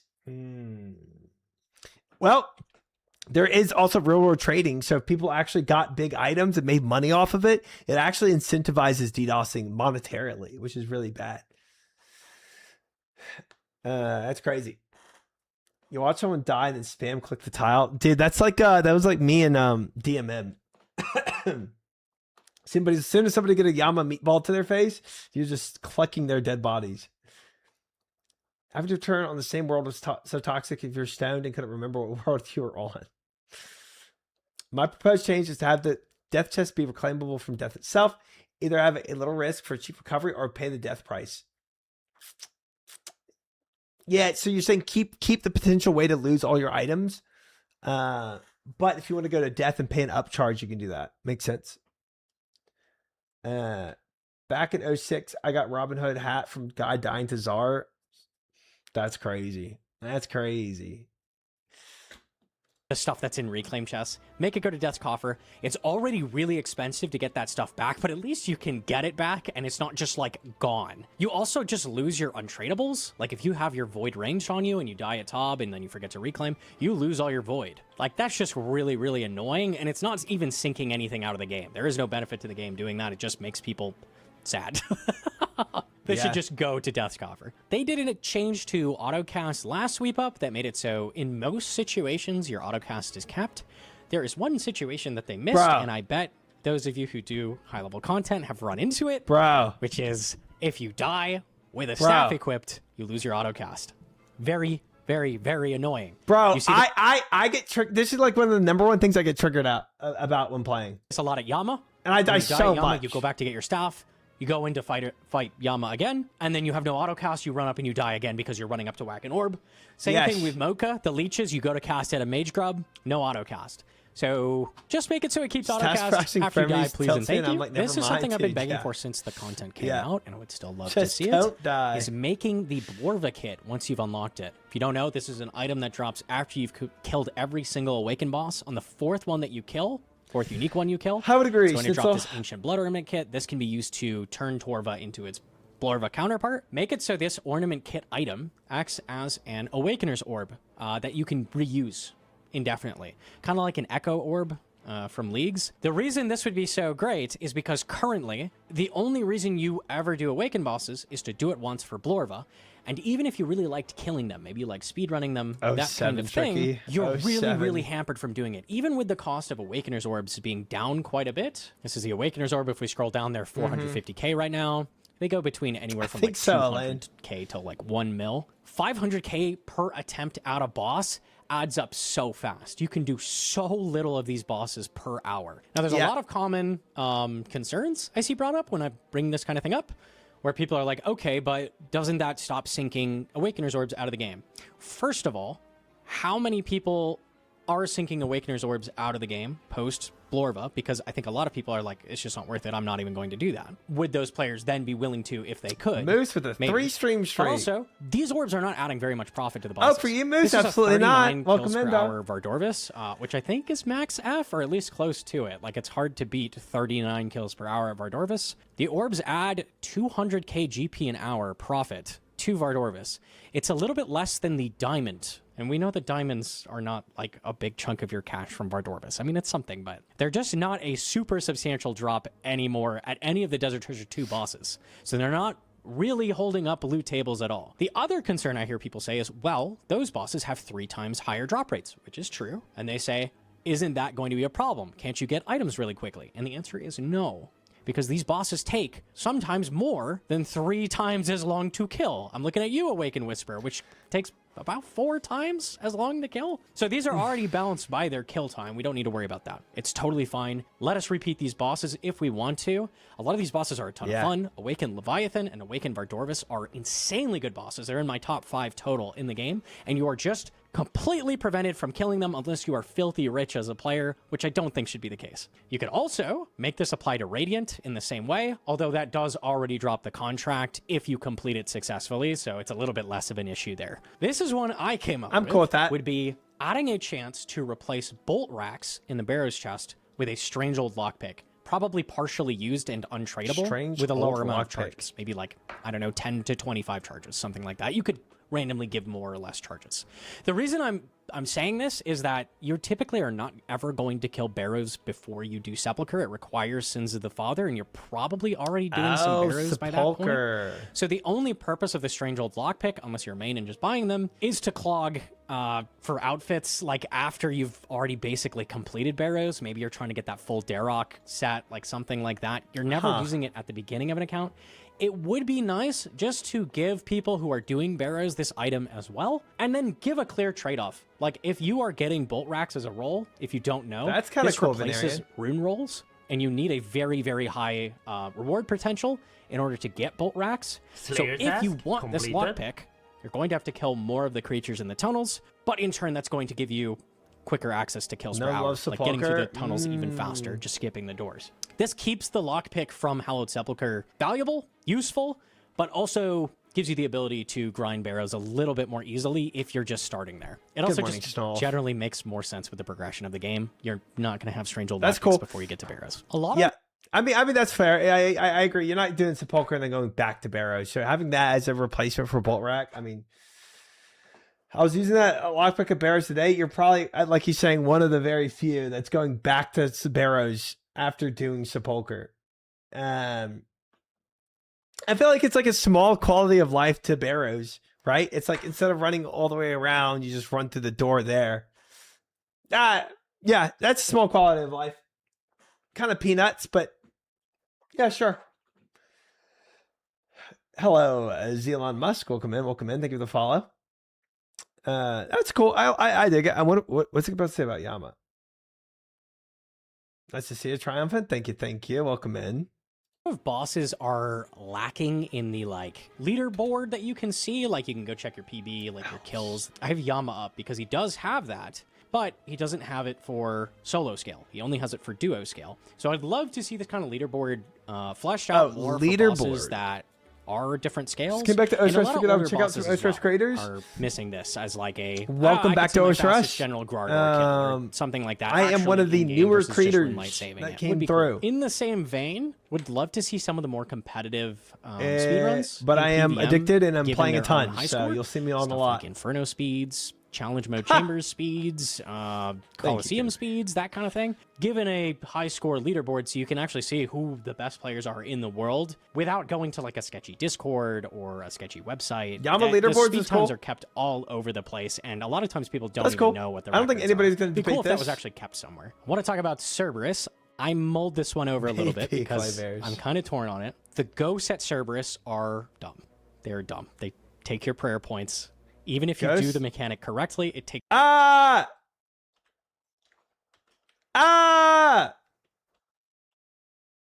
Gomel's Penny. I tell you what, I'm not even going to get into it. Spoilers. I'm going to leave you with past No Monkey, who explained this beautifully. Been grinding my butt off, but free to play it. But the God OSRS help wiki us! sucks. We're doing the Really? penny. A lot of people rave about the OSRS wiki. Is in the top 5 dumbest items they've ever added to the game. Okay, I've never seen this item ever. Gomel's Penny. Kinsey with 10 push-ups. All right, 10 more push-ups for Kinsey. Can't unhear it. Treo. Gomel's rant. So this is past No Monkey talking about Gomel's Penny. I did not know this thing was in the game, honestly. Honestly, never heard about it. It's a mastery tier combat achievement reward. Probably why I've never seen it. Useless master combat achievement reward. Okay. This is what it applies to. If you don't know about this, this is a reward for master tier of combat achievements. Very, very. You know, remember the odds of. You remember the percent of the player base that has this? But when you do 0.59% that incredibly hard challenge of master tier combat achievements, which is doing almost all of the content in the game, you get this penny goes in your ammo slot. Do you want to use ammo at a boss, or do you want to use the penny? Maybe you need to shoot a bow at something. You can't fit it. You need a penny. Oh, but no monkey. But no monkey. Oh, wait a second. Wait a second. Doesn't he know there's a quiver that holds ammo? What if you want to shoot 2 ammos at a boss? What if you want a ZCB? The thing you might have by the time you're at this tier of gamer. You might have that. Maybe you want to use both the T-bow and a ZCB. I guess I don't get to use my master reward then. Oh, it's annoying. The following items are known to have charges saved by the lucky penny. Ash Sanctifier, but Bone Crusher, Celestial Ring. We have QOL items for Slayer on here. We have skilling items. You want to do efficient mining? You want to not use too many charges? Well, you better go get the Master Tier Combat achievements done, buddy, because it affects your Crystal Pickaxe, Crystal Axe, Crystal Halberd, Crystal Harpoon. Honestly, I don't really care about the penny or not, but it is funny how passionate he is about this penny. What? Games Necklace? Flame Tor Bracelet? What the hell is a Flame Tor bracelet? Can someone please tell me? Don't know, actually. Thank God. All I need is a Master Tier Combat achievements to get that. And in case that's not good enough for you, the thing that is required to equip in your ammo slot, which you can't use all the time, is only a 5% chance of proccing. Doesn't work on the only thing in the game that would help with the Blood Fury. The only item that you use a massive amount of charges with. Nope, doesn't work with the Blood Fury. Sorry. A penny for his thoughts. This is not bad in concept. It saves you charges. I think it's a lot more than that, Gordon. I think it's a lot more than that. Let's make it apply to just bossing stuff. Welcome in, Gordon. Good to have you. Crystal charges. Your blowpipe charges, your Blood Fury charges even, maybe. I bet half of you didn't, I bet 99% of you didn't know it worked on an Ash Sanctifier because who is using it for that? Make it only apply bossing stuff. Ash Sanctifier is the easiest thing to charge, too. I like 10%. I'm a master tier. I don't know if you know this. I'm in the top 1% of the player base, by the way. You could at least give me 10%. How about instead of a goddamn penny that goes in my goddamn ammo slot, you talk to Gomel. He goes, ooh, master tier combat achiever. Would you like to touch my penny? Out of pocket, but any charges got good advice if you about rub 6 my million penny, in free you'll to have play a 10% 42 chance to save defensive charges. count. Would you like that? Yes. Suddenly, this is an amazing reward. That is sick. Master level tier reward. That's huge. You save so much money. That would be massive. I do not know what to do for a free to play how many account. fucking Blood Fury charges I have used. You don't want to know. Sorry, we had to do the penny rant. If you're talking about CAs, you have to do the penny rant. Leave it right where it is. Make it not terrible. Okay, can we do that? Well, that was interesting. Okay, we're gonna move on to some weapon reworks that I would love to see. First one we're starting with is the rape. I mean, yeah. I mean, on the surface, just from what he just said, I am completely convinced that is a completely trash reward for combat achievements. I'm already not really convinced to go and do combat achievements myself. I am less convinced now by knowing that there's a penny for the master tier combat achievement reward. Yeah. Yep. All right, let's go and do Kinsey's 10 push-ups real quick. He's staring into our souls. Yes. He's very cutely staring, though. Combat achievements do not at all entice me beyond simple achievement hunting aspect. Exactly. Double thrall duration though. That's good. That is good. That is very good. Meep doesn't like CVA. Okay. Yeah. I literally have never even thought about using the penny. I mean, yeah. Yeah, it sounds completely useless. I mean, that was pathetic. That was like, why even add that into the game? Again, it's not even, it's like, it's almost an insult to have that in the game. Yeah, Moose, yep. Okay, Claybear's not the conversation. Useless? You're useless. It's actually good. Penny saves shadow charges. I've never once had people complain about shadow charges. Every time I hear about the shadow, people are complaining about souls. Penny's actually a good reward. It can be buffed for sure, but saving shadow and size charges is big. Interesting.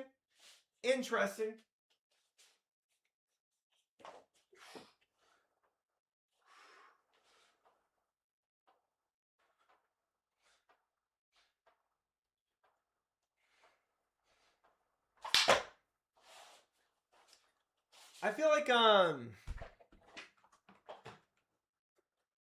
feel like when you're using a shadow, you're probably going to have some other range swap too eventually, right? I don't know.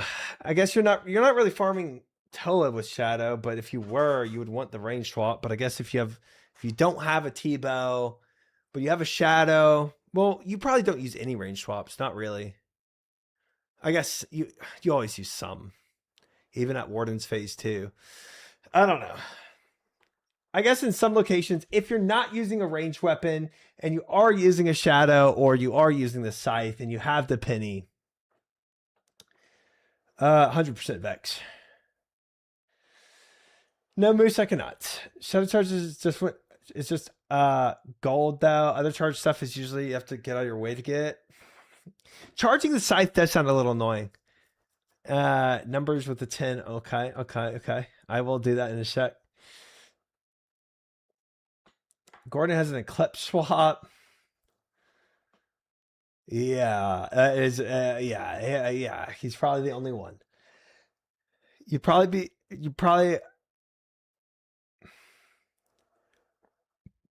use blessing over crap penny. Put in perspective, shooting shadow costs 1.5 mil per hour. 5% saves adds up. Yeah, but it costs that money from use souls to charge it. So it actually saves the charges. So you don't have to put soul runes back in. I see what you're saying. I see. That makes sense. If you're in content where you don't need an ammo slot. Oh yeah, we got there, Fiera. We got there. Just had to think about it a little more. Hey, try. Sorry, thank you. Okay. If you're at the point where you have a master combat achievement done, you'll encounter the penny problem. Yeah. Quiver. Wait, doesn't the quiver go... Oh, quiver is a back slot and puts ammo in it. Yeah. That's true. Yeah, I guess penny's not altogether that bad. 1.5 mil gold per hour is a bit misleading. You want to shoot straight 60 minutes. I mean, that's true, but I mean, it's the fact of the matter, I guess. Why not get 150% rune regeneration when using powered stabs? Nice.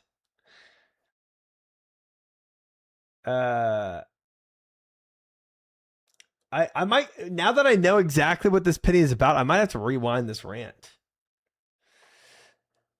But I think wasn't his point was other things would take the slot over the penny? Oh, and it doesn't work on what else does it not work on? And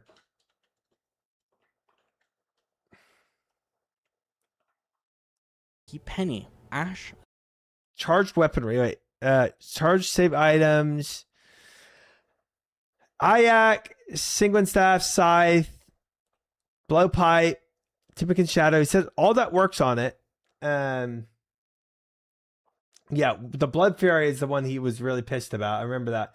What would take the slot? I guess Rada's Blessing, but I don't know. Maybe he's want. I don't know what other things. If you already have a quiver and you don't need to worry about ammo, because ammo was the thing I was thinking of, where you don't use it. But like again, I've never been at master tier combat level. I don't know where you're at in the game. That's your what's going on. Anywhere you use Scythe or Shadow, but you don't range, it's good. But even if you range, if you have the quiver, it's fine.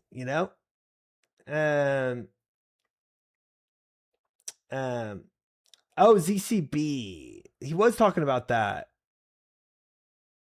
I don't use Incoct and Tob. I use Penny there. That's fair. That's fair. No. Sorry, we had to do the Penny rant. If you're talking about CAs, you have to do the Penny rant. Leave it. 5%, by the way. 5% for Master Combat Achievement. 5%. It seems a little too low. It does. Right where it is. Make it not terrible. Okay, can we do that? Well, that was interesting.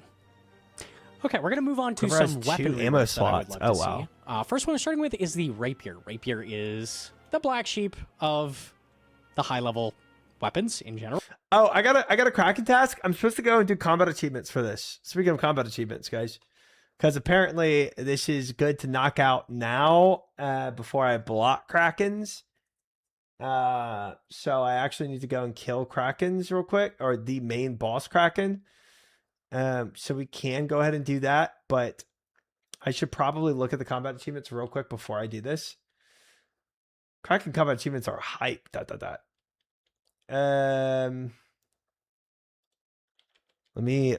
see what they are, because I don't even know. I don't even know what they look like. So if we do clogs, and then wait, let me do this so you can see it better. Clogs, and then bosses, not clogs. I'm trolling. Combat achievement tasks, and then we look. I think it's just Kraken. Okay, so first thing I do when I start bosses is get all the combat achievements out of the way. I never do combat achievements, but chat has told me to do them. I'm around your level in gear. I don't think you can do them all yet. Really? What is it? Kill the Kraken 20 times. Okay. Kill the Kraken after killing all 4 tentacles. Okay. Kill the Kraken 25 times in a privately rented instance without leaving the room. Kill the Kraken 50 times in a privately rented instance without leaving the room. Kill the Kraken 100 times in a privately rented instance without leaving the room.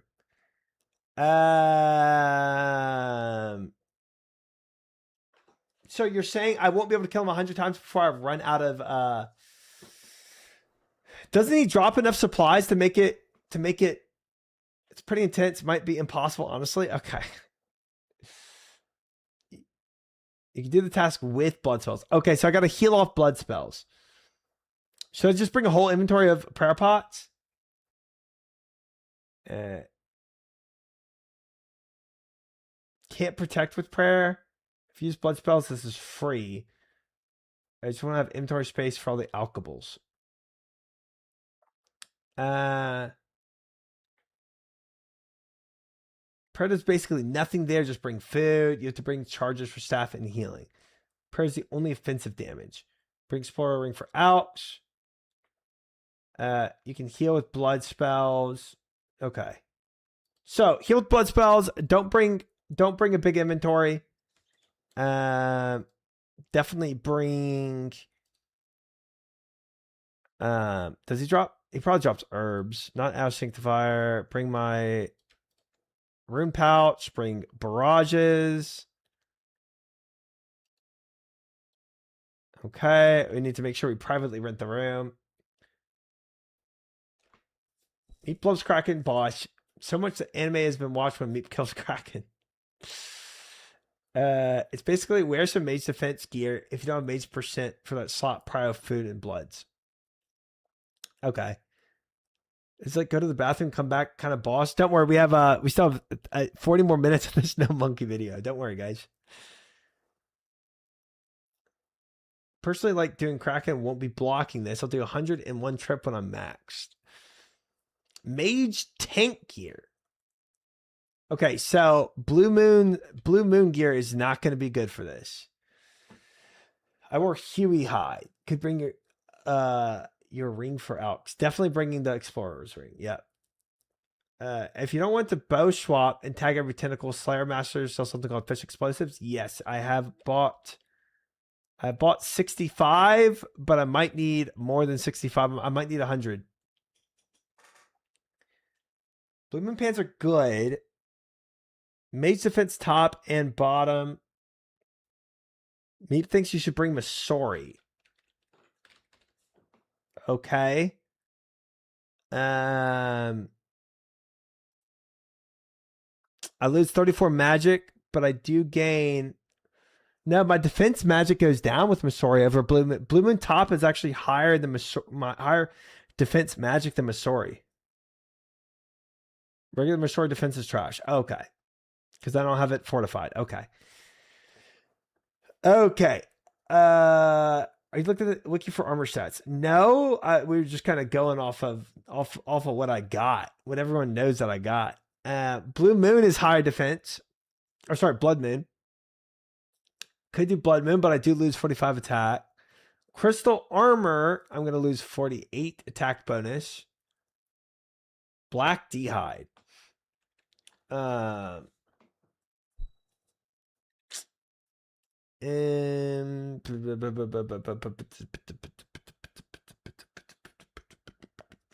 D'hide. It is 17 more magic defense. This is you when taking some smelling salts and Toa. Excuse me, mate. Sorry to bother your day. I'm just doing a quick reaction on a smelling salt. Basically, today I'm doing a special day. If you react, you don't win a $5. If you don't react, you win a $5. Are you ready? I'm ready. Big Sniff, are you ready? Smelling salts? I've never done smelling salts in my life. Oh, fucking hell. Nice. Definitely me and Toa. They're awful. I kind of want to try them because I've never done them before. With Slayer Helm, you can wear crystal top and bottom and not notice the difference. Okay. Let's see what let's take crystal here. Masori fortified top is greater than Carol's top, greater than Huey top, greater than Eclipse top. Do I have any Huey? I have Huey bottoms and Huey helmet, which I'm taking neither of these.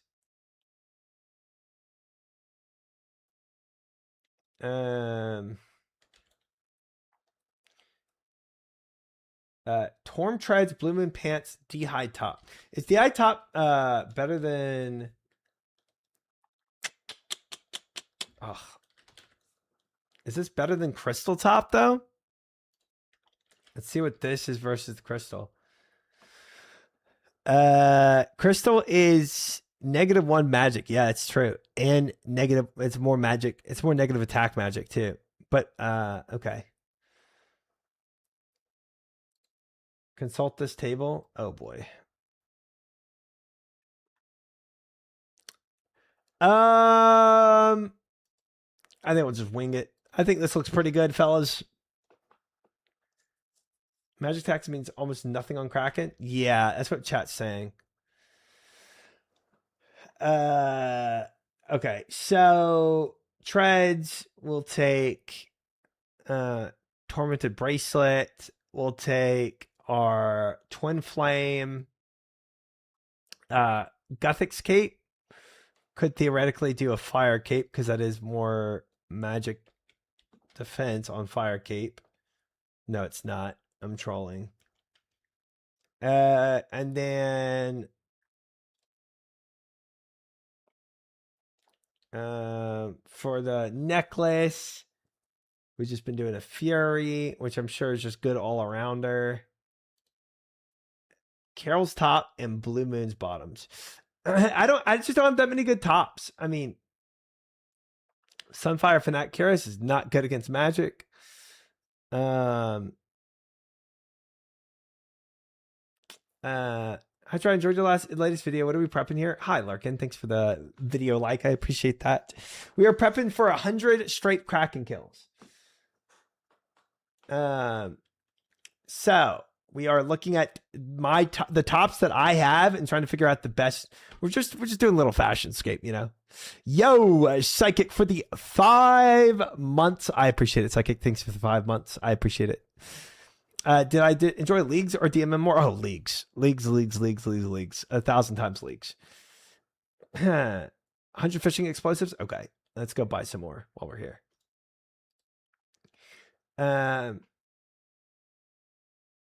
Nice fish. Thank you. I honestly think you're overthinking it. Just bring barrage to heal up an emergency and send whatever you want. I mean, this is pretty good. I feel like we got a good vibe here. Wield this. Oh, but I don't have ancients. Duh. I can't do twin flame with ancients. So I need to go and kill the Kraken with my newfound trident. That's what I need. Now, does 2,000 charges actually last me for 100 Kraken kills? I don't know. You can mainly cast it, right? But I have to have ancient spellbook, which means I can't use a twin flame staff. No. So I need to go and also bring charges, which is done with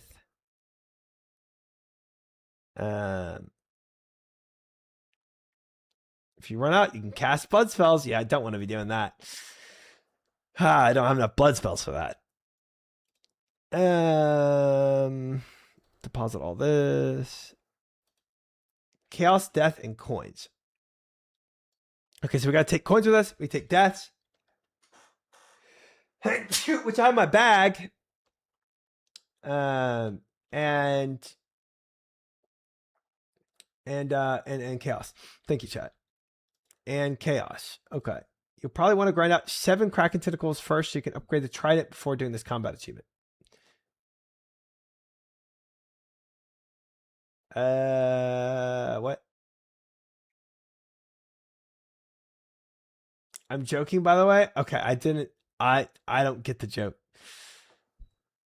Don't forget your lucky penny. Thanks, guys. Nature runes for alks. We won't be able to high alk if we're taking bloods. Max your trident.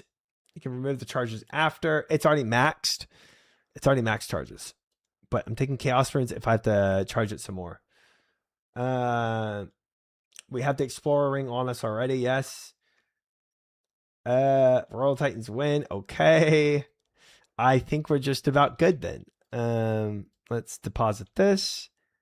I don't think ring or anything else matters. Brother's blessing. This.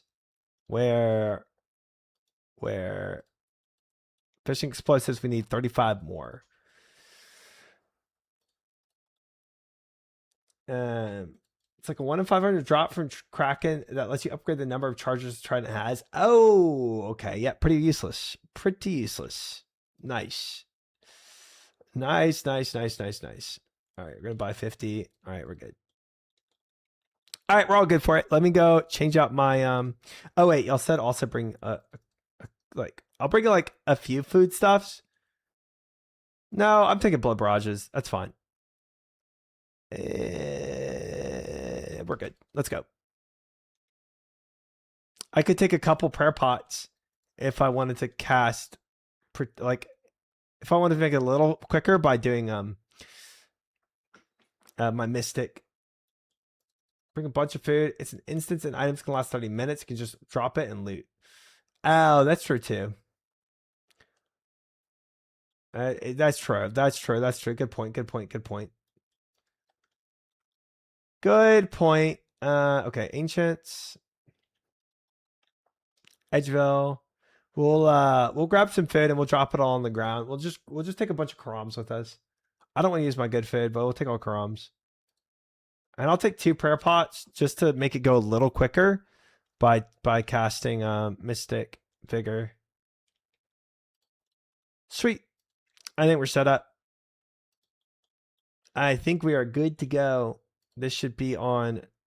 If I do long range, it will give me defense XP, which I want as well. Yes, Lurkin, we're gonna start the video back up. I just had to figure out what I was taking.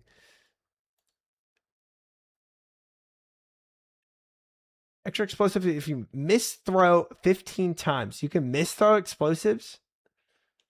The frick.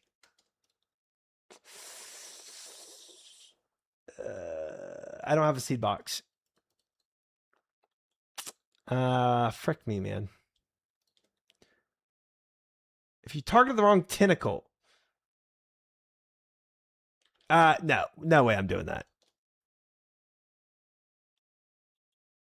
If you buy extra, you can see how many explosives you can throw into the whirlpool before it comes up. If you target the boss, it's fine. You just target the middle. Don't you just target the middle one every time? Oops, not the right one.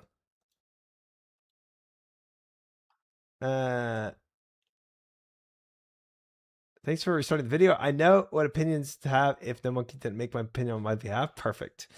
Perfect. I need Piscatorius. Didn't you fight this thing on leagues? I never used fishing explosives, and also I just followed my Thorns build. Oh, push-ups, yes. Yeah, we can do it. We can do a quick tenor. Did you do the world 2 days ago? I did, Bunny Bot. Welcome in. Good to see you. Hope you've been well. I did do the Wordle 2 days ago. I got ha! Okay. Nice, Bunny Bot. Nice. Nice. I now know what it was. I forgot.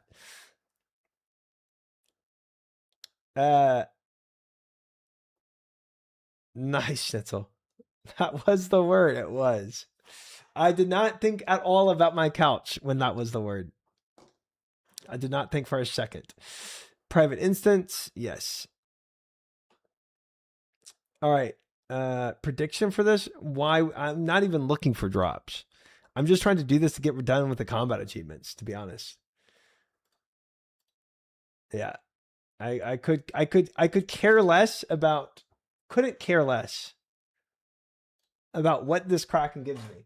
Matt with a massive 5 months. Thank you, Matt, for the 5. I appreciate it very much. Good to have you.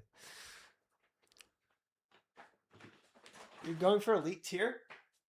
I don't know. I don't know what combat achievements I'll stop at. I mean, eventually I'll probably go for .com 10 years down the road, but I'm blocking these Krakens, so.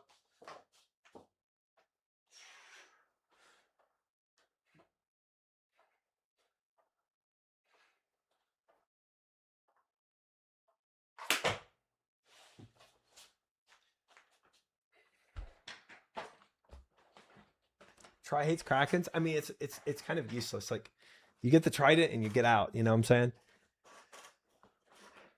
Gambit, does try complete all combat achievements in one trip? Dude, if I don't get the 100 off this 100, I'm going to scream and cry.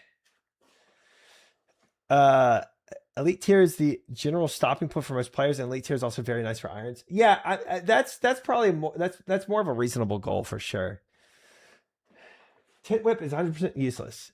It is 100% useless because I'm not doing any of the clues that you need the whip for, and I have Salad Blade. It is useless to me. All right, so fishing explosives, dude. If I miss this, how would I miss this? Does it auto throw multiple ones?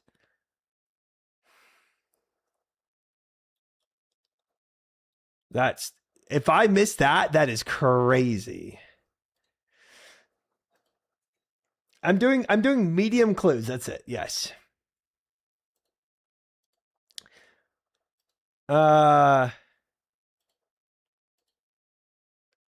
Okay, there is one combat achievement to kill all these tentacles. But that's about it. Wait until 30 minutes later and you're tired of it. Tired of Kraken or combat achievements in general? In 20 years, you'll go for clue log. Dude. Yeah, we'll see about all that.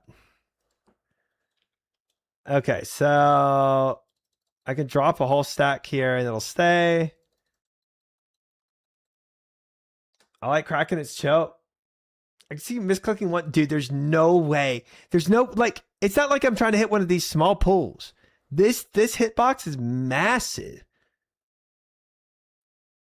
You miss it when you aren't paying attention for 30 minutes? Dude, that's crazy. That's crazy. And it's not like you can, like, it's not like it automatically tries to throw multiple ones. You got to click off the screen or something like that. You know what I'm saying? I don't know. I don't know. We've seen your clicks before. Nothing's out of the realm of possibility. Oh my gosh. It definitely can, FabFizz. Shout out to Moose Fortune. Big fan, big streamer, furry fan. Yes. If I can cook her arms next to Kraken is heartless, well, I'm killing him anyway, so. Yeah. All right, let's watch more of this. We're going to discuss more of the summer sweep up wish list from now. This is actually a good video. I'm liking it. It's very, very useless compared to the Fang at this point, and it kind of needs some love. So, idea I saw on Reddit at one point was to make it 3-tick, but take the stats down dramatically. Thank you. Lower its strength bonus a ton, lower its stab bonus quite a bit, and then just make it so it's a really fast attacking weapon. This is really cool because it makes it useful in Tob itself. It would be incredibly good for Nilo Room. It would be the new best, probably. And also, it would be very, very useful for certain bosses that you can full drain. Stuff like Maiden, Zarpus. Bosses that you can full drain to 0 defense is a pretty common thing in Tob, and this weapon would actually be useful against them. This also would make it so meleeing some Slayer tasks is not complete trolling. If you don't know, like, blowpiping Slayer tasks is, like, dramatically faster than ever using melee. I see a lot of people using Rapier, and it's like, it's just not that good for Slayer. But if it was 3-tick, well, now it's kind of competing with the blowpipe. Oh, he's saying make it like if 3-tick. You know, it needs to be low defense targets, which Slayer mobs usually are. Very quick stabbing, and then also it's going to have much higher bonus for your cannon's accuracy, because the cannon rolls off your main accuracy style, so it would help the cannon also. Could actually see people genuinely using this in Slayer more often, which I think would be cool. I also wanted to mention I've seen Reddit suggest the Blood Rapier, which is like you add a blood shard to the rapier, and it turns into the Blood Rapier, and then it like passively heals you when you use it. There's two sides to making stuff passively heal you. It is either completely, utterly useless, see Sang Staff, because it's lower DPS than everything else, and DPS is king. Yeah. Or it's insanely broken because it heals you so much, and then you have to use the other options. Yeah, right. It's never really balanced, no matter what you do, and it doesn't help balance things. Yeah, because there's better ways, I think, to go about this than just make it passively heal you. Not a big fan of that one. I agree with that. Moving on to the Sang Staff. I agree with that. Which passively heals you. How perfect is that? This is very, very useless after the Eye came out and has dropped in price dramatically. It's down your god. To... Nope, I hope not. 20 mils. Sang Staff is nice for Cox. Oh boy. Yeah. I mean, I think that this should have its charge cost reduced more quite dramatically. Than the instead of 3 blood runes, maybe 2, maybe even 1 blood rune per cast. Blood runes are expensive. Right now, 3 blood runes per cast puts it very, very close to the same cost as Shadow to cast per hour. Very, very, very expensive for its power level. Like, it's not great. Good and top would be very nice because Scythe is so much better than everything. Use an extra base max hit. In certain cases, like if you manage to get low defense like mobs boost quicker like Salt in Toa, that could maybe get up to giving it an extra 2 max hits. I think that would go a long way to making this a little bit closer to the Eye and a little bit more usable. I also want to talk about the Tenal sticks of Ralos. Everybody knows the toenails are really, really weak and bad, and you probably don't own one because it's not very useful. If you don't know what this does, this is the rarest drop from Colosseum. It's incredibly rare. The special attack Drain's defense levels based on the opponent's mage level, which sounds pretty good because bosses are typically a high mage level. Unfortunately, it's such a small amount of their mage level that it's draining that they need to have a ridiculously high mage level. And the only thing that comes to mind really is Maiden that you're going to use this at. It's also used in like scaled chambers, like in team chambers. This can be somewhat useful, but in reality, that's about it. This has a 1 in 85 drop rate from the entire Coliseum. That's almost as rare as the pet. I checked, it's roughly a 42-hour grind if you're getting 30-minute clears, which is pretty average, kind of a slower run, more typical That's about my time for a Claire. Very long grind. That's almost twice as long as getting a Dragon Warhammer and a BGS. And pretty much across the board, it's going to be a worse spec than the two of those. Obviously, not bad. As I mentioned, Coliseum's a little bit harder than killing a Lizardman Shaman or a General Grardor. One of these is harder than the others. There's a few ways to go about changing this. First thing you could do is make this an actually useful main hand weapon, and then you leave the spec the same. So the spec is not insanely useful, but make it a useful main hand weapon. Maybe make it like 3-tick even attack speed. This is a thrown weapon. So what you could do is make it equivalent DPS to like Bofa. That one almost never used used it. Like an alternative option to Bofa, but also it works on things that have a dart weakness. Things I can think of are like shamans in chambers. There's quite a few enemies in the game that are weak to darts that this would actually be somewhat useful on. You also could just make it so this drains more defense, like maybe even double it. So it's actually, closer to an Elder Maul at most locations. This thing is harder to get, I would argue, than an Elder Maul, so it should be similar in power if it's going to stay that rare. The final option is just make it not that rare. Just make it kind of a... It does seem like a pretty useless spec item. Weapon and make it not 1 in 85. Maybe like 1 in 30, something like that, so it's much faster to get your hands on, a little more usable. It'll be a lot cheaper. I'd be okay with that too. I want to mention PvP. This is a blind spot for me. But it's something I still think Coliseum really only needs the quiver, because the quiver is so good. Everything else is kind of just an accessory to the fight. Unless you want, like, the only reason to have other good items in the Coliseum is if you want to keep repeating the Coliseum. I legit only use it in 2 places: Olm Head and Maiden Phase and Top. Yep. That's the only 2 times I hear it used. Yeah.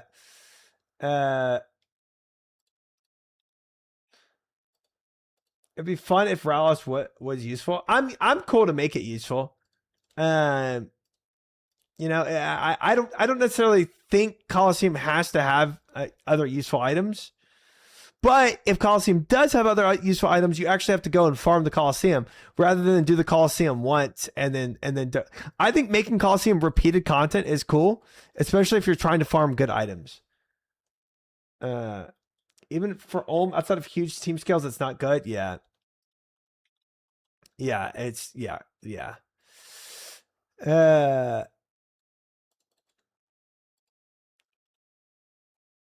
Coliseum should not have drops the same way Inferno doesn't have drops. He's not saying if the Coliseum should have items or not. This Ralos item might as well not even exist the way it is right now. It might as well not even right. It's like the way it is right now, it's practically not a drop, and people are not going to go and farm for that. Like if you get it as you're going through the Coliseum, then cool. But I don't really know what other things people farm Coliseum for. Wave 1 for splinters. I do see that. I do see wave 1 for splinters. That makes sense. Echo boots are kind of stupid. Yeah. I mean, echo boots are kind of like if you don't have Avernix, Coliseum and Inferno are 2 different pieces of content. Directly correlating the 2 is not something you should do. I don't care if you do or don't correlate the 2. But I think having Coliseum being repeatable is kind of fun. And I think it would incentivize it being more repeatable if that Ralos was actually good to use. Make it AoE, like, dude, it does kind of look like Sivir's Ricochet. That's what I was thinking when I was looking at it. Coliseum is just good money. Farming for quivers gives consistent money and an hour since you can convert them into splinters. Sunfire armor has a bit of value and it gives some mediocre non-unique drops. Yeah, I guess for a main, maybe there's some reasons to repeat it. From a main point of view, from an Iron Man point of view, nothing there is incentivized to repeat it.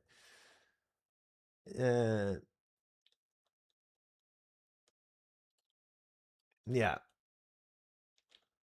Yeah, maybe I am clueless. I mean, there's probably stuff I'm missing here, you know. You need splinters. Yeah. Splinters to charge quiver or whatever. But again, that's just like, I mean, do you actually farm the entire run of Coliseum, or do you just do waves 1 through 5? And also farming for upkeep is not nearly as much fun as farming for an item drop. If iron only reason is pet niche, true, pet niche, yeah. I just hit up the GE. You can trade quiver in for splinters. Quiver equals 4,000 splinters. Ah, I see. Okay. So you're incentivized, not sharks. You're incentivized merely for going to the end to get more of splinters. But for the people that don't want to have to regrind the entire Coliseum for splinters, they'll probably just do waves 1 or honestly just wave 1, get the 80 splinters and not do it again. Not doing all waves is like grinding damn, saying I'm only going to go to 1-4 because important drops. Because all the important drops are there. Not doing all waves is like grinding doom. No, I did not know you need 150,000 splinters to bless it. I honestly don't even know what blessing it does.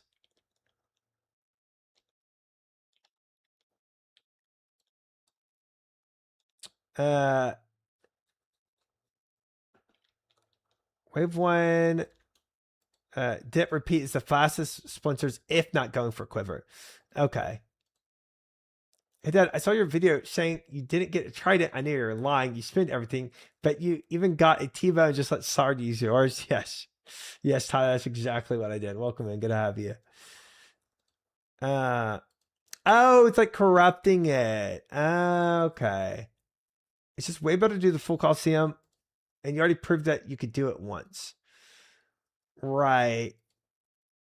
How many repetitions of the Coliseum is it to corrupt it? Or to bless it, I guess. Roughly 30. So you're not even halfway on rate for a Ralos even at 30. So even if you bless it, you still might be more incentivized to repeat the Coliseum to go for a Ralos. Farming wave 1 for splinters is like farming delve 4 doom and then claiming. Like, sure, it's technically possible to green like that way, but it'll take 50 times longer. Well, I'm not yeah, that's what I'm saying. Having better uniques is more fun to go. It's more incentivization to go later, right? Like this would be the point I'm trying to argue is like if you made the Ralos better, you'd be incentivized more to do deeper delves of the Coliseum than just going for the quiver for the Sunfires. But yeah, you could do it. You could do farm wave 1 or hunter or whatever else, I guess, to also do it. But I think wave 1 only gives you 80 or something. If you need 150,000, I mean, that would take forever. It sounds to me like you pretty much have to go and farm Coliseum to bless it. It's also more designed to be done multiple times, right? Coliseum is already stacked, even for irons. It's one of the most consistent sources of dragon arrows. Oh, really? Okay.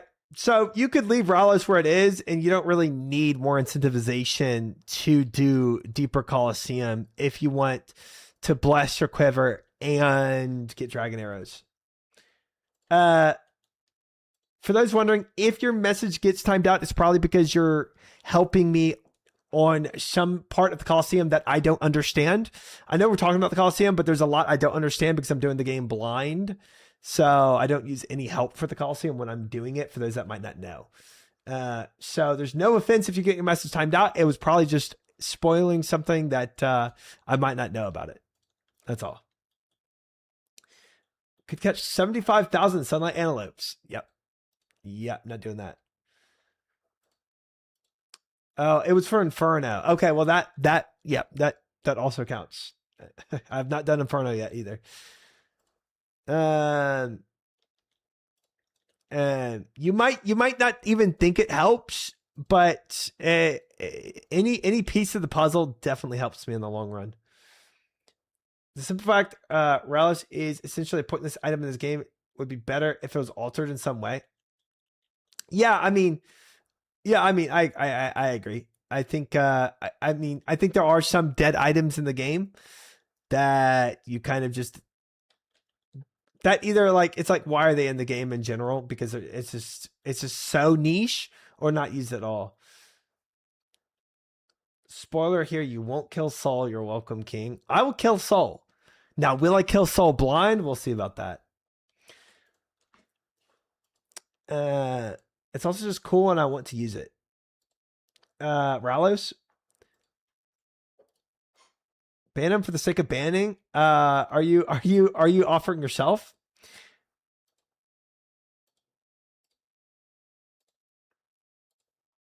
I mean, again, like I've said a million times over, if a mod mutes you and it wasn't, and you actually weren't spoiling, honestly, it's like too bad. You know what I'm saying? I'm not going to contest what a mod mutes for spoiling. Sorry. And if if you disrespect mods, I'll also ban you. What are they so pressed about getting a message deleted? Nobody was actually pressed. I was just clarifying why messages might get deleted. I thought I was a valid mute. There it is.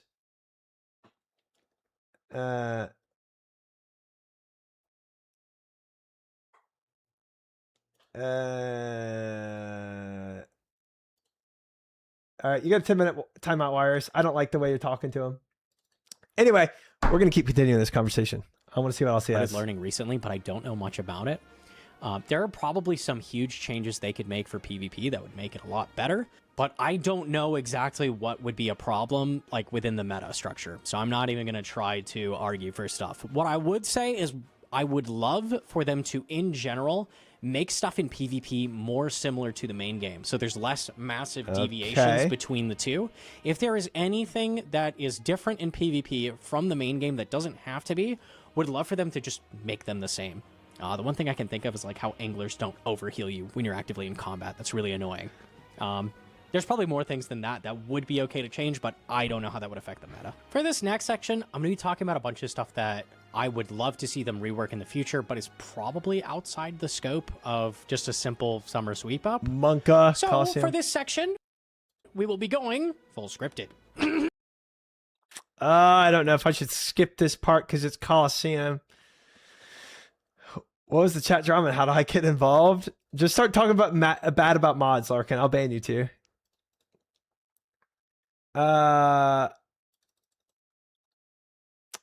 Skip. I think we should skip this because this is if I see Coliseum in the background, I think this is a good indicator.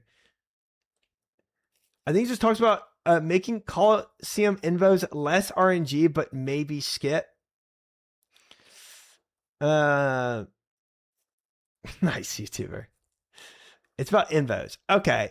I don't think this is going to be too spoiler because I already like the invos that I choose.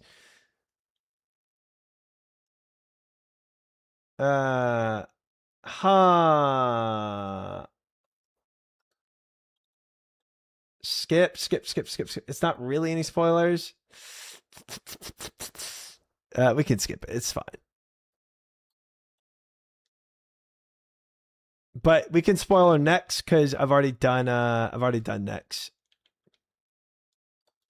Next, Next is a boss that they touched in the last summer sweep up, and they changed a ton of things about how the boss fight works. And a lot of these are really, really would cool. love watching They made it so Blood watch a Reavers Coliseum heal you when guide. you attack them for the full damage you deal, which just gives you a massive boost in health. They made it so you can actually damage her between phases. They made it so you can pray mage attacks in the last phase if you throw up the mage prayer in not gonna time. ban you, Those are all Dowslot. really cool changes. The one change I despise is the melee change. Basically what they did is to make it align with like Mutadile, make it so you take less damage, is made it so when Nex melees you, she'll melee you a total of 3 times minimum before she starts maging again, which sounds like it would help reduce damage and make it so you need less brew for the fights. But in reality, it's incredibly, incredibly complicated, and it works like this. When Nax is not ranged for a melee in a set of 3, she will instead mage. She still remembers what amount of melee she has done, so she will then run up at some point, potentially doing 1 or 2 melees, then going back to mage, which is very difficult to keep track of. Nex remembers her melees between phase transitions and special attacks. You could do the entirety of P2 without tanking a melee, and she will remember what melee count she's on from P1 leading into all the way to P3. If you intentionally do a 6-tick step under, after the 3rd melee, she will have a roughly 95% chance I love to that do they another set of fast 3 melees, forwarded but this not and gave them guaranteed, chipmunk not 100%. voice. Nex melees Real much more often than voice. before, making it so phases that hard punish missing mage prayers are much harder. See Ice and Blood. Now, what does all of this mean if you don't want to keep track of everything that I just said? Just pray melee lots. Which involves Pray in the melee Coliseum? lots. Pray melee a lot more than you used to. Interesting. This change was intended to make it so you can reduce damage with a little bit of mechanical skill and cognition, like paying attention to the boss. Hey, I see how many melee she's done. I can avoid some damage. That's what it was intended to be. Instead, it adds this, like, insane amount of complexity, like a ridiculous amount. And it sounds weird coming from me as someone who always, like, wants bosses to be more mechanically interesting and challenging.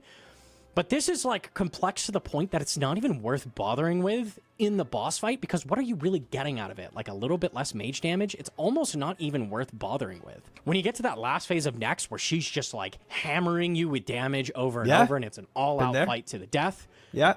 Just pray melee like the whole time and, you know, catch those occasional mage prayers, because she's just gonna melee you majority of the time. As one of the very, very, very, very few players in the game that actually enjoyed Nex before this update, even I don't ever do it anymore. I used to hop on and do some Nex just for fun. Don't do that anymore. Like, no interest whatsoever in doing it. Would love if they just reverted that melee change and kept the rest, because the other changes are genuinely solid.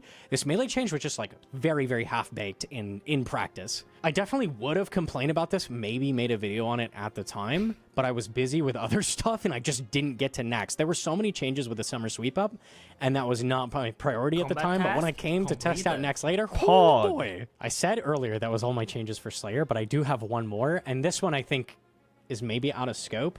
I would like to see some of the Slayer levels rebalanced. There's a lot of things that in the current state of the game just don't really make Slayer sense levels in rebalanced. the progression of items. Good examples like Kraken with the Trident drop being at 80. Oh, how convenient. 7 Slayer. Like, I feel like even being somewhere in the mid-70s would make 100%. a lot more sense. There's so many like ways to get Fish. around this drop these days that everybody is like doing Mocha, like Rush on irons, that kind of thing. You don't. It seems kind of pointless to have this be such a high level anymore. I used the Warp Scepter for 6 months of my life before getting here. And there's other things too, like Cerberus is an incredibly high level for like the tier of loot he gives, and some of these other ones maybe could be adjusted around as well. I do feel like a lot of these could be dropped a handful of levels, maybe even up to like 5 to 10 levels. On some of these, because they just don't fit in the progression anymore. Maybe at the time they came out, it made a lot more sense, but these days, like, these Slayer unlocks are like not as useful. I did it doesn't abandon make the as much stupid sense for them to scepter. be insanely high leveled. Okay, moving You on also to put this up Slayer one. for 6 months of your life? This is Okay. definitely out of the scope because there's a ton of things I would love to see done here. Make Lunars better. Make Lunars better. Lunars has been the redheaded stepchild. You try your for pathing a long was really time, weird. You went basically to ever Doom, since, like, so Thralls you could have came into the skipped game. Trident, but then skipped I anyways went back to Slayer. 99% of bosses are going to be better DPS Yes, for you but than Vengeance. but I need Slayer for other The only time things. you're going to get access to Venge in PVM is going to be with Spellbook Swap, which is very, very unwieldy and requires a ton of I'm inventory sorry to hear space that, to make it Schnitzel. work. Not to mention, a ton of bosses are just completely immune to Venge. Examples that come to mind are Vorkath and Nightmare, where you just can't even Venge whatsoever. It does nothing. There's also just a ton of spells besides Venge that are really, really fun to use in team encounters. Spells like Heal Other for like handing your teammates quick health is so fun to use. Also spells like Cure Me for curing venom and poison very quickly.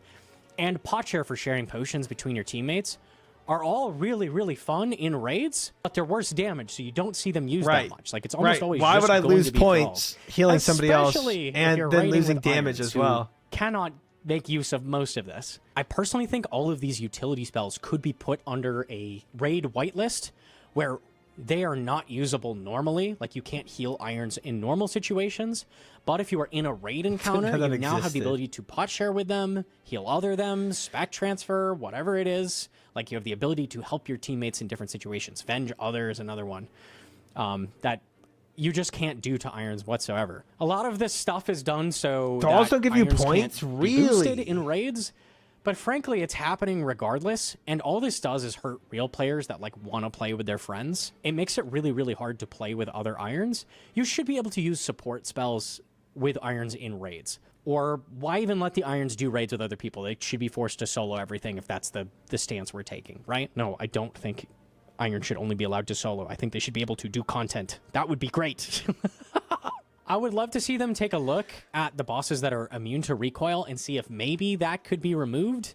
I know there's probably some crazy speed methods that might happen at bosses like Nex, but I would just love in general if this was looked at and maybe they could remove Venge immunity off some bosses. That would be really nice. I also think a spell upgrade or a spell unlock as a drop from a boss that's untradeable in the future, allowing you to do a group Venge, would be really, really fun.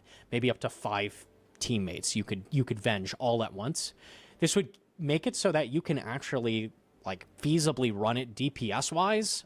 Maybe at least one person is your Venger and encourages you guys to group up and get some Venges off. Would be really, really cool to see. I would love to see a spell like that getting out of the game. Give Lunar some love. It just is not as useful as it should be in support situations. The Soul Reaper Axe. The Soul Reaper Axe. This thing I agree. some help. Everybody knows help. who's ever tried it. I don't really know what best way to give Luna's help. Well played. Well played. Well played. This is somebody using I actually do not know whether I have enough. Are you ready for this play? I got him! I got him! I heal othered, so he was 99. I got him! I got him! I heal othered, so he was 99 HP, which meant that sweets wouldn't work. Completed. Dude, that's so troll. He healed him above where the ticket was for the sweets. That is so troll. Holy crap. That is insane, bro. All right, so there is a use for heal other, but it's actually to kill other.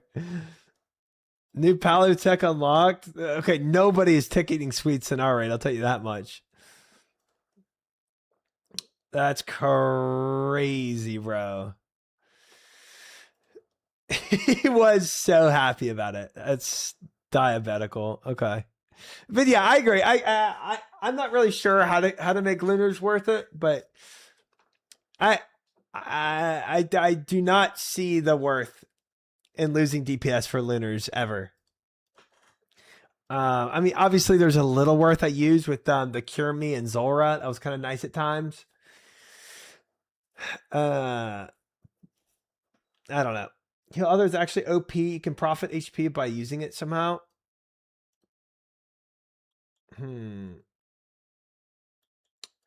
Spellbook swap, you can still use thralls. Dude, yeah, but like, when are you spellbook swapping in raid to use a heal other? Being able to use Lunars on irons during raids would be so nice. Spellbook swap is an insane skill expression. people doing it in Tob Sync. I guess like, okay, so you're on Lunars, you spellbook swap for Thralls, and what? Mage roll, I can see it.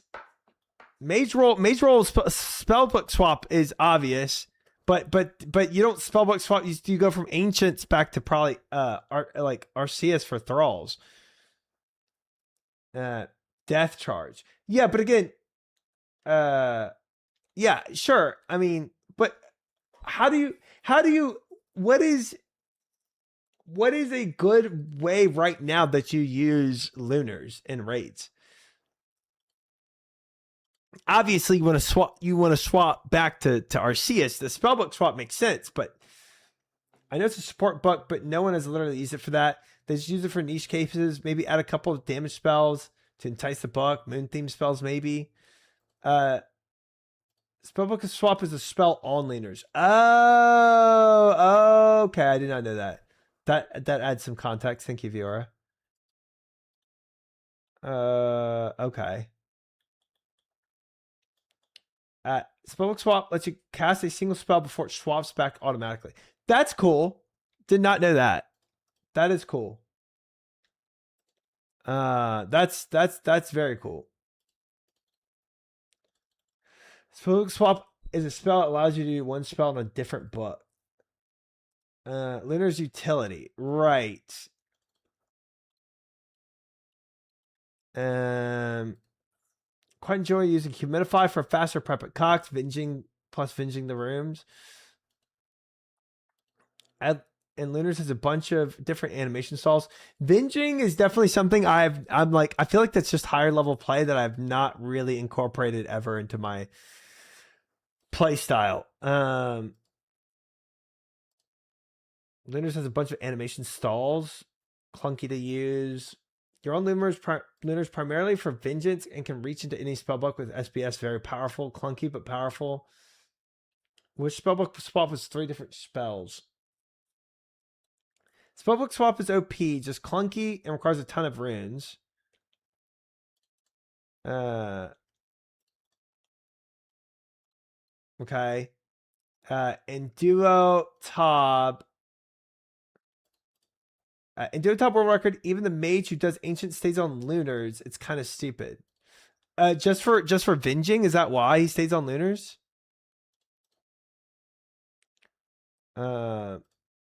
Stalls are really nice on both bloat and soaked. There's an example of a soaked maze skip with NPC contact. Oh, for stalling. I did Kranicus, I did. But dude, okay, I'm gonna be honest though. I'm gonna be honest. Just on like a non-super Omega sweaty with stalling methods, like as somebody who just wants to PVM in a little less of a sweaty sense, I'm still not convinced to use Lunars. You just camp RCS, right? Because I like, it doesn't sound fun to me to use a spellbook for stalling methods. Lunars is not good for casuals and combats in most places. And it'd be cool if it were. I think it'd be cool if it were. Yeah, because I will never be convinced to go and take Lunars for stalling. I mean, not never. I'm sure there's times where y'all might convince me. In this one scenario, you really want to stall for this because it's going to help you out, and then in that moment, I will overcome my aversion to it and learn how to stall in those certain scenarios with it. Venge itself is just as strong as Thralls, which is, I think, why Gnome was saying that Vengeance would be cool if it was useful for more bosses. Like, if it was like the recoil aspect was actually useful on more bosses. And I can see that argument. It's hard to rework because most utility spells baked in that are useful Vinge has the potential to be better than Thralls, but for the most part, Thralls are more chill and easier to use. Thralls are way more easier to use than Venging attacks. Yeah, 100%. I would like to see Lunars introduce a lower tier Venge to allow people to become more familiar earlier. 94 Mage. That's another reason I've never experienced it, because of the 94 Mage requirement. That's true too. That's a good point. That's a good point. Yeah.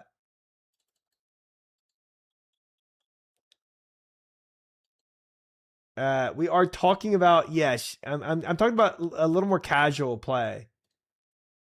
Lower tier Venge is a PKing problem.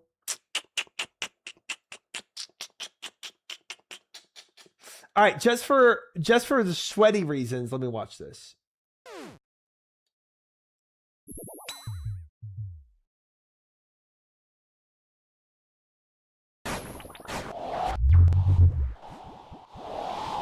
Okay, oh, I see. So his true tile was moving through. But he stalled. So he prayed. Okay, so he's at 1 HP. Prays redemption. So the redemption procs off. When the redemption procs off, he hits NPC contact. So the redemption is procking as his true tile moves through, and it's stalled. His animation is stalled because he's trying to contact an NPC. I think that's the idea.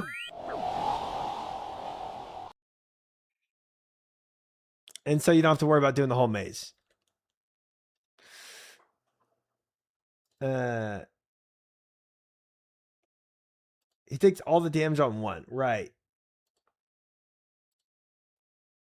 Does he also has a Phoenix neck on more than just redemption? Okay. Let me get some sharks. I don't have to blood barrage as much. We can use some of these food items.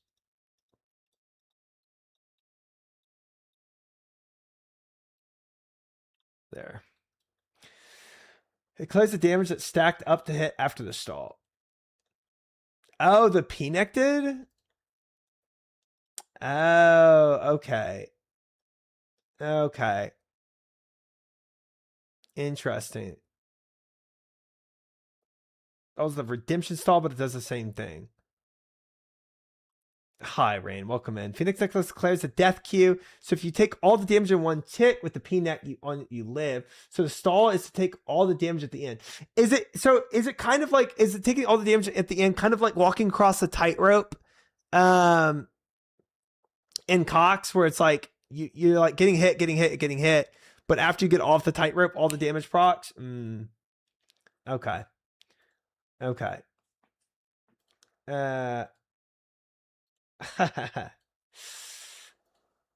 Yeah, I think, okay, so yeah, totally has methods, but I think my argument, I think my opinion on making the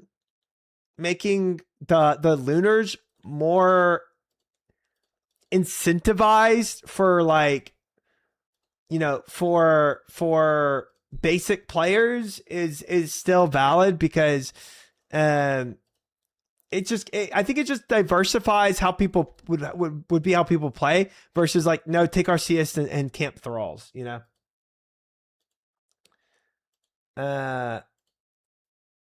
That's really cool, but there's no way that's worth the effort. No, that's like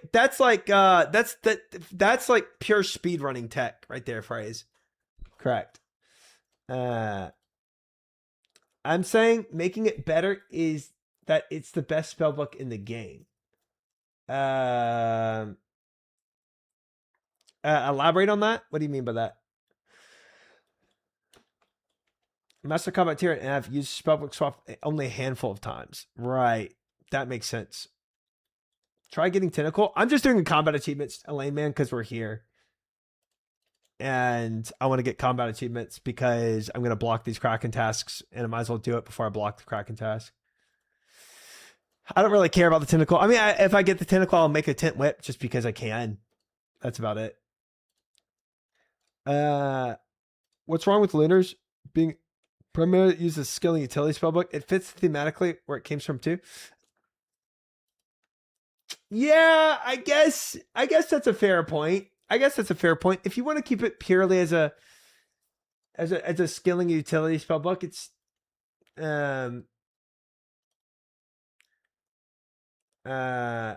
it's not terrible if you want to just keep it in that category. But I think what Gnome was saying here was that like there are some really cool ideas in the book, but if you made support more useful, it would just kind of add a bit more depth to the game than what's added now. I don't think lunars are bad per se because of what you're saying. Like the skilling utility is cool to have. Like I've used the bowstring spool, I've used the string necklace, I've used humidify, I've used a lot of the utility from just skilling perspective. So I've appreciated having the spell book. It's not like it's like a dead content, like nobody uses spell book. Obviously, there's a lot of uses to it. But I think having those utility be a little more impactful would kind of be cool. More teamwork based mechanic, right? Honestly, I think Lunars is fine if they let Irons benefit. It's high skill cap as a PvP and spellbook, and very useful for casuals as a convenience book. Definitely useful for like convenience in terms of like the scaling that we're talking about, right? Yeah. So I guess they don't let Irons cast on it because it obviously is like it kind of like you could like cheat the Iron Man aspect by having other people give you heals and stuff. If Irons can cast on each other, you probably get at least one guy on Lunars for regular Tobs just because Venge is so nice. Free brews and heals. Oh, true, because you're healing others too, right? Lunars from a casual standpoint is more or less very bad. Compared to things like Thralls from Arceus and Ancients, Lunars is the least used spellbook from a casual standpoint. Right. And RuneScape 2, early RuneScape 3, it was the spellbook to just sit on, especially for plank making and farm runs. Yeah, it makes sense. It's just a question of should the other aspects of it be more useful? I think that's the question. I still see making the best spellbook more casual. It's fun once you get to that level and want to use it. It's literally the Bamboo knows. The argument is like literally for probably people that aren't in your vicinity, I guess. It's not making it. It's not changing. If you want to do some sweaty tech with it and see sweaty tech, that it'll still be used for that, right? It's not changing that. It's making it so that other people would also want to use it in raids. But maybe people do use it in raids right now, and I just don't know. But it doesn't seem to be the case at all. You'd use an alt man to heal you continuously. Right. I think, yeah, that makes sense that you would want,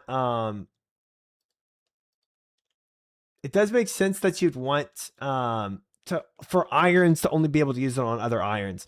That aspect definitely makes sense to me. Good morning, Danny. Welcome in. How are you? Welcome in. Amount of players that properly use Lunars, that level is very small. I think Lunars should be more casual friendly. I agree. I think the only argument I would make, high level content is all Lunars. Yeah.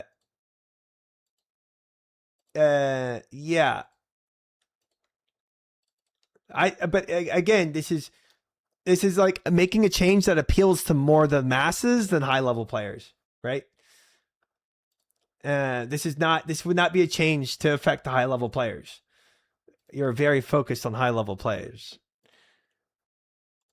So do you have enough food for 100 KC? We have blood barraging, Zach, so we should be able to heal back up if we run out of food. You know what update your chat is waiting for? What is that? High level content is not all Lunars. Peak efficiency versions of high level content is all Lunars. There's a distinct difference. True. Yeah, true as well. Right. Because even high level play, they're probably not doing all that crap, right? They're probably not running in and, redemption procking, Phoenix procking, some part of Tob to make the run, 10 seconds faster. Unless they're going for speed runs, right? So it's like, yeah. I kind of like Arceus after the rework, Thrall's Death Charge. I think Arceus is fantastic.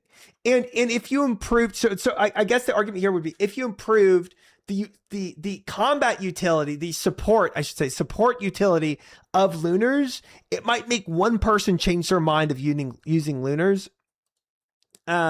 Versus everybody changing from Lunars to Thralls. That would also not be it. It would be like one person being like, oh yeah, I should probably take this to help the team out, right? That would be the idea. And Irons being able to heal other Irons might be a big enough change, honestly, like did some said, to make it worthwhile. For one person to camp Lunars and be like, let me heal everyone in the raid while I'm using, while I'm on Lunars. And then it's like a DPS increase a little bit, right? Because then not everybody's having to sit there and heal, so you're getting a little more DPS. Healer roll feels strong, man. I would do it.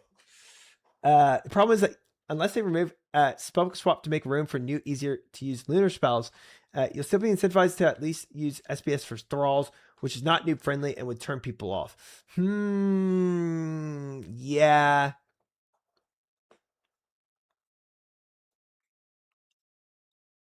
Interesting. They're supposed to make everything you catch the next 30 seconds auto cook for percent of XP or just increase mining pushing success rate. Yeah, I think there's other ways you could make the skilling easier with Lunars, but the idea was to take the support aspect of Lunars and also make it make it usable in raids for our support. Oh my gosh, that was a nasty hit right there. That was the idea. They could simply make more combat focused lunar spell that's not as strong as Thralls, maybe half as sufficient. And you could do a lot of things, but I think making the utility just stand out a little more in raids, the support aspect of it would make sense for the cool spells that they already have in there. Gosh dang it, Moose. Gosh dang it. My theory crafting is limited to skilling because that's my world. That's fair. That's fair. I think chat's right though. With what it has for skilling already, it's already really good for skilling, honestly. Like there's some great skilling content.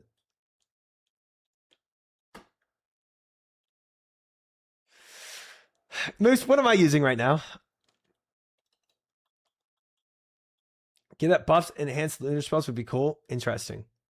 But I think the spellbook swap would make sense. But even if you're not spellbook swapping for Thralls, which makes it a lot sweatier, and I agree, even if you're not doing that, I still feel like if the support was good enough, people might still take that as a noob just to support their team,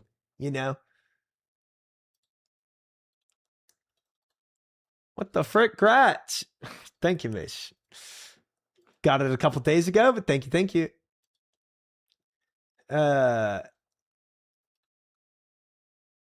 Saw it trying it on Behemoth today. Congrats. Thank you, Danny. I appreciate it.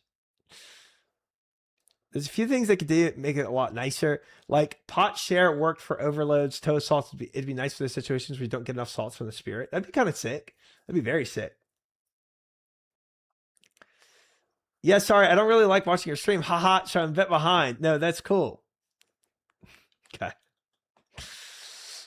Okay, mods fan this guy. All right, I'm gonna keep going. I think we've camped the lunar topic long enough, but interesting insights. I'm not gonna lie, frick anyone pot sharing me an overload. I don't want to take 50 damage and have my overload heal stolen. Ha! Yeah, overload sharing would have to be thought well. It'd have to be well thought out. The damage could be like if you're about to take damage and somebody intentionally tries to PK you by hitting you at that time you're about to take damage. Yeah, it could definitely frick you over. But I also agree here that the lunar spellbook has a lot of cool ideas in it. I just wish the support was a little more refined in it. Give looters a potent support spell like Monkey was saying is probably ideal. Shared vengeance, shared special attack, restore something like that. PKing with pot share overload sounds so funny. Yeah, it does. It does as well. PKing your buddies in OSS raids sounds like peak content. I mean, it's obviously already being used to PK in raids. Why not add a little more PK potential? If anything, we need more opportunities to friendly fire. Oh boy. Wait, I kind of want to rewind just for a second, because now that I have more context about Lunars, I kind of want to rewind and hear his take again. Because I forgot all of his takes. I think I got derailed for so long. I got derailed for so long in that I especially about the high level use that I don't really even care about. I'm gonna be honest. That whole high level use thing, I just don't care. That's like 0.0001% of the population. That's not affecting anyone. Except for the percent of the population that goes, oh frick, that was cool. You know, and nobody else. Oh, hi Potato, welcome in. How's my top 20 OSRS streamer doing? I am well, Potato. How are you? I'm so glad to made it to your top 20 list of OSRS streamers. Thank you for that. The chat combo was so far away from what Gnome was talking about anyways. Oh, it was so far away. And I didn't know it until it got there, because I was so confused as to what was being discussed. High level use cases of the spellbook should not be what determines how it's used. Correct. Top 20. He's my top 20 OSR streamers too. What the frick? Guys, y'all are just too kind. Thank you. Can we just ban Potato, ban Moose? Just ban all these guys. Just get them out of here. Mods, get them out of here. He was never asking for it to be more casual friendly. I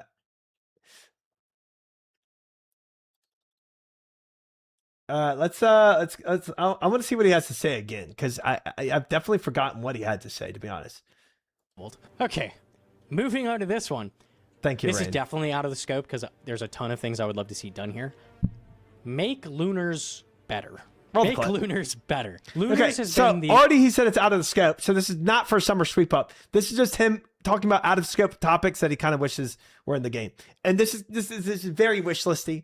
I have my own wish listy, and you already know some of what is wish listed on my list, which is early game smithing and mining. But Meep thinks Try is also top 20, just behind Showback. Gosh, freaking dang it. A redheaded stepchild for a long time, basically ever since like Thralls came into the game.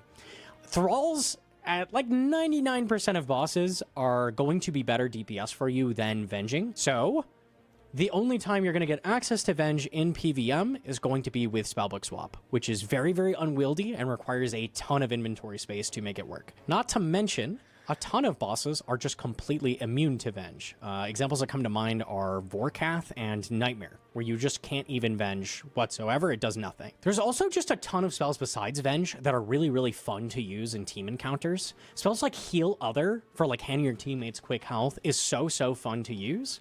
Also spells like Cure Me for curing venom and poison. You're saying it's the best already. How is it the best already? Besides those niche areas where you're skipping. As somebody who spellbook swap for Zora, it's a lot of inventory space. Dude, spellbook swapping for Zora does make sense. I didn't even know you could do that. I guess because I'm not like, I wasn't at the magic level, maybe you could use it. Oh, because you have spellbook swap. It is the best spellbook at a very high level. It's mediocre at best if you aren't very high level. Because spellbook swap, you have access to thralls and everything else you need plus Venge. Okay, so you're Venging plus spellbook swap. Poison very quickly. And pot share for sharing potions between your teammates are all really, really fun in raids, but they're worse damage, so you don't see them used that much. Like, it's almost always just going to be thralls. Especially if you're raiding with irons, who cannot make use of most of this. I personally think all of these utility spells could be put under a raid whitelist, where they are not usable normally. Like, you can't heal irons in normal situations, but if you are in a raid encounter, you now have the ability to pot share with them, heal other them. What is spellbook? Why have I never done this?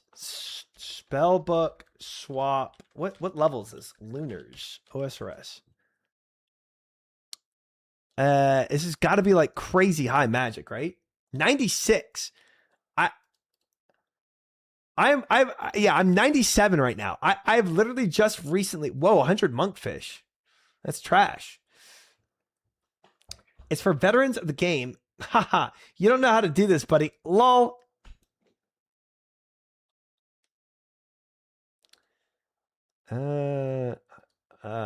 What's Moose's name in this game? Moose Fortune. Moose Fortune.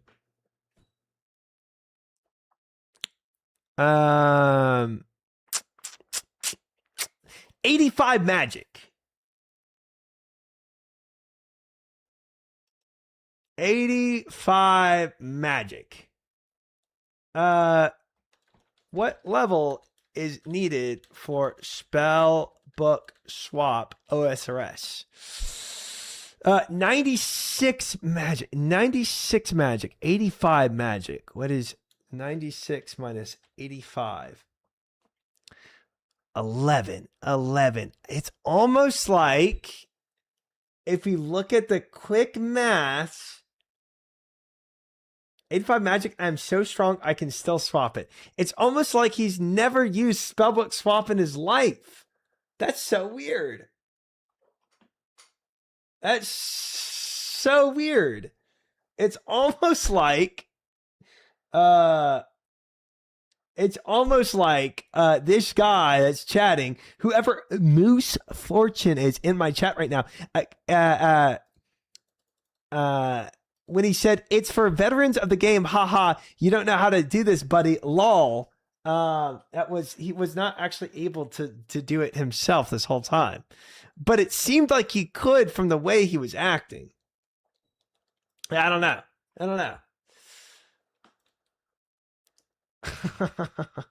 Moose Fortune, Meep has been fooled. Moose is right and Try is mean to Moose. He made that message up in chat. I don't know. Weird. Okay. All right. What do you have, Retalia? A bit of context here. Spellbook swap adds a 4-tick delay to your character when used, so you can't attack during it, meaning that you need to be very careful about when you cast it in order to do it. Interesting. It takes significantly more inventory space due to the runes needed. You also need to bring the Book of the Dead to use thralls in addition to all the extra inventory space. Ooh, 2 sand fuse. Yo, that's actually insane. Nice. I'm rich. Yeah, that makes sense. It's very hard to use it properly. Sorry, I love lying in this stream. You're welcome to lie in this stream anytime, Moose. He go by Bubba and he hit that death like thunder. Okay. Okay. Oops, I didn't mean to close that one. Especially. Okay, yeah, it's all pretty interesting. Go back, that was lit. Please go back. Guys, we've already watched that video once today. We can't watch it again. AI overview. Newer or less experienced players, noobs, in OSRS avoid swap lunars because it requires extremely high magic, level 96, and advanced high APM actions, game knowledge. It's generally too clunky and punishing for casual gameplay. Interesting. Wait, was that Sard? That is Sardako's Teach Me How to Dougie video, yes. That is Hair Daco, as some call him. One of his all-time most famous videos on YouTube. I was probably 14 years ago or something like that. Please send that link. Chat linked it to me. Chat has it. Here's an example of top freezers on lunars. You can see them thrall, binge, then freeze.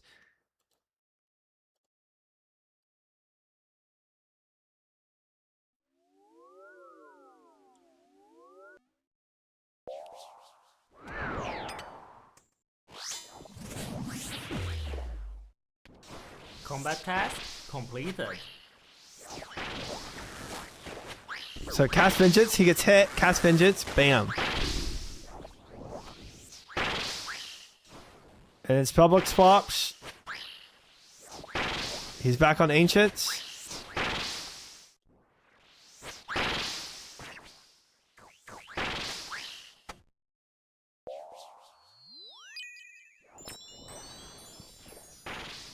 Can you go to the link? What's up, y'all? It's Mr. White Boy Dougie in the house. Listen, I'm getting a little bit tired of this question. Gosh dang it. Gosh dang it. Gosh dang it.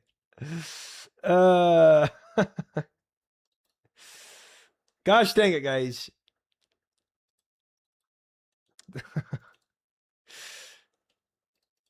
We're not watching Sardako Dougie again. That guy had hair. Sardako did once upon a time have hair. He really did, guys. He really did.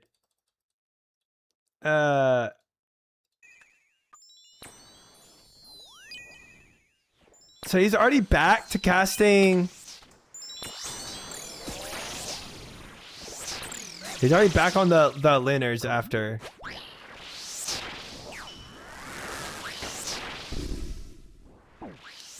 Oh, and he spellbook swapped again for the... Wow. I honestly was flicking back and forth between Kraken. I didn't even see when he hit the swap. The entire time he's flipping through the spellbook, he's stuck in place. I preemptively dodge Maidens of Bloods. It is pretty complicated. Did you know him? We had a hair try? No, I met Sard. I met Sard like 2 years ago, I think, for the first time. Can you hustle burger flip? No. And I'm positive Sard can do the Dougie better than I can do the Dougie. 100%. 100% guarantee you that.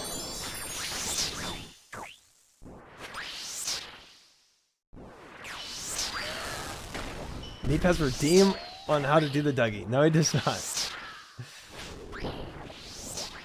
Hey, 6 months, Dr. Drox. 6 months. Was it like instantly BFFs? No, we were not instantly BFFs. Maybe he never had hair. Okay.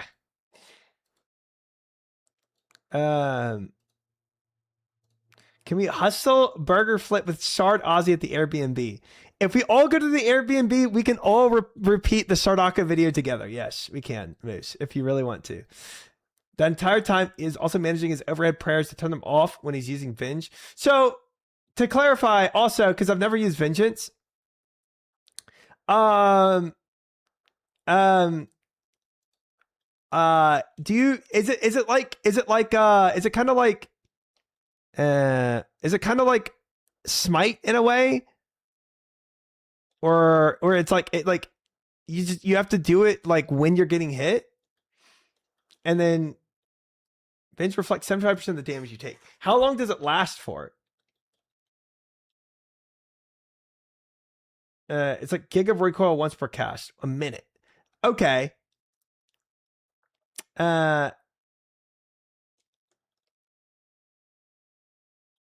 It's more like death charge. Okay. Okay. So it's constant. Every time you get hit, it's constantly dealing 75% damage back. Or you got to keep casting it. So it's a minute, but you have to keep redoing it every time it procs. 75% of the damage you take sounds pretty high. I take some crazy damage, guys. Only once per... Oh, it's a 30-second... Oh, it takes 30 seconds to cast for one hit. Or is it... Wait, you can constantly cast it. I am flicking Deadeye right now. That's insane. Remember, try if you ain't bright, you ain't right. Accessorize your life. Stop quoting the video.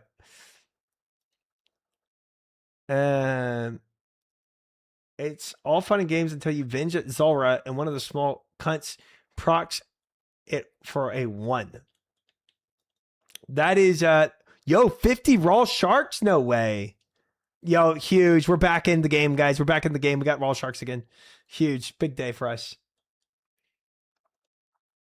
I know you'd be perfect for venging. You already take a bunch of parrots off. That's what I'm saying, bro. That's what I'm saying, dude. So I guess this is more about, I guess if you were to take, honestly, you could leave lunars as is, whatever. But there are a lot of utility in lunars that just aren't used. And it would be kind of cool to see the utility side of lunars be used more than just the DPS side. Yo, chill, Kraken. What the frick was that damage? Getting the Venge Zor combat achievement was a nightmare because of those little doo-doo heads. Censored for triumphant. Thank you, Momo. It's hard to put lunars in classic WoW terms. Closest thing would be something like heroic strike Q canceling, but don't know how much you know about warriors. I don't know much about warriors. I've heard that before. Diamonds is kind of trash. It's incredibly small DPS gains, but allows for higher skill players like Alondo to stand above the rest of warriors. Yeah, 100%. 100%. I totally get that. And that's cool. I think that's cool. I think that's cool that there's a high skill ceiling that you camp lunars for, that nobody else is going to freaking do all that work just for a little more DPS. I think the point is that lunars has a really cool utility and would be fun to have. Exactly. Frick the DPS side. Lunars has really cool utility. That would be cool if one person was off thralls and using it purely for utility. I think that'd be very cool. And that might open up. Yeah, if there wasn't the Iron Man restrict where Iron Man could use on other Iron Man, I think it could potentially open that up. Still can't believe Sarako had hair until he started playing Osiris. Well, that Osiris balding effect, dude, it is crazy. The amount of people that are bald from Osiris, you, Sardako, Oda Block, it is crazy, Potato. Those are just too good. Yeah, and it's fine if they're still king. Hey, Tomato ain't bald. Potato has luscious hair you wish you could have. That's true. People who made OSRS reheat their pizza 34 times. Okay. Okay. Amount of people that are bald and spin at T-Bow is really high. True.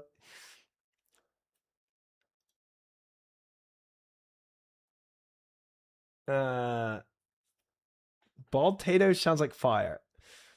The fact that Spellbook Swap exists makes it anything extra added to the book means that high level players get even more access to tools at once. That's Retali, I agree. And I think that's what Gitson was saying too. I guess that's also kind of what Bambino is getting at, is like, if you make the book even better, high level players, like the ones already doing all this nonsense, have even more stuff they could use out of it, which makes it even more king. Which is kind of sad. Because it's already highest DPS, because you spellbook swap, grab thralls, spellbook swap again, and then use Venge to have the increased DPS from both thralls and vengeance. Personally, I can't even remember to use my thralls half the time, where I have to have a notifier come up on my screen and be like, hey, remember to use your thralls. I'm like, I got to remember to use my thralls. And that's when I use them. That's me personally. Yeah, would be sick though. Imagine all the new tech that would come out. I think it'd be so cool, bro, because the book itself has such cool utility spells. I think it'd be awesome if you had like some sick save at the end on one of your teammates in Toa or something. Yeah, like, oh, like a good instance. Remember, like 3 nights ago when I was playing with Moose and he planked on me. Like, remember when that happened? Like at the in Toa, when we were doing Insanity. Like, what if I could have had, lunars out to save Moose right before he dies, right? Because like I see him doing something crazy where like, oh my gosh, Moose is gonna die there, right? And I see him dying. But if I had lunars out instead of just thralls, I could try to keep him alive in those moments, right? Why not make something more fun and engaging? I agree. If Spellbook Swap was easier to use for all the players, I think it'd be more open to buffing lunars. but the fact that the skill floor is already so high to use it effectively turns most of the community off. Yeah, it's just quirky because of the spellbook swap in it. The spellbook swap really throws a whole wrench in the whole idea. You heal other than hits your ambrosia. Yeah, I heal him, right? Exactly. Well, Moose, what happened to you? Dude, he's coming back to RuneScape, so he's kind of like relearning a lot of things, I think. Heal other into ambrosia? That's what I'm saying, bro. That's what I'm saying, man. Yeah. You had both Plankets, you try to heal him. Maybe. Would a telly to self-spell be useful? Sort of like a Thresh Lantern? Yo, that'd be kind of sick. That'd be so hard to use appropriately. Like, imagine, like, you know how Moose is on the wrong side when the Toa thing was happening? If I teleported him to me, yeah, that'd be kind of cool. Although you'd probably kill your teammate half the time you use it to PK, you know.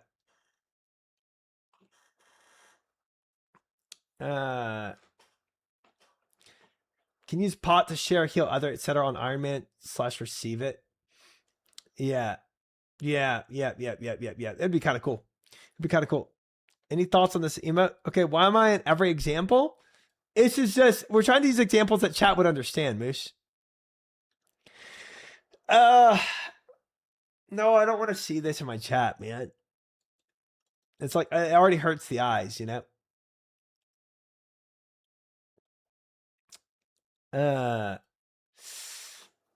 What about death charge spell for allies? So if you or they die, the other is granted 100% spec restore. Oh, death charge on your ally, and then use the overload on your teammate. Like imagine Moose and Cox, which he'd already be dying. So as Moose is about to die, I use the overload on him to nuke his health down to 10 from 60 to 10. He takes a hit, he dies. I get a death charge off of Moose dying. Like something like that. Yeah, I like that. I like that a lot. And then Moose would like actually have like value in the rate. Yeah. Yeah. This is why you aren't employed, Try? What, dude, what? Dude, what? You're thinking like a real FF player? I like it. Give someone a peanut buff that might be too OP. Yeah, it might be a little too OP, but that'd be kind of sick though. Bro, I'm taking you into Mirror's Arena next time. We're on the same time. All right, I'll rag you like I ragged Bodhi. Okay, that never happened. That never happened. Give them a peanut butt. Dude, what? All right, we're going to continue the video, but I do see the limitation that this has because of spellbook swap. It might break the book too much if you gave it too good utility, but I don't know, man. That's tough. Ooh, 50 more Royal Sharks. This is big, guys. This is the best day ever. I am loving being at this dude right here. 40-minute video and a 4-hour reaction. I have a lot to say. Can't believe my Christian streamer said but. I have a lot to yap about, and this gives me ideas to yap about. And I didn't know half about this stuff about like lunars. That canvas in your room is sick. Oh, thank you, Void Rush.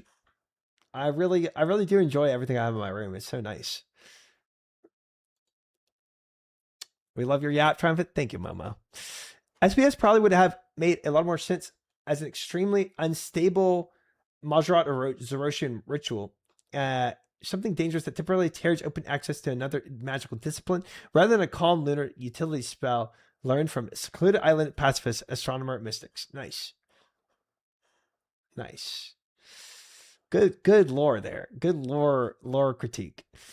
I think Nell might also catch some backlash for that take because he is a player who obviously understands how strong spellbook swap is. It advocates for even more utility without bringing up the implications for high-level players. Yeah, maybe. Maybe he will. Oh, he likes Kraken. 7,000 KCs incoming. We'll be here. Dude, this is how I get all my sharks now. Big day for us. Honestly, the amount of sharks I get per hour from Kraken is probably pretty equal to the amount of sharks you can get while actually fishing sharks. I bet you there's like something comparable to that. Wait, what about the reflect on lunars? And that way, if someone tries to pot share it with you, it gives them the double pot. That way, if Moose tries to overload share with you, he takes 100 points of damage. I like that. A defensive prayer against the attack prayers, or sorry, defensive spells to the attack spells of lunars for overload sharing. I like it. I like it. Goonsies, thank you for the follow. Welcome in. Fishing sharks is way faster with minnows. Yeah, I've been told that. I just haven't gotten minnows yet. And then I remember asking where minnows was from. And I said, never mind, frick that. I can't do minnows. And that's where I ended up. Get your fishing level up. Yeah, we also talked about doing that. I think I might be doing that next week. I personally wait for Gnome's take so I can know what to think. Dude, he's got good takes. I think if you're getting mad at Gnome for this take, you didn't listen to what he said. Well, let's keep listening to what he said. Guys, pay attention, chat. If you're raiding with irons who cannot make use of most of this, I personally think all of these utility spells could be put under a raid whitelist where they are not usable normally. Like, you can't heal irons in normal situations, but if you are in a raid encounter, you now have the ability to pot share with them, heal other them, spec transfer, whatever it is. Like, you have the ability to help your teammates in different situations. Venge others, another one that you just can't do to irons whatsoever. A lot of this stuff is done so that opening up irons makes sense. Boosted in raids, but frankly, it's happening regardless. And all this does is hurt real players that like want to play with their friends. It makes it really, really hard to play with other irons. You should be able to use support spells with irons in raids. Or why even let the irons do raids with other people? They should be forced to solo everything if that's the stance we're taking, right? No, I don't think Iron should only be allowed to solo. I think they should be able to do content. That would be great. I would love to see them take a look He's right. at the bosses that are immune to recoil and see if maybe that could be removed. I know there's probably some crazy speed methods that might happen at bosses like Nex, but I would just love in general if this was looked at and maybe they could remove Venge immunity off some bosses. That would be really nice. I guess theoretically, outside of raids, you can have somebody follow you around, like, you know, when doing Slayer or whatever else, be on a main account, be sharing, like, your max main, you're sharing prayer with the person while you're doing Slayer or whatever else. But if you made these lunars only, if you could only do share stuff in, if you could only share in the raids themselves, then that would limit that too. We're not talking about outside of raids. Right. I also think a spell upgrade or a spell unlock as a drop outside of raids opens up a lot of BS. It does. Future. And he's right. People already get boosted. If you want to get boosted as an iron in raids, you can always do that, bro. You can do all the like full participation of all the like the puzzles and everything else, and let the other people carry you in high level stuff. It happens. Hello, Quinny. Welcome in. GM. Good to have you. People also get perma boost outside of raids too on irons. Yeah, I mean, people get boosted in every way they can get. So yeah, I think it would be nice to share overloads with irons and chambers. Yeah. Allowing you to do a group avenge would be really, really fun. Maybe up to 5 teammates you could venge all at once. This would make it so that you can actually feasibly run it DPS-wise. Maybe at least one person is your Avenger and encourages you guys to group up and get some Venges off. Would be really, really cool to see. I would love to see a spell like that getting out of the game. Give Lunar some love. It just is not as useful as it should be in support situations. The Soul Reaper Axe. This thing needs some help. Everybody knows... Group venging, I don't know about because I think that does sound a little broken. Group venging sounds a little broken to me. Yeah, that sounds a little broken. How's it broken? The increase of DPS, right? I mean, I guess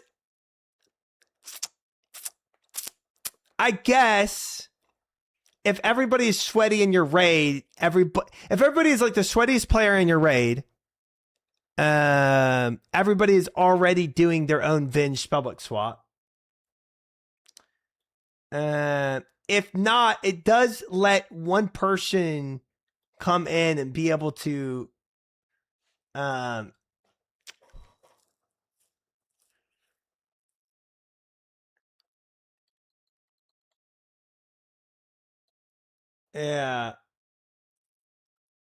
I don't know.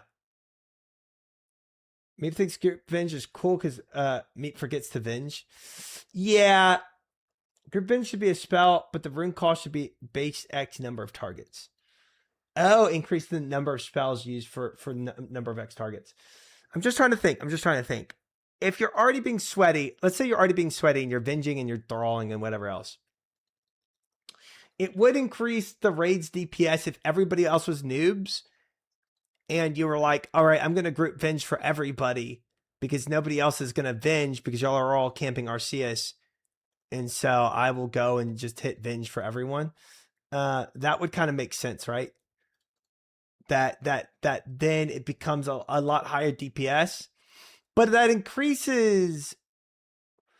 only increases if it's one sweat with a bunch of noobs. If it's a bunch of sweaty people, everybody's venging themselves anyway, right? So with a group of sweats where everybody is camping lunars, right? It's broken because Venge does not have a cooldown on a player. The spell itself has a cooldown. So in a 5-minute raid, so it would have to proc if you did that, it would have to proc the cooldown on every other player. Right?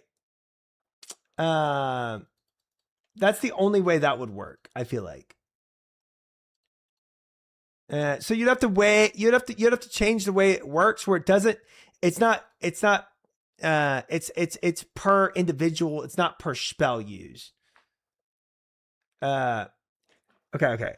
If you had a group Venge, you could cast on Venge on 5 people. That Venge every 30 seconds goes to 25. Or a singular person could get Venge and 4 people would get significantly more inventory slots for DPS and gear, etc.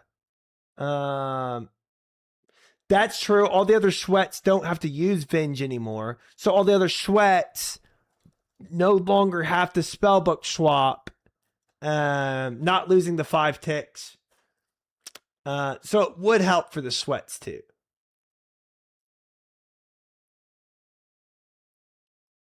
Venge Other is already a spell.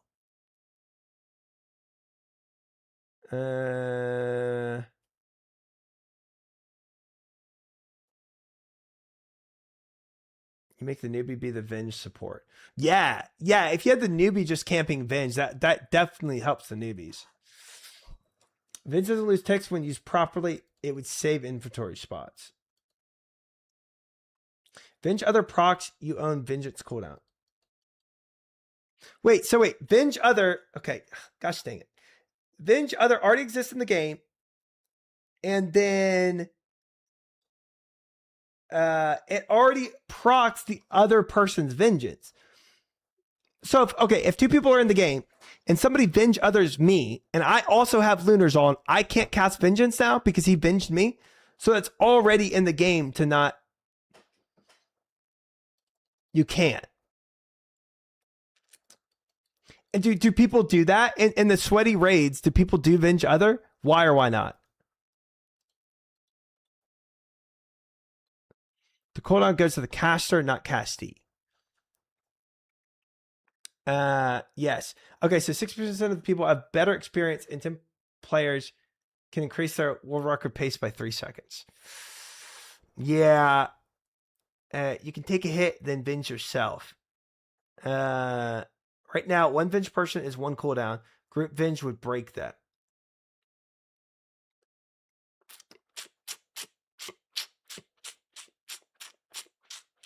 You Venge Others for Vasa. I Venge you, you take a hit. You Venge yourself, then take another hit. I see.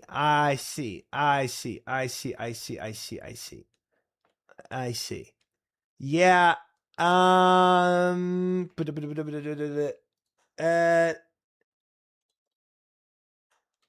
I don't know. I think there's ways you can make it work. But that's just like one of the. I feel like he just threw out this idea. I don't really care. I don't really care to dive into this idea. There's obviously a lot of nuance with this, and it's not gonna lie. It's above my pay grade. This is deeper than I thought. Who's ever tried it? How annoying it is to use this No, weapon. I think he's talking about his wish list right now. It takes 8 of your hit points per swing up to 5 swings, so taking up to 40 health away from you, before it does the full damage it's supposed to do. It's almost the same time to acquire as the Scythe. It requires like over 3,000 Desert Treasure 2 boss kills on average. It is crazy so it's how much it takes. insanely rare. And then it is just worse than a Nally in a lot of situations. So, what could we do to make it less annoying? What I would do is just make it so it is full power at 2 charges instead of 5. But you could still bank up to 5 charges. Like, it's going to keep taking your health, and it's going to keep charging up until you get to 5 stacks. What this does is if there is a boss with downtime, I'm thinking Bloat as he walks around the room after he gets back up, or Soditsag after he sends you to the maze and you're forced to run that. Anything with forced downtime, if you lose 1 or 2 stacks before you get back to the boss, it still is doing full damage. Would go a massive way to make it more usable.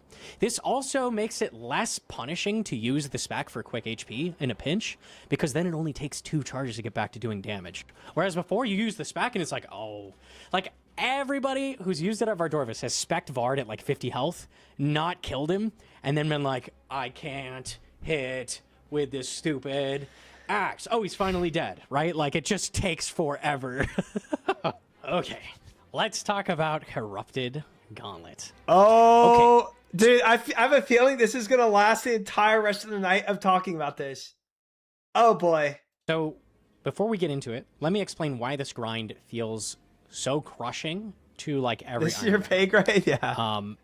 Basically, you have boy. a Here very we go. rare 1 in 400 Buckle in. Bofa drop that, you know, you can potentially go dry on, or you could get it spooned, right? Both are, like, feasible. You could get it on your 10th chest, you could get it on your 700th chest, right? Could happen. The reason it feels so especially bad is that you are not done once you get that extremely rare drop. You are done once you get all of the armor seeds and that rare drop, right? Yeah. GameCube Jonah has a really good video going over this. Would highly recommend his channel. It has some really good analysis of drop tables. Basically, in the situation where you're incredibly spooned, you go ahead and you get that Bofa on your 10th KC, right? Oh, so lucky. Yes, I'm done. Just kidding, I'm not done. I'm not done. I don't have any armor seeds yet. So now you're going to be there until you hit all of your armor seeds, which is going to be around like 300 KC on average. It's going to take a minute. It's going to take a minute. So you cannot get spooned here. That is like out of the question. I'll have to take note of that phrase. You can get the armor seeds quickly and the enhanced, but that's insanely unlikely, right? It's kind of go the same try for vein armor as Desert seeds. Treasure 2 Who? ring drops. Who would do you're not that? going to get that ring very early, likely. So that means you are done with the grind if you get very spooned. At minimum, around 200 to 300 KC at CG. And if very unlucky, in the thousands, because you haven't gotten that enhanced seed drop. So you don't have that potential to get spooned. So, change that I would do, just to make that feel less crushing, is make it so that, in the same vein as Yama, there is not an enhanced shard, like to let you craft an enhanced weapon seed. Okay. But there are regular seed shards that let you craft either armor or weapon seeds. An untradeable special shard drop that you can get passively maybe every single kill that eventually would let you craft either armor or weapon seed, whichever you prefer. This would be a much slower way to get armor seeds, but you would get it passively as you get them. And then maybe to... Isn't that kind of dry protection vibe? Make it so this is not bringing a ton of extra armor into the game, is make those seeds a little bit rarer. So that means that you're hedging a little bit, less likely to go dry on this, and more likely to get that armor earlier, which would help alleviate the feeling that you can never ever get out of there, even if you get the enhanced seed. Really common thing I have seen people say is that Bofa just needs to be much more common. We need to make this grind shorter. It's too long. It needs to be easier. Everybody's quitting here. It needs to be easier. I'm quoting Husky, who came into my chat and said this. I hope he's okay with that. Mod Husky I've seen Husky. said that he feels that the Bofa grind is an end game weapon grind that people are doing in the mid game. And I 100% agree with that. Bofa is incredibly powerful, incredibly good. It comes from very, very difficult content, but it's very accessible. You have to do one difficult quest, requires absolutely no gear. There is no death cost whatsoever.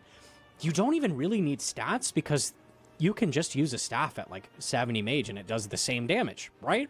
So the requirements to get in are very, very, very low, even though that's not really the intention when they made it. So if it's intended to be an endgame grind, is hard content, is high level content, Gauntlet is a tough boss. Like, it is not an easy thing to I like the latter part do better well. than It's one drop of the fetch first angle. hard things Okay. you'll probably do on an account. Yeah, I'm not Does sold on make this fix. a hard piece of content easy. It's not make a really powerful weapon quick to obtain, right? Because that's just throwing the balance out of whack.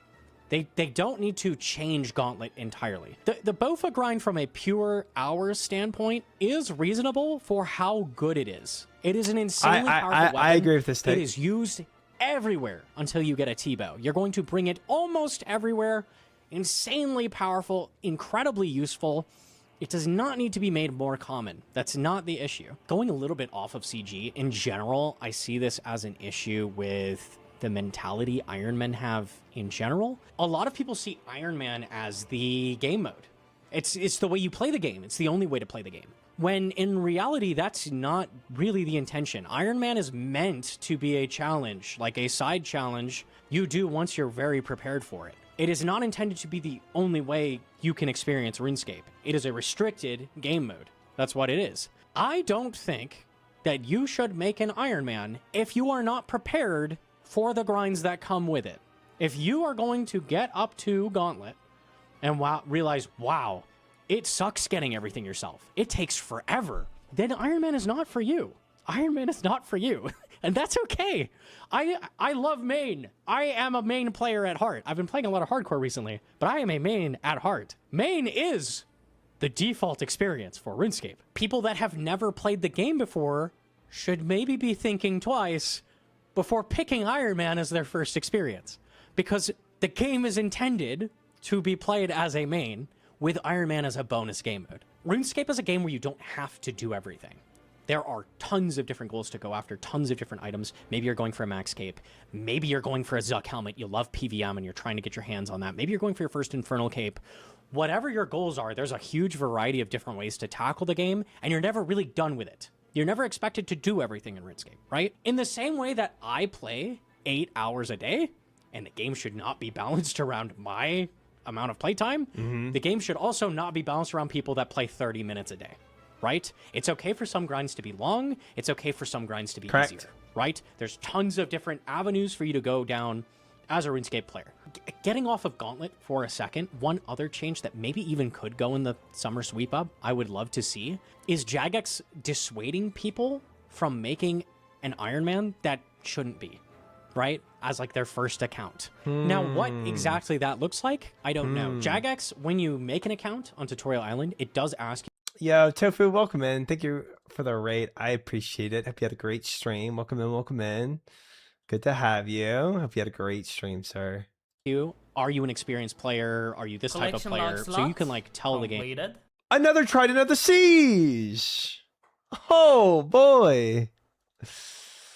Lucky me. Thank you, Tofu. I'm having a great day myself. Woo wee. Pog dog. Free runes. I told you to kill boss first. I'm not worried about it. Moose, you still there? You got the drop. That's funny. Time driving with a single break of my 10 arenas and WoW kind of numb my brain. That's crazy.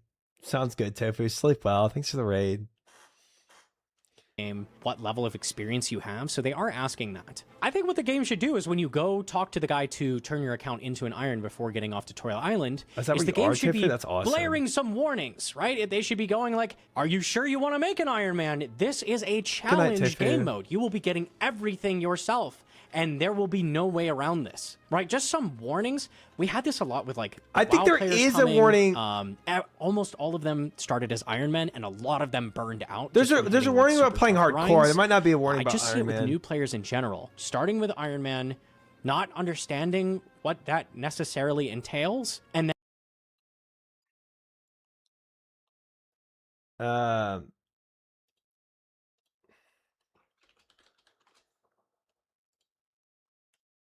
Iron Man mode is not recommended for new players. Oh, I'm doing it. I want hardcore Iron Man.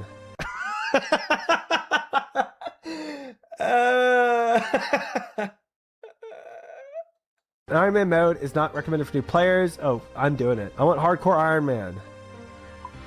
Our strength's level 13. Ah! My health. Okay, that was my last piece of food. Dude, Bullfrog, do not. No. No. Can I eat raw food? Oh my god. Turn on my prayer. Strength, increase. Oh, frick me. Nah. Ah! Yeah. That's good. Good stuff. Confirmed there is a warning. Confirmed I, as a new player, completely trounced that warning and walked right over it. That was a great hardcore run. One of the best hardcore runs. I think I passed up a lot of other gamers with that hardcore run right there.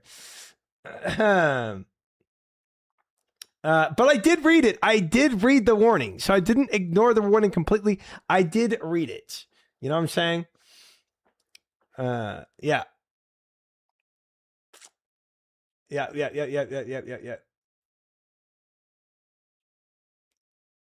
Oh, it's a racing game. I see, Tiffy. Okay. The spear clip. Yeah, the spear clip is also iconic, but different, but iconic. I think he's trying to advocate that it says difficult game mode, but most people do not equate difficult to hundreds of hours per single island. Yeah, it doesn't elaborate what the difficulty is. Like, I've done difficult content. This is definitely different than just quote unquote difficult content. 100%. This is a different world entirely of difficult. Yeah. Sony's still the best player because he's still a hardcore Iron Man. True. I'm glad you can enjoy that spear clip. No ways. And then burning out of the game and quitting later on. And I feel like the CG stuff that we've been talking about is not necessarily just because that grind is poorly designed, but more so because people's psychological approach to Iron Man is off. Yeah. If that makes any sense. Keep in mind, if you make a main, I'm over the right, sadness, you can at still least. play like an No Iron Man. ways. There's nothing wrong with that. If you want to grow all of your Ranars from scratch and make your own prayer potions, you can do that. If you are going for your own Bofa from scratch on a main, you can do that. And when you get to the 1200 KC mark and you don't have that enhanced yet, you have an out at that point. Like, the only option is not de-iron, right? You can actually just go buy it. You're like, you know what? I'm not having fun. Let me get around this grind and move on to the next thing. De-ironing feels play like really that. That's bad. allowed. I wish more people felt like that was an option versus locking themselves in handcuffs on an Iron Man and then feeling like, I don't want to de-iron. I've put so much time in, and then just quitting the game. Right. Be nice if people treated Iron Man as the challenge game mode that it is more often. Whew. Okay, enough rambling about Iron Man or whatever. I wanted to talk about the God Wars and okay. I think there's man. I think there's still more to elaborate on CG, but actually it's CG is a very touchy situation, and there's so many people's opinions about it all. I play my main sometimes, and sometimes I do Iron Man grinds on the main for the hell of it. Yeah. You haven't de-ironed, you don't know how it feels. I know how it feels to even consider that idea. A crystal key. Yeah. I know it's not how OSR's economy works, but nothing being soulbound makes not iron kind of dull. When I see a scythe, I should be impressed by the wielder, not the question whether he swiped a credit card to get it. This is going back to the bronze man mode that's been discussed a million times, but I think tradable consumes, but earned gear would be really healthy balance. 100%, man. 100%. I fully and completely support the bronze man mode. I think it's a fantastic idea. It would be wonderful. Yeah, we'll see if that ever happens. He does elaborate on it further later. Oh, does he? Okay, maybe I wait. Maybe I wait on my elaboration then if he's going to talk about it more. When does he do it though? I don't. Efficiency and the strength of Bofa with the low level of the entry creates a feeling of why would I not do this content as soon as possible? There's no gear requirement. The stat requirements are extremely low for relatively fast KC. Yeah, I mean I think all that's positive for it, right? Imagine if Sard actually de-ironed when he was going for the Infernal Cape. Yeah, I don't believe he was ever actually legitimately considering it. To me, it was just like he was just like, you know, kind of venting. You should make the new hardcore get it to 1500 total and then de-iron just to say you've experienced it. Definitely not. The clog is the soulbound concept for the Iron Man. Yeah, I don't think that's good enough. I think part of the issue genuinely comes from how strong the Bofa is genuinely with no requirements. Look at something like T-Bow Grind. It requires gear and resources to input farm Cox. Siege requires nothing but the ability to click enter. Yeah, that's true. I can only play Ultimate Iron Man because normal Iron is too easy for me. I guess we're all built differently. Nice. Nice. He definitely thought the Bronze Man idea was good and chat was not on board. I think the Bronze Man idea is fantastic. Oh, you mean him going to be a Bronze Man for himself in that moment. I mean, I think both me and Sard still think Bronze Man is a great idea. No one respects the idea of the Bronze Man. You probably never will. If you want to look proof at how the community treats green helms, even if some of it's jokes. Yeah, but green helm is, I think part of the green helm is disrespected because of the way the green helm works, because there's the possibility of jumping groups to go and get your items the way you want kind of vibe. And there's like that underlying, like, you know, they're probably just cheating vibe to it.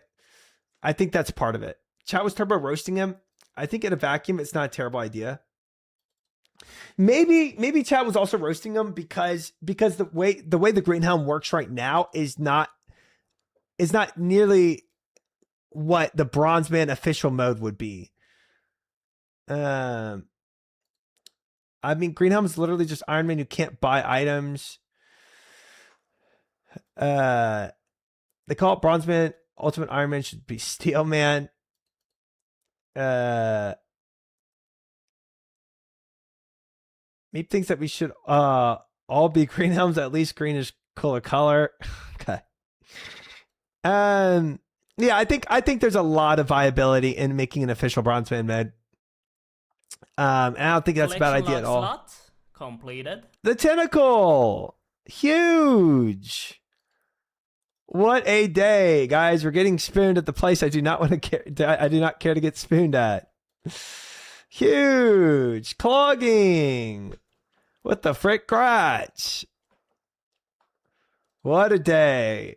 What a day! 10 more than bad boys to go. I'm not getting 10 of these tentacles to go and increase my trident. Trevor, remember to do a kill when you kill all the tentacles. Oh, true.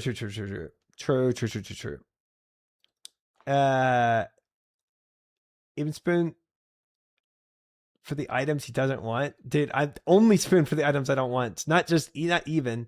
Bronze Man, to me, sounds like more fun, temporary game mode idea. I don't see huge value in making it a permanent game mode.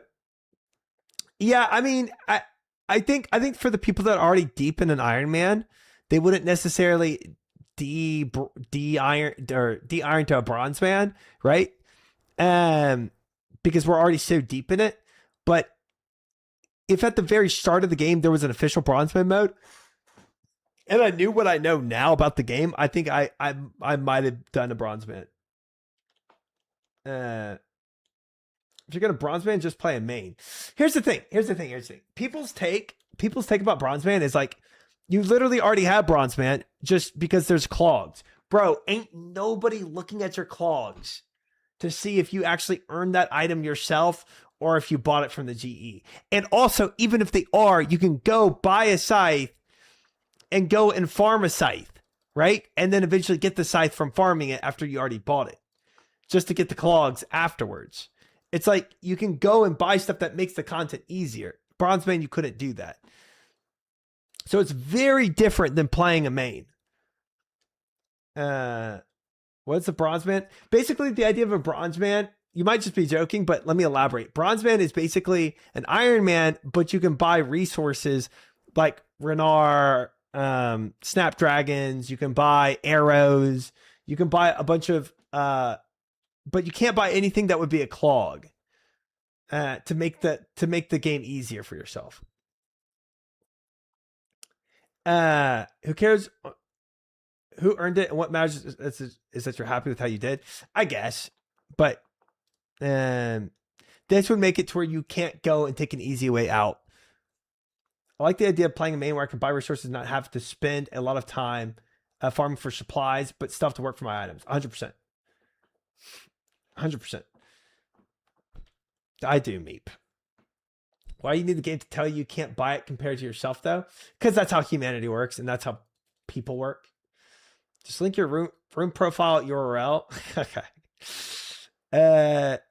Do people truly care about Iron Man mains, etc.? I feel like they're so normalized to the Iron Man mode that no one is impressed. Yeah, nobody's necessarily impressed. That's true. Who gives a dang about what drops you got yourself? The things about people care about prestigious achievements like Inferno, Coliseum, Blorvet, Radiant, etc. I think what drops you got yourself do matter. Unironically, Iron Man started as an official game mode idea done by content creators and got enough traction for Jagex to add official support. Yeah, I think a lot of game modes, I mean, people don't understand the value until it happens, until it's proven to be a good thing. Drops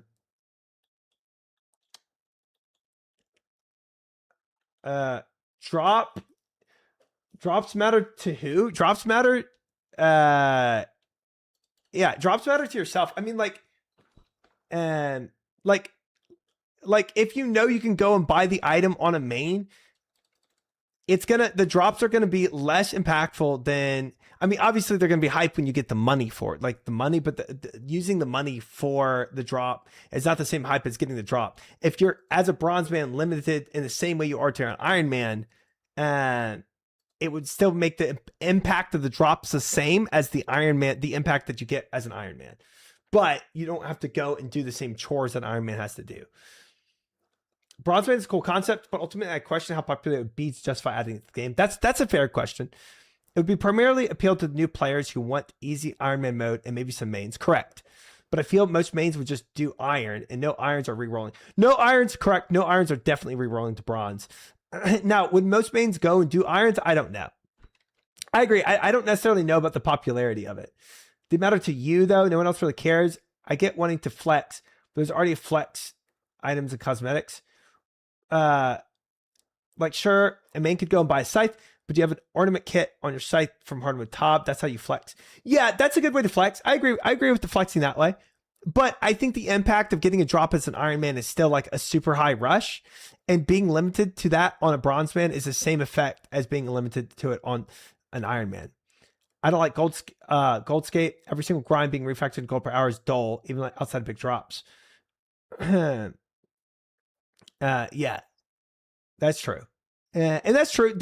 Even the drops of sharks would not necessarily affect a Bronze Man the same way, because the Bronze Man would go and buy sharks.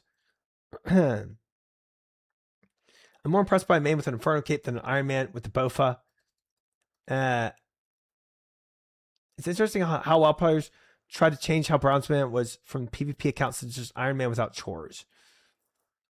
That is pretty much the idea, right?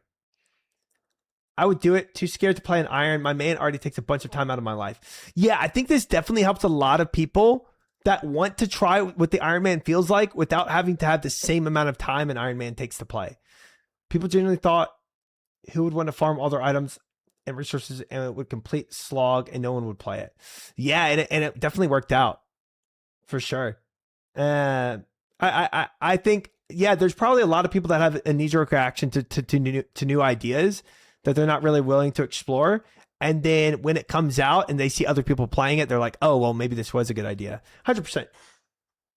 I think Bronzeman would be great specifically for content creators. Let's do more fun things, i.e. PVM, and less boring things, i.e. skilling. Yeah, 100%. For content creators, it would be gold. And then it also allows them to go into the wilderness without as much punishment and be able to get things in the wilderness. Like the PvP side of it too. Bronzeman sounds fun in my opinion. I think the same reason people play Iron Man is why you play Bronzeman.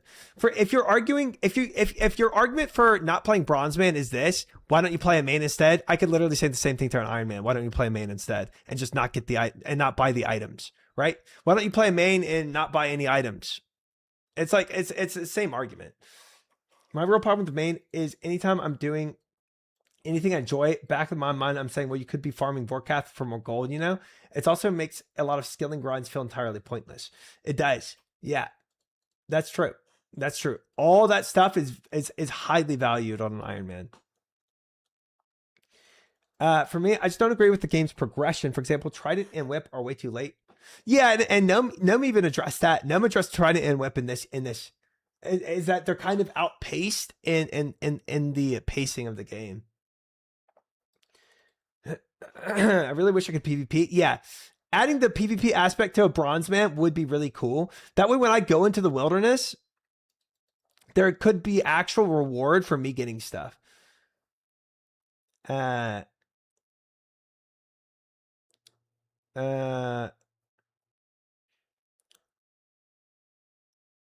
me see. There's a comment here. Lots of people don't play mains as GP escape though. Some people just enjoy not having to farm all the supplies.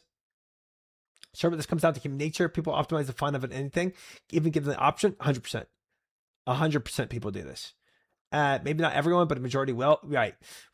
And just because you play the game how you want does not necessarily mean other people are going to do that. They're going to take they might take the easy route, even if ultimately it kills their desire to play the game. They take the easy route because it's available to them. An easy and boring route is sometimes what people take, even if it kills their desire for the game. So a game limiting that choice could actually extend the enjoyment of a person. Trident and Whip are to Slayer what Rune Armor is to Smithing. Yeah. I think it's a great idea, but people would struggle to pass if it got pulled. A lot of irons want others to suffer. The only reason people might not vote for it is either A, out of spite, or B, they don't want quote unquote dev time to be used to something that could be used for something that they would enjoy. So kind of like a little bit of a selfish take of like, well, I want dev time to be used for X content, and even if other people would enjoy Y, I'd rather be focused on X content, therefore I'd vote it out, right? I would actually go PvP in the wilderness, but now there's zero reward from it. Correct. Same way. Zombie Axe and Bell's Folly were added to the game to help with that gap. Zombie Axe is a great addition. Bell's Folly itself is great, but you should be able to kill the bird off task for it. And Warp Scepter. That's exactly where I'm at. I would for sure skip stuff if I had the option, but I don't. I'm sure it kept me in the game way longer. Right. 100%. 100%. Near Mirror, thank you for the follow. Welcome in.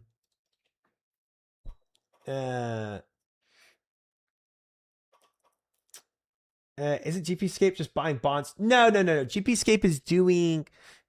You could theoretically buy bonds for GPscape, but GPscape is I need to go and do the method which makes me the most gold per hour, because that's the best way to prog my account versus doing what's actually most fun. Like, oh, you can go kill Kraken and farm this Trident, but first you need Slayer, so you're gonna go do Slayer and do the Kraken task to get the item, or you just go and you farm Vorkath, right? And you make gold per hour that way. That way you can just go and buy a Trident. That's Goldscape. Not me wondering what I walked into. The Bronze Man debate on like, would Bronze Man be good or bad or whatever. I don't really know much about Bell's Folly, so I can't really comment on that one. Why wouldn't those people just buy a bond and do the content they enjoy? I guess not a lot of people want to use real money to buy a bond and sell it. I grew around GPscape as a main by pet hunting. And other are rare, untraceable drops. Forced me to grind a variety of content. That's cool. That's fun.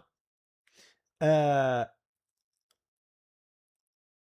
is more fun when you hit 80s instead of 40s. Main lets you do that much easier. There's if you're talking about pros and cons of Iron Man versus main, there's a lot of different pros and cons of Iron Man versus main, 100%. It's like Duke right now is one of the best money makers. And relatively easy. What is the incentive for someone to learn something like Toa that is difficult and you might die a bunch where you can just get your upgrades grinding out Duke? Yeah, 100%. 100%. They're gonna take the easy route, even though once you, bro, tell you what too. I think something that really is like really identifies RuneScape is when you first start learning something that's difficult, bro. It feels so bad, and you just like, you want to kind of just give up because you're like, I just can't do this. Like whether it's Door Altar, Bandos, or CG, there's a lot of PVM content that's just like, you just don't feel like you're ever going to surpass it. And so if I was doing something like that, right, but I could just go and buy the stuff, I might be, before I'm willing to surpass that limit, if I think that's like, no, that's my limit, I can't get past this, I'm just going to go back to Goldscape, do what makes me money. And I'll never experience actually what surpassing that limit was like if I knew there's an alternate route that's easier. Yeah. Mains versus Iron Man are fun in different ways. Both are cool, 100%. Fun fact, Triumphant made a video on this exact subject. Oh, thank you, Momo. Mains and irons. Hey, there it is. I have talked about this at length. And yeah, I discussed a lot of these topics on that video. 100%. One incredible example of Goldscape is that combining both two halves into a full key is net formula profit per hour. So on a fresh account, you can manually combine key halves for 20 minutes to afford whip. True, where you buy both key halves and then you sell it back or whatever for money. Yeah, where you just sit there and combine key halves. Oh my gosh. Use on this, proceed high alc, awesome. Yeah. You play an Iron Man and 90% of your viewers are Iron Man. Trust me when I say now no one cares about Iron Man than Iron Man.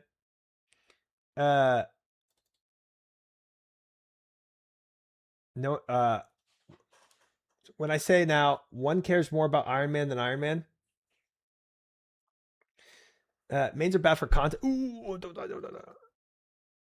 Mains are bad for content. Most of the creators would probably just skip most of the game. Yeah, probably. Well, tell that to my Iron Man. Was that Moose in the video? What a chat. Moose was not in that video.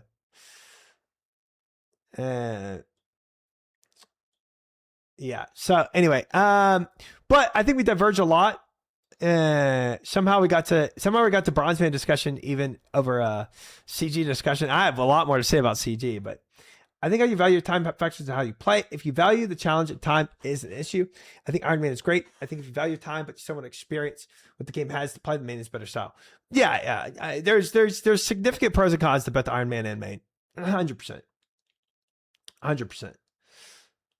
Corp drop systems, I would love if they were moved over to the way Next drops items, where it is based on damage contribution. If you do 50% of the damage to Grardor and your duo partner does the other 50%, you both get half of the loot. It's split between the two of you, and you each get a 50% chance at that rare drop. These bosses are incredibly old. They haven't kept up with modern design. You see it at bosses like Titans. Basically, every modern group boss is going to have this drop system. Yama as well is another example of a more recent boss that uses this.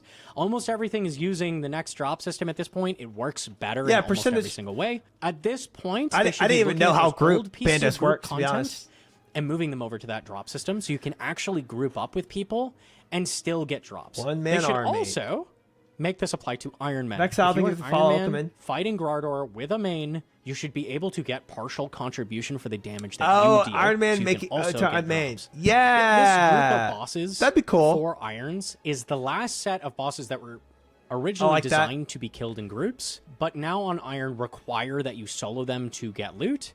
And this often requires extremely specific gear, like owning a Bofa or a Shadow or a Warhammer. I think it's fine, right? I think it's fine, and people that do that as a main is fine as well. What this does is it makes some really, really tough points in progression where you feel like you have to get those specific items in order to grind these bosses, or otherwise they're just too difficult, and your kill trips are going to be incredibly short. A large portion of the player base are Irons at this point, and they should be allowed to do group content with groups of people. It's weird that you are required to do these bosses solo. It should be the same as raids. It should have the same ethos. You should be able to do stuff in groups that are designed to be in groups. This would fit well into the game. It would be a much slower approach. Like killing bandos with a Bofa is going to be infinitely faster than doing it in a duo because of that super long respawn time. But this gives you a way to kill bosses versus just getting a very specific item that allows you to kill said boss. Like getting around needing a Bofa to kill Grardor is a great example where like you could now kill him with a zombie axe, right? But you'd have to do it in a team. Fits a lot better into the game than it does right now. Jagex has left Iron Man in this kind of gray area where it's like Iron Man is this challenge game mode that's very, very tough. You have to do everything by yourself, but you can also like team up and do raids with your friends, and it's kind of lost its identity as this like challenge game mode where it's more so about like getting stuff by yourself. Jagex needs to pick, like, do Iron Man need to solo everything and do everything by themselves, and it's much harder, and that's what you sign up for when you make an Iron Man, or should you be able to do group content with your friends if you want to on an Iron Man? And is it more... I do agree. If somebody is tanking Garage Door, I guess you could try to boost an Iron Man that way, where you come in with low gear and somebody like tanks, I guess. But I don't know. You definitely have to foolproof it, but I agree. The percentage contribution makes total sense to me. So about getting the items yourself. Or Coliseum on Saturday. I would argue that the majority of players probably prefer the latter, and would find the game more fun if the game focused more so about being fun and engaging versus being hard. Big concern a lot of people are going to have when I'm saying this is what about boosting. In my opinion, the game should not be balanced time and around contribution bad balances actors. You can't make content worse because bots will be doing it. It just doesn't work. Correct. The game needs to be fun first and foremost, and then deal with bad actors after. I would love if Jagex cracked down more on boosting, ban more people doing it. But in a game where they leave stuff like mega scale cocks, like they've cut down on it a lot, but you can still easily do mega scales. It's still very, very much a thing. When stuff like that still exists, but you can't just go kill God Wars with your buddy because you could potentially be getting boosted. That would be cheating. I don't think that should be the primary concern. I think they should focus on making the game fun first, and then focus on punishing bad actors after, and then worry about like what is a priority like against the rules. Like figuring out what actually is a problem. There's also stuff like not banning for people that buy Inferno capes anymore. Like clearly Jagex's priorities on like the rules have shifted a lot over time. I feel like killing God Wars with your buddies is not the biggest deal. I agree. Okay, with the same goal of alleviating the need for Bofa to be amazing, I want to talk about a potential crossbow rework. Now, crossbows are really weird weapons in the game, balance-wise. The regular crossbows up to ZCB are propped up by Ruby damage. Ruby bolts, if you don't know, obviously you know they're the bolts that hit 100, right? They're based on the boss's health. If the boss is 500 health or higher, they do max damage of 100 damage when they proc. The proc chance is 6.6%, and if it procs, even if you don't bypass defense, even if you don't roll an actual hit, even if it was going to be a 0, boom, that number is turned from Pog, a 0 we got into 100 a 100. Krakens. Doesn't matter what's I was happening. 100, it doesn't yeah. matter if you brewed down to level 1 ranged when you fired. You always, anytime you have Thank a you, ruby, chat. have a 6.6% I think I did just kill all tentacles, but let me make sure. Really, really broken. We are green really logged broken. on the It makes combat it incredibly Krakens, hard guys. for Jagex Yeah. to balance. Keep in mind that rubies, I think it was until Chambers of Xeric came out, weren't capped. They could hit any Easy number. They task. just kept going up. The higher the enemy's health is, the more damage it does. soon. Well, they found out real quick when people got to Olmhead in like a Thank you, 100-man raid that having uncapped ruby bolts is a bit of a problem. But they just knee-jerk capped it at 100, and now we have the game balanced around these rubies that hit 100, which is still an incredibly large number. I think this is a really hard thing to balance. Ruby the way hitting I 100s would is maybe tackle beautiful. it is make it so bolt procs, instead of morphing the hit that you're doing, instead do a separate hit splat entirely from the shot you're doing. So when you're shooting a crossbow, it always does damage. When you get a bolt proc, you get some bonus damage, right? And depending on what the bolt is going to affect what that bonus damage looks like. Ruby's hitting 500 Then, is at disgusting, that point, bro. Make it so rubies I'm are gonna go ahead and do much 6 lower more damage. and finish I this don't know, task. capped at like Oh, something wait, I like can do 50. this with babies. So then, when you get a ruby bolt, you also are getting the damage of the crossbow. So that's making it so the tier of crossbow is scaling with that bolt, right? Yeah, if you're using a ish, better right? crossbow, a better crossbow with a higher range level is going to do more damage with the rubies than a weaker crossbow at level 1 ranged, right? There'll be some separation there. Is probably something I would look at. The way they've been doing it currently is adding new unique crossbows that have their own ammo. You see it with stuff like the Sunlight Hunter crossbow, Ballista's way back, having crossbows that have their own ammo type.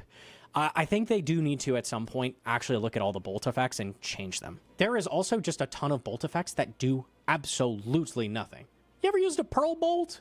A mighty bolt of water splashes onto the target, dealing extra damage. This effect is negated by targets wearing water staves, but increased by fiery monsters such as dragons or targets wielding fire combat staves. achievements, but getting elite It's combat like achievement 5 is damage, huge. by If the you way. can It's stomach like it, no 33% more damage superiors will help How the about heart you grind. take these like completely useless effects and make them all like a bonus splat? It's, my the Slayer Emerald grind isn't bolts. over yet. Maybe I you want to make get to this just a 95. bonus poison splat of damage, and I maybe will you consider make it, it get so, some. I will consider it. It does a really high amount of poison. I don't know. Maybe it poisons for 8 damage. Make it like actually a useful option if a boss can be poisoned. Might be kind of cool as a side I was grade talking option about to bolt rubies. tips. Just as an example. Like more of these should Like- be useful in different situations than just rubies. You could also make a lot of these Sapphires for Muzpa. Jade bolts that drop rocks on things. That seems Muzpa. like an obvious earth weakness thing you could tap into. Pearl bolts are water. You think so, Zach? Something else could be air. You definitely could tie these into elemental weaknesses. Mention and make this it on so my they're Sunday useful goal against stream, and bosses I will that are consider weak it. against something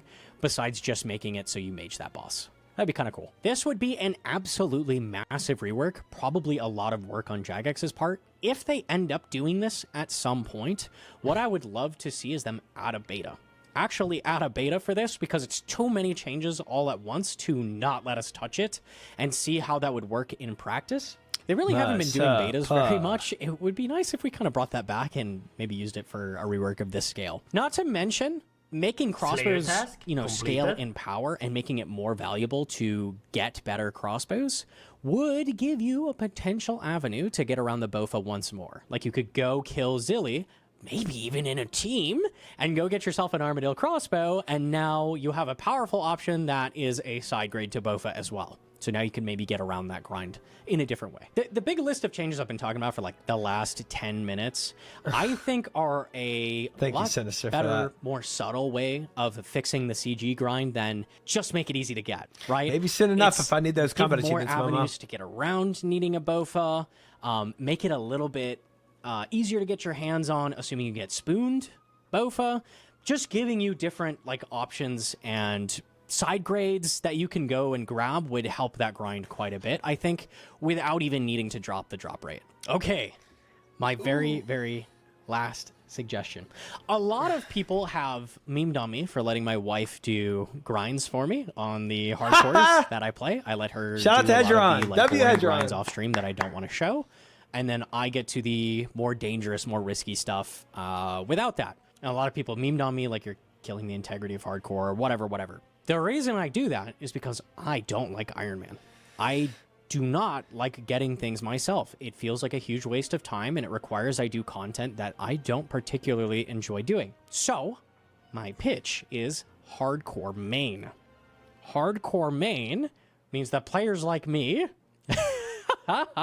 would not be forced to play an Iron Man, but could still enjoy the risk of PVMing on a hardcore. This is the game mode for the players that are constantly dying in crazy dangerous situations on hardcore, constantly throwing themselves at super, super hard grinds. People like the hardcore GMs, people that are just doing risky stuff but want that risk.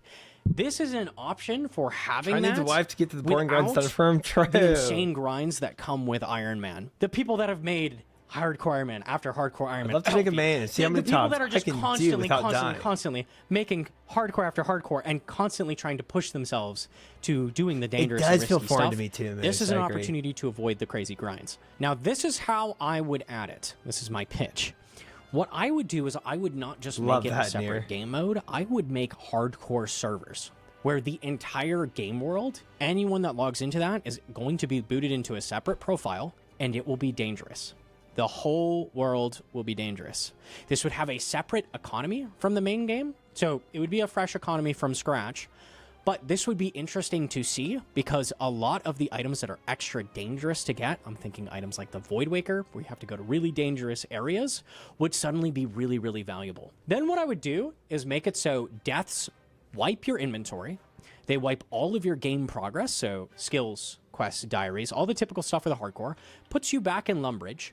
The only thing that is kept is your bank, the items in your bank. Anything that was on you, anything you were wearing, and all of your skills, everything else will be gone. And the reason I'd keep the stuff in the bank is because muling is going to be a huge problem in servers like this. It's very easy anytime you do a dangerous grind, just trade everything out of your bank to a different account and then trade it all back. This would disincentivize that, or just make it completely pointless. Basically, everybody is muling by default. If you have items on you when you die, they're gone. Now, there are a couple downsides to making it its own world. I think I could see some problems. I'm curious to see what botting would look like in a server like this, and I'm curious to see what swapping would look like in a server like this. Like, how big of a racket would swapping and botting be? Could be a bit of an issue. I'm also curious what PvP in a server like this would look like. If you can take other people's items and they're hardcore and they lose all their progress, are we going to see issues with bad actors, like cheating with AHK more, DDoSing people more? Can I barrage Inkus, guys? I got 61. Are these barrageable? I've never had an Inkus task. Yes? Okay, sick. Sick. Never had these guys. Or maybe I have. Maybe I have once. I think I actually have once. I forgot. Could be an issue. What I would like to see is them try this out as a temp game mode. Maybe make it, you know, kind of the same way as Fresh Start Worlds. Okay. Make it like 6 months. I'll do it real quick then. See where people get to in 6 months. You could have a little competition for it. Make it a fun thing. See if there's a lot of hype for it. And then if there is, make it a permanent thing after. Would love to see this just like tried out because it sounds really cool in my head. Okay. If you are still here.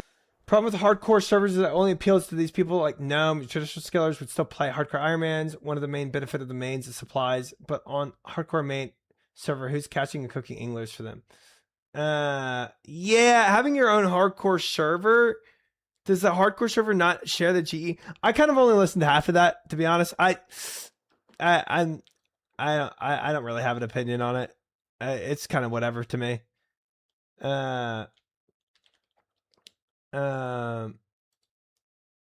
Only 70 HP, not really barrageable, too little HP. Oh, well, we're gonna go and do it anyway because it's gonna be quick, I guess.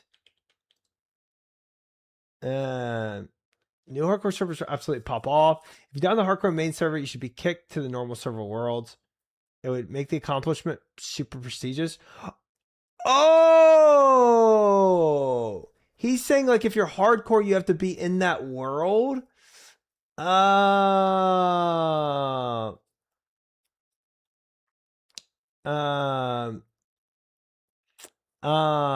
Dude, that's how WoW works right now. That's how WoW works. And yeah,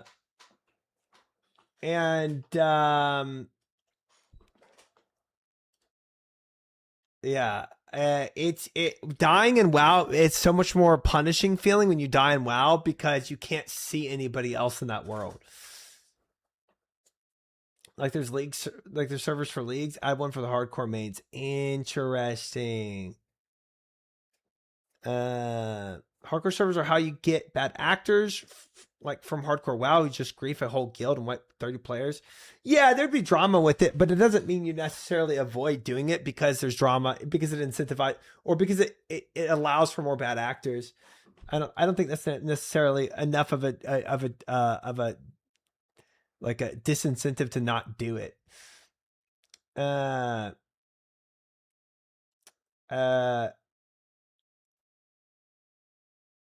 Yeah. No more servers. We have so many servers, it's impossible to PvP now. Yeah. Well, a hardcore server I don't think would affect PvP that much, right? Because if you're hardcore, you're not really in the wilderness much for long at all. Everyone would be hardcore, so I imagine wilderness PvP would be so cool seeing hardcore fights. That's true. As soon as you watch anything in a hardcore server in the wilderness, you know immediately that both people are risking their hardcore accounts. That's terrifying. I think it's a bit different due to how Osiris operates. Look at PvP based guilds, etc. Their main focus is to ruin the experience of others. Don't really know how PvP based guilds operate, but that seems pessimistic. It could be cool to see, and I think it'd be hardcore, just like hardcore WoW. There would be a lot of people who would want to try it to see how far they could get. There would be people happy to do skilling and buy upgrades from content they're afraid of. Economy would be really interesting to see. It would be very interesting to see. It would be very interesting to see. Don't worry, if they make this hardcore server, there'd only be 5 people in it. I doubt that. If they made a new hardcore server, Bambino, with only hardcore players in it, I think the server would be very large. But would it sustain that population? I don't know. Okay, dancing. I feel like there'd be hardcore fights. Everyone would just run away from each other. Probably. But except for like in WoW, there's people that like specifically go out of the way to mock Gra, right? There are some people in there. A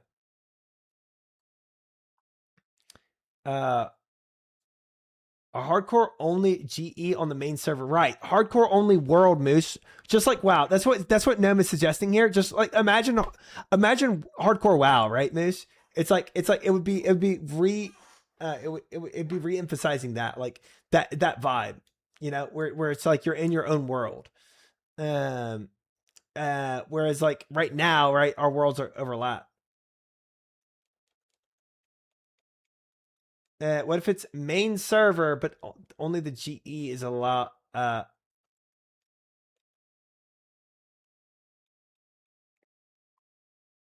Wait, you're saying make the like take all the worlds and make the GE only available for hardcore accounts? It's a separate GE.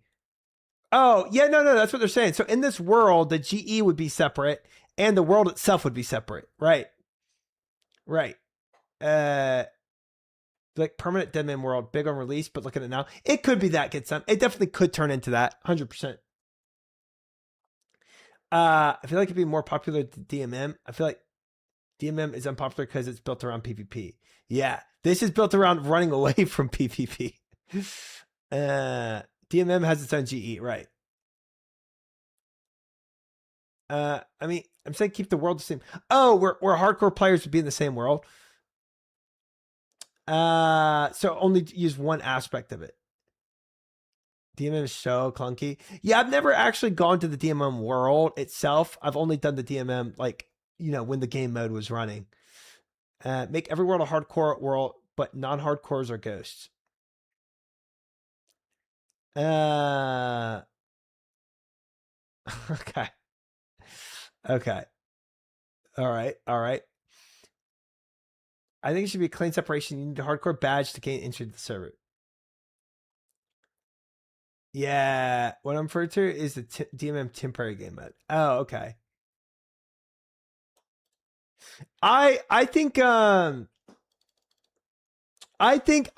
really enjoyed WoW for having its own separate thing. Where when you died, you were actually pushed to another server, aka another world, right? Because it made it even more like you actually felt separated from your peers when you died, you know, where I could no longer see the people I played with when I died in WoW, and that felt terrible. It made dying in a hardcore that much more like terrifying to actually happen. And I think if you had your own world in hardcore, it does bring that element back. Now, maybe having a more punishing world is not necessarily a good thing, but that was the vibe I had when dying in WoW. Computer, make everyone have 1 billion GP and 3 mega wares. What the heck? That was the last part, Moose. I don't know the reference there, Schnitzel. Honestly,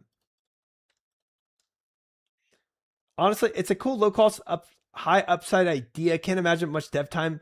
I don't know how much dev time would be in making a new world. I mean, they pretty much already have that all with like DMM and whatnot, right? But 100% I would try it out. Are people target DDoSing servers to kill hardcore WoW creators?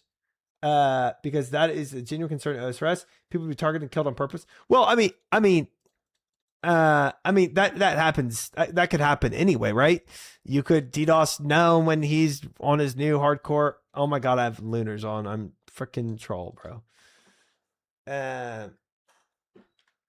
Please, less temporary game modes. But this wouldn't be a temporary game mode. This is like the DMM world, right? But you could still argue less worlds too. But also, I feel like the incentivization of DDoSing is still there for OSRS creators too. I mean, like DDoSing, you know, Bodhi when he's trying to get his scythe that he just got recently or something like that. Like when he's in Tob, like there's a lot of avenues for it. Would it increase with having the entire worlds? Maybe it would.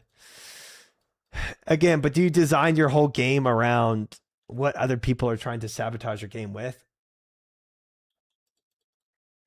I would say an argument against having main hardcores is just having them on usual servers, but their own separate GE. Yeah, there's not an argument against it, except dev time. That's the only argument against it. I don't know how it works, but I definitely could see the issues. I would do this with transferring your whole bank to another account before doing something dangerous. Right, unless the accounts were separate where you couldn't do that. But in hardcore WoW, people would send their money to, now you like, they would send their money to an alt to hold on to their money in WoW. But obviously in WoW, it wasn't that big of a deal because you couldn't just go and buy every item with gold. So that was one of the differences. Yeah, I that's the idea, Lowrider, and I think it's a fair idea. I think it's a fair idea. There will always be ways to grief, 100%.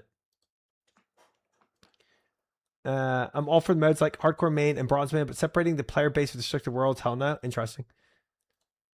Yeah, there's definitely pros and cons to it. There's definitely pros and cons to the idea of having your own world for hardcore. Here, after that very, very, very long video, I want to say I appreciate you for listening through that whole thing. It's really hard to put this kind of video together. It took me a really long time. Great job, I had to sift through a lot of really, really bad ideas and a lot of really interesting ones. And I tweak them to the point that I think they would be good additions to the game. Obviously, not everything I think is the right changes for the game either. So let me know down below if you maybe disagree with something I'm saying. Can you upload your 4-hour react to this video to YouTube? You wanted to see that, so I can react for 12 hours to it? Okay, let me know down below what you're thinking that I missed. There's so many like changes they could make to the game that would be amazing to see. I just tried to give like an hour's worth. We're pushing for 150k subs. If you could leave a like and or subscribe, it would be much appreciated. I did both now. I would love to hit that massive milestone. Also, Deadman mode is coming up very, very shortly. It's happening at the beginning of June. So be watching out for the streams. I am participating. I will be there. Anybody wants his so be reading for me. Video, there it is. Shout out to anybody showing up in Chicago. Maybe I'll meet some of you there. That's it for the video. Thank you very much. Bye now.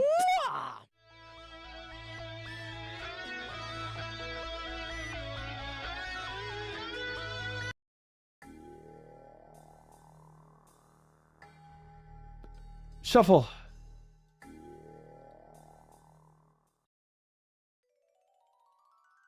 You didn't kiss back? I didn't kiss back. It's true. Conversations like these give me respect for the devs. Every decision has to be 1,000 pros and cons. There's really no correct decision, barely ever. No. I think that's a great comment there, Phrase. And because like everybody has their own opinions, right? And it's like, but it's like when you try to come up with ideas, and there's so much backlash to every idea, right? Because like, and the backlash is usually stronger than the people that are for something, right?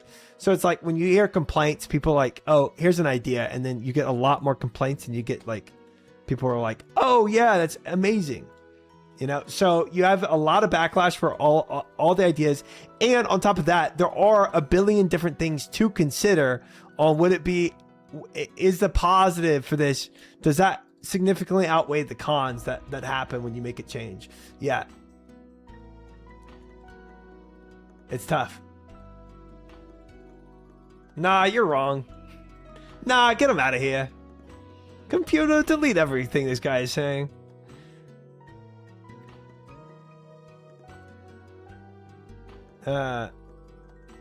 DDoSing generally decentralized on OSS due to teleport crystals, but the entire server of hardcores would be constantly under attack. But I guess. But I mean, I feel like your server is full of a ton of hardcores. It's just not all. You can't just see it all in a single server, because like this world, every world has a bunch of hardcores playing in it as we speak.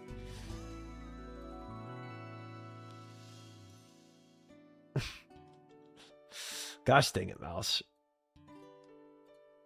Okay, but this change doesn't align with my personal preference for playing the game.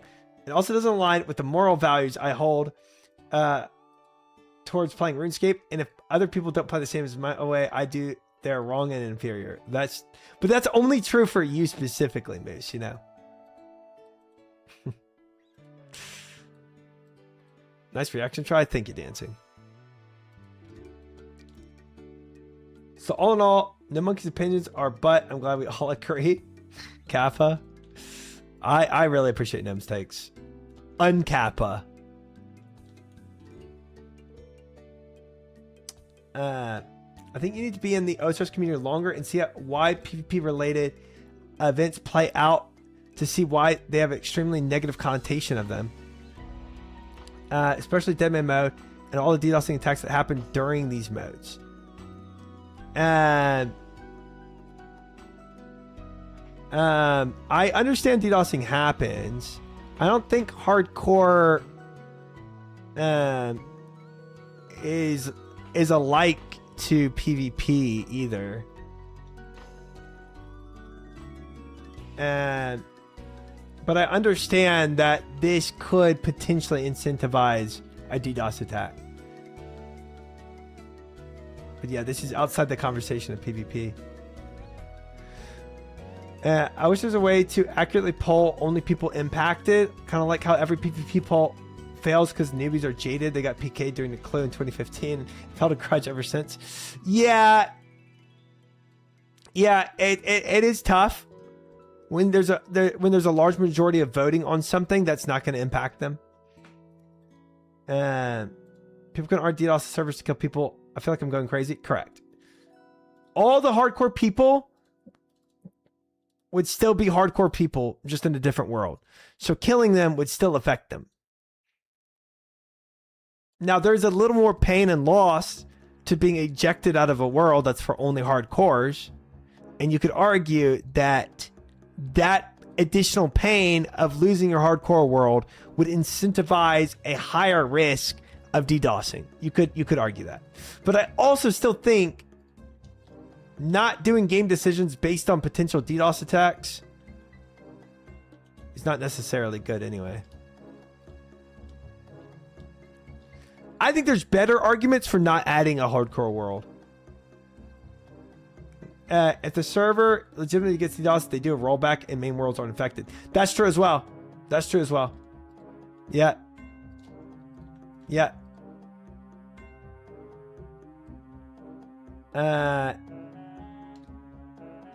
Jagex is never going to give a server like that specifically for certain game mode. Otherwise, we'd have an Iron Man world. It's a dumb argument. Why do you have Dead Man mode worlds then, Mary J? Jagex has taken an explicit stance that they will not roll back due to hardcore deaths. Right, because it's going to affect a lot of people that aren't hardcore in the same world. Because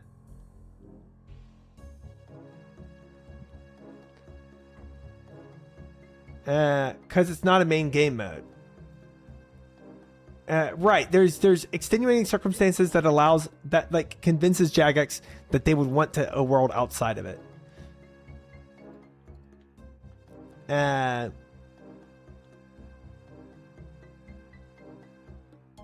think your opinion is incorrect. Slayer task? I think there's reasons for not doing a hardcore world. I think there's reasons for the hardcore not having the hardcore world. I don't think these are the reasons, but I think there are reasons for it. One of them primarily being separating the player base is probably one of the biggest reasons to not do it. We're not talking about hardcore deaths. We're talking about an isolated hardcore server being targeted in an unidentifiable way. Why not just hardcore mains and normal servers? I think that works too. I think that's less controversial, Jay, and that more people wouldn't be annoyed about that one. There's no need for an Iron Man server because we can die all we want. Hardcore is a dedication that goes beyond that. Correct. Sure, you can say, oh, we got total worlds, but they aren't going to make a world specifically for game type, risking fracturing the community. That would be the biggest issue. Would be separation of communities. They could be pretty liberal with rollback since it wouldn't impact the main game. Correct. But that's still a lot of man hours for a very niche community. The reason Dead Man World works is that Dead Man infrastructure already existed and Gmods just ignore it and don't police it at all.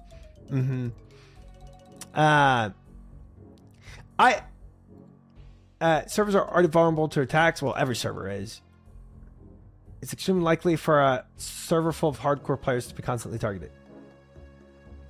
Yeah, if it's actually on a different server entirely and not just on like, oh, this is Dead Man mode world and this is hardcore world, you know? I don't agree with the DDoS thing, but or like being decentralized enough because of potential DDoS attacks to not make a world. But I do see the point of separating the community and the players into different worlds. What could potentially split the community. I think that's the biggest con. The biggest pro is the increased hype behind playing hardcore in a different world. In my opinion, I hate WoW servers on Classic, NA/EU. I truly despise not being able to play with other people from all over. OSRS is by far the most amazing in this aspect. Yes, having worlds where you can just hop between and see other people playing, that I totally agree is what makes RuneScape better in that regard. But I think hardcore death in WoW is a crazier experience because you get ejected from that world.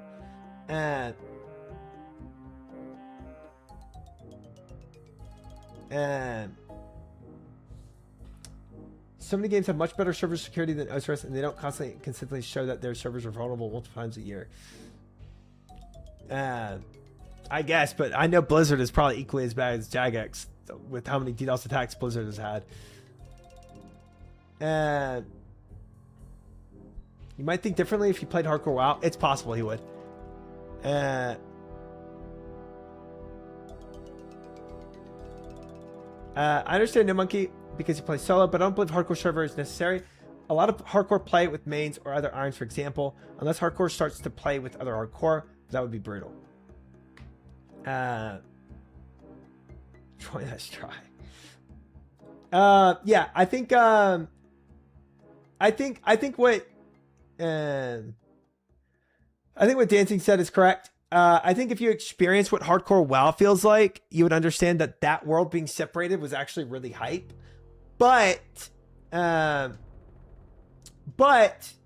think the one of the coolest parts about RuneScape is the whole worlds being able to be shared between different regions.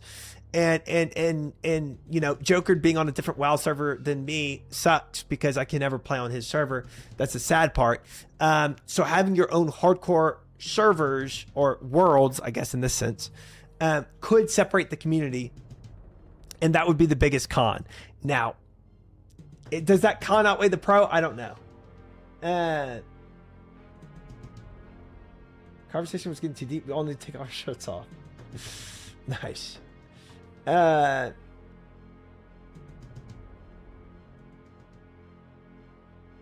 the thing is that NA and Oceania play together despite having like 5 pings. Such a weird distinction to split off Europe. Yeah, it's like, if it's so cool that you can say I would rather take the ping hit and play with you than be split off in a different world that I can never play on the same place as you because Rage Vader need a dance.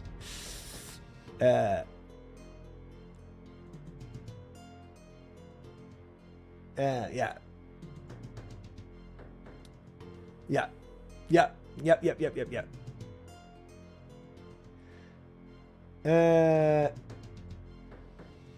XP wasting, true. I need lunars again.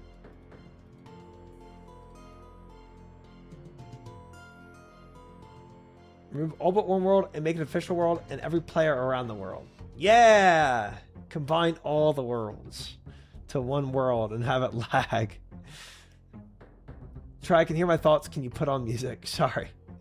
What doing? I am Slayer skipping right now, or attempting to, but I was in a level 3 conversation where I wasn't even level 2 where I could pilot my account. It was a deep level 3 conversation. And now I need to, oh my gosh, I'm not all lunars. I'm trolling.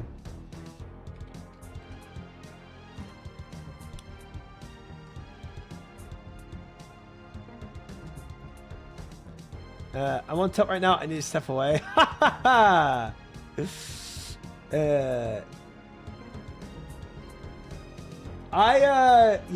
I think when you have these conversations, you're just gonna have to realize that there's a lot of opinions out there about a lot of different things. But I'm fine with having them. Good talk, buddy. Thanks. No, I did not, Authority. No, I did not. I think. Look, I think there's a lot of opinions in MMO player bases, and people are also very passionate in MMOs. So it brings up sometimes some difficult conversations.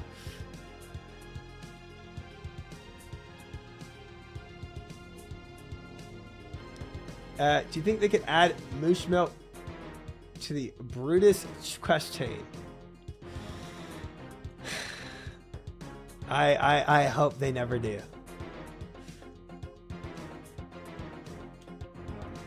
I think if you spend another 2 years in Earthspace, you will understand the genuine concern of consistent targeted DDoS attacks from the community. At the current point, I don't think you understand why this community is different from WoW in that regard. Maybe so.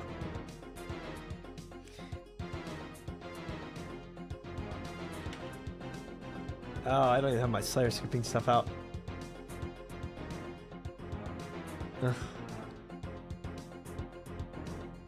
I have nothing out. But good video from them. I think a lot of his items, I think, are would be very valuable ads. The wishlist stuff is tough. When you get into the wishlist stuff, it gets pretty hard.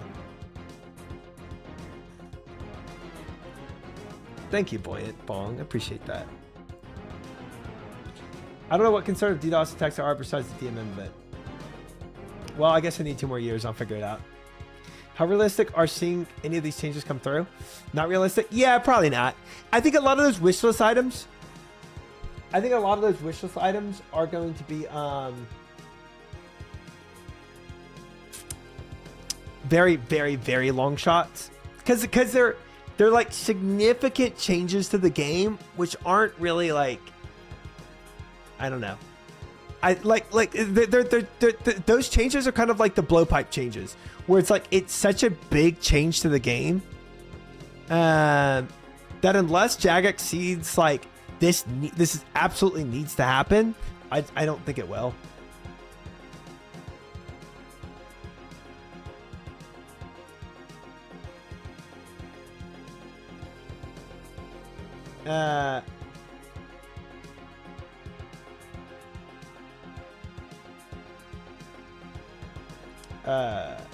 Guild Wars boss mechanics needs to change, and they did it with wilderness bosses.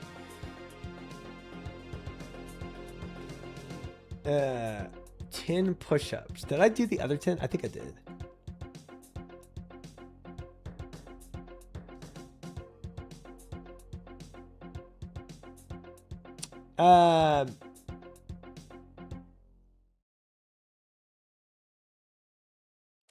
No, you didn't. I don't think you did. 20 push-ups.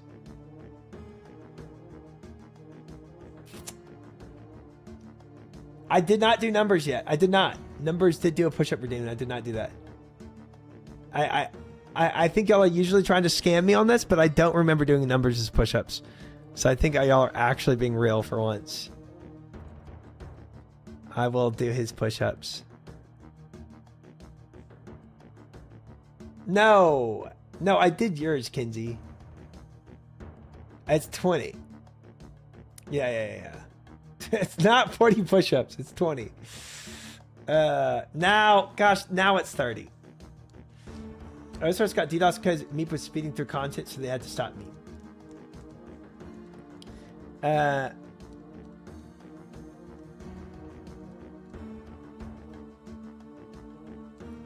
30 push-ups. Yes.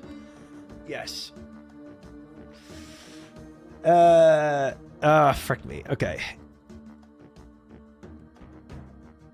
I wish I could autopilot go kill dwarves while I did this. That'd be nice. Auto retail dwarves. Use a goading pot. Easy.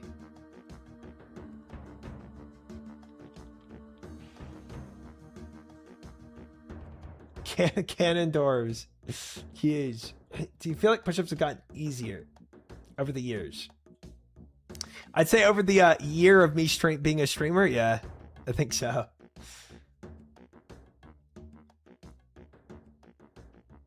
Momo with another 10 push-ups. Oh boy. 40 push-ups. If I get 1 million points, can I make you play Pokemon? Yes. If you got 1 million points, I would play Pokemon for an entire stream.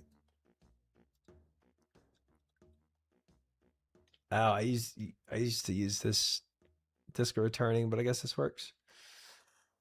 Take off the shirt at 50. No, I will not. No, I will not.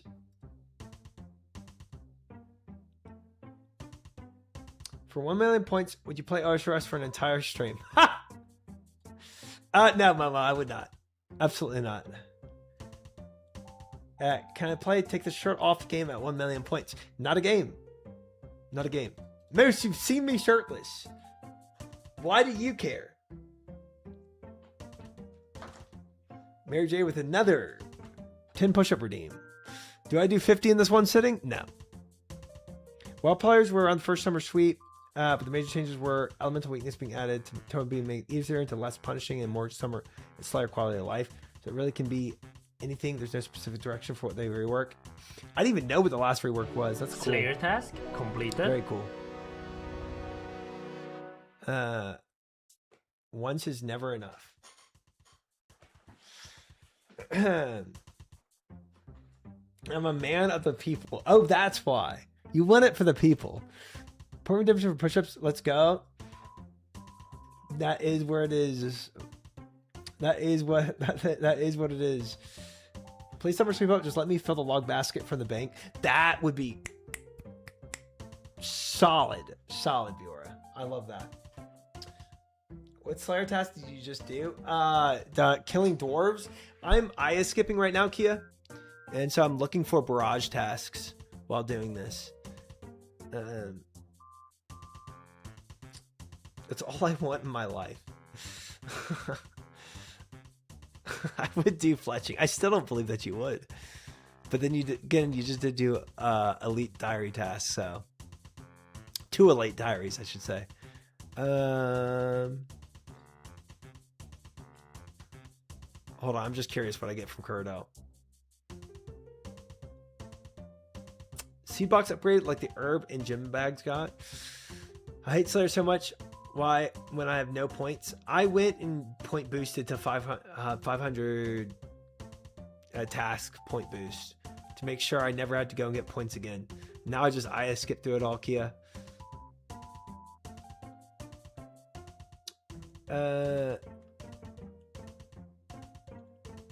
Gosh dang it, I got freaking trolls.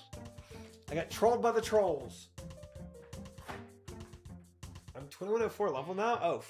Oh, sheesh. My bad. No one can get a fresh total 1500 hardcore Iron Man. I can surely get a house renovation. Moose, you get nothing? And go to your Slayer.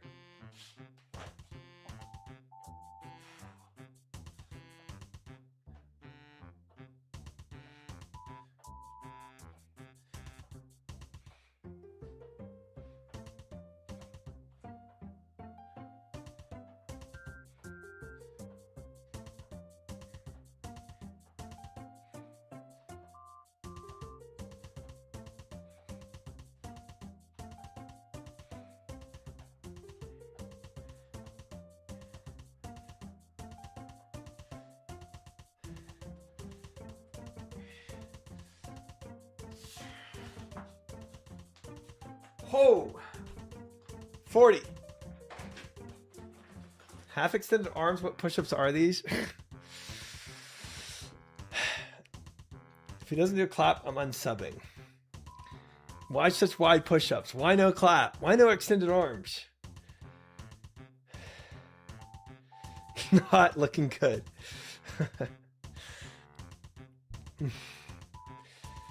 I'm sorry, guys. I'm sorry I let you down. I can't believe some just do Slayer blindly and hardly ever skip these hard tasks. Yeah. Yeah, I could not do this without Aya skipping. 100%. Let's above a try on the push-ups. Butt more down. Chest more up. Look forward. Look back. Look sideways. I've never drank a white monster, but I have a can sitting in the back of my fridge on the bottom shelf for emergencies, such as if Try announces a 24-hour shirtless Inferno-a-thon, etc. I can promise you that specific instance will never happen.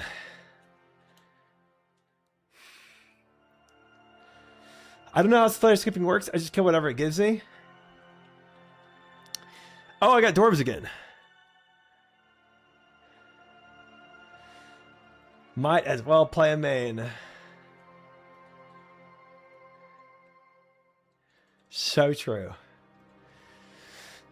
Don't worry about it, Moose. This is for, Slayer skipping is, you know, for people that are like trying to level their Slayer.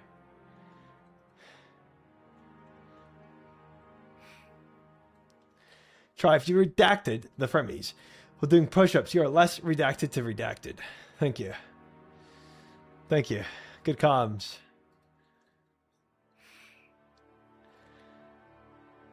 It's for veteran players. Slayer test? That's a good callback. Hey, Dwarf, stop hitting me.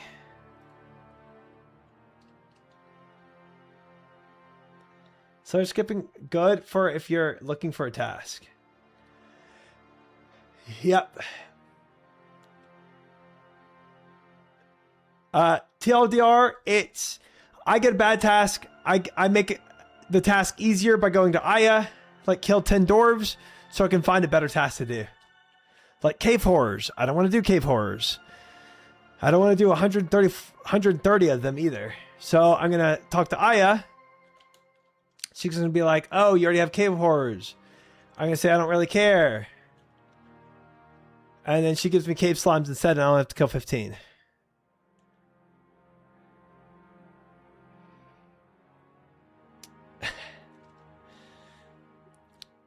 Hey, Viora, you controlled yourself well. Compose now. Well done.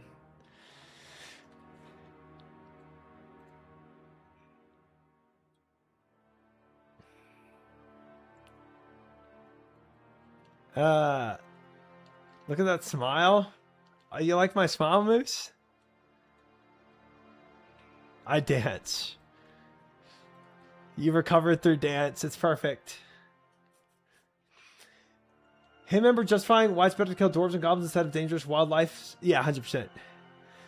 Well, not just better for me personally, because it gets me through the Slayer task better, Droxo, but better for society. That's correct, yes. Summer sweep idea. Add milk weakness to jaguars from Colosseum. If you have a bucket of milk, they're non-aggressive. Huge.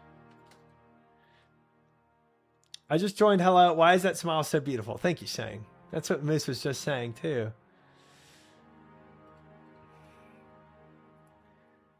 Triumphant was rated hottest streamer in the OSS category by Forbes under 50. That's good. That's good.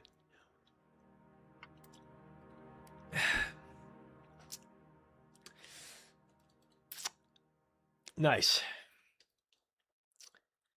I can't believe Emerald got the 30 under 30 thing. That's insane, bro. I guess I can't believe it, but it's still crazy. I got you, big dog. Thanks, bro. Bloodvelds. Any dancers? Do we have 2 volunteers for dancing? She got what? She got the 30 under 30. 30 million under the age of 30. It's a Forbes achievement. Numbers with another 10 push-ups. I can send one alt. Thank you, Zach. And Kinsey, I'll dance. Heck yeah. And VRL will dance. We got 3. Thank you, guys. I'm coming. I'm gonna go and grab I'll go grab my burst stuff then. I can also dance. Frick ton of dancers tonight. Let's go. Dance party.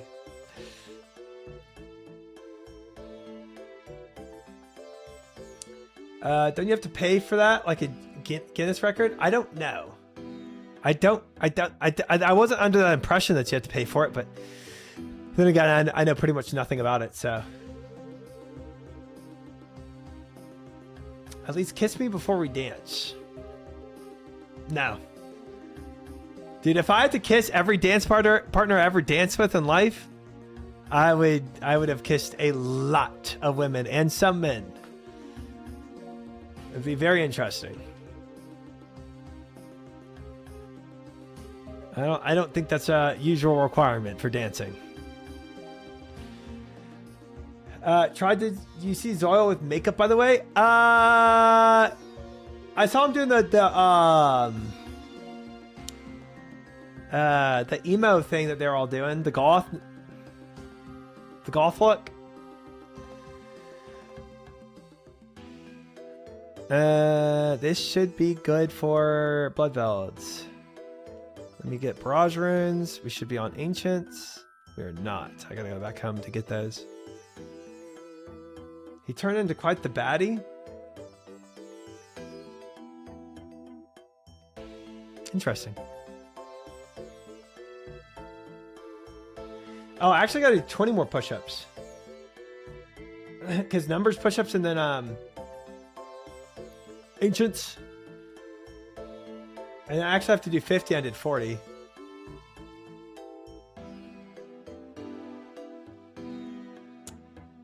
Make that 30. Nah, it's still 20. Caught up to live finally after watching your review of Gnome's videos. Oh, nice, Felix. Now it's 30. Now it's 30. Someone else got to start the dance. I'll crash out.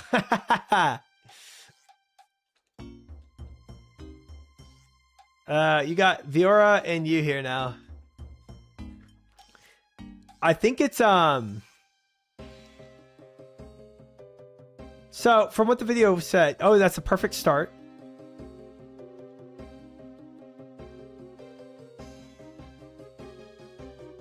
Momo's here.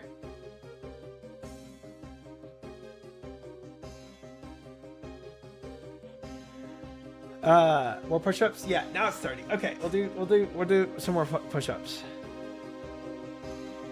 Gotta time the follow.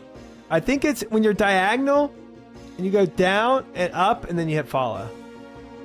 Hey, that's it! Viora and Kinsey doing the dance. Momo and this is Zach's alt. Some would say that Deroxo, not myself. Some would say that.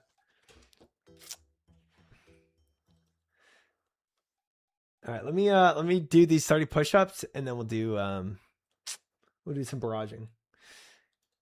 Dude, I feel like I've gone so slow in Slayer today because of that whole Kraken task. My XP per hour is just holy frick, why is it 3:30 in the morning? What the F? When did this happen?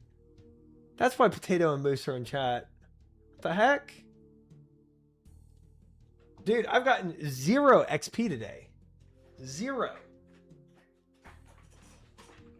True, Deroxo. 1 minute ago? Okay. Thank you, Bukowski. That video was like 86 hours long. Holy frick, dude. I yapped so long through that video. That's crazy.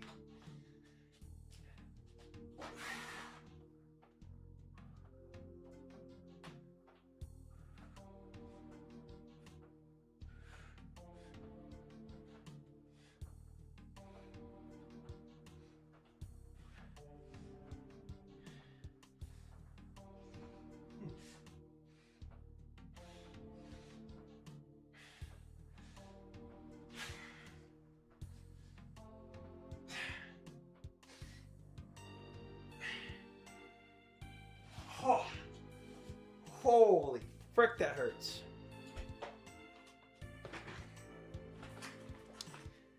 Oh, thank you, Jacob. Cheers.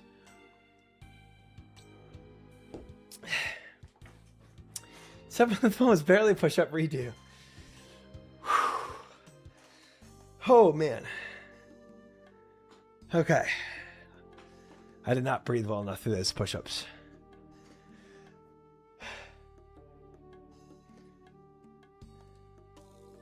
Actually locking for work a bit. Good luck today, Beast. Thank you, Moose. Have fun with work.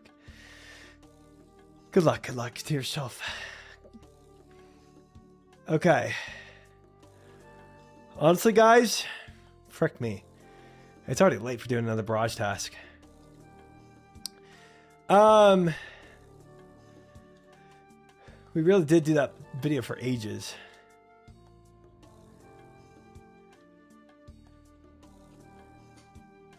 I wish Mace was here. This is an imbue task. Well, we're definitely going to do this task. Question is when. Fall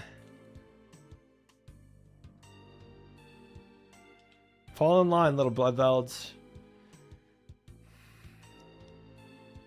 So weird that there's not stacking here, but whatever. Definitely want to do this task, but might be a later time thing. Dude, I only did one Bloodveld task. That's the only barrage task. And then I got Krakens and I was there for... What else did I do today, though? One Bloodveld barrage task? And Krakens? Is that really it? For 7.5 hours? I mean, of course I yapped, but... But there's no way I... No. There's no way I yapped for that long where I...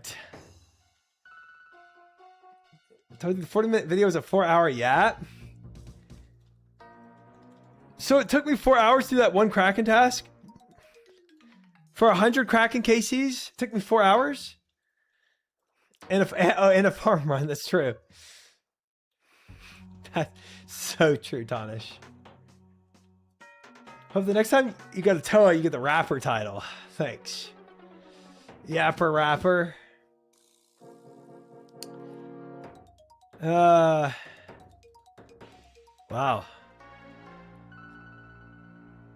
You must have been AFKing between KCs? I probably was. A little bit, yeah. 25 Krakens per hour? I guess so, bro. I guess so. Is this dance wrong? No, that looks right. I don't know why they're not falling in.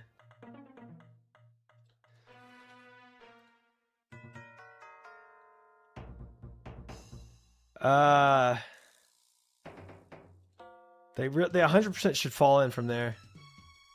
That's weird. I don't know for sure, but I think you guys moved one tile to the north. Dude, I don't remember. One tile up? Is that what it is?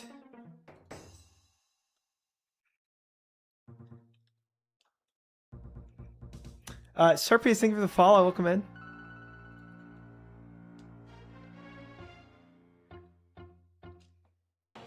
Right pattern, but should be west instead of east.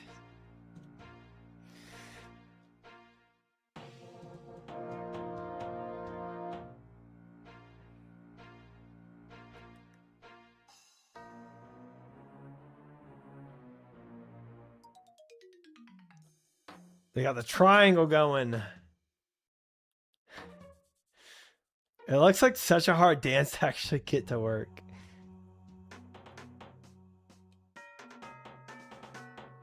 There's the triangle, the square, and then the zigzag. And they got to do the zigzag, not the triangle or the square. P, do you think of the follow? Welcome in.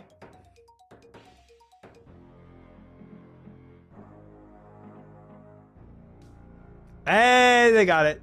Gamers. So I phrased the one on the right.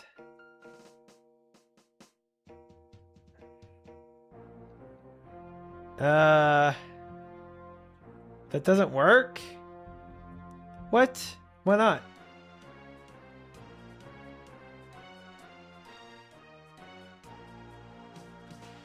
It's got to be, you got to go north, south, not on east, west.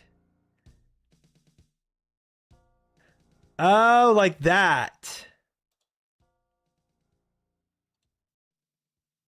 Oh, I see. What does that even mean? I get the position at which you follow, I think, affects it. Go, Weeze. This is so great. Here, I'll mop this up.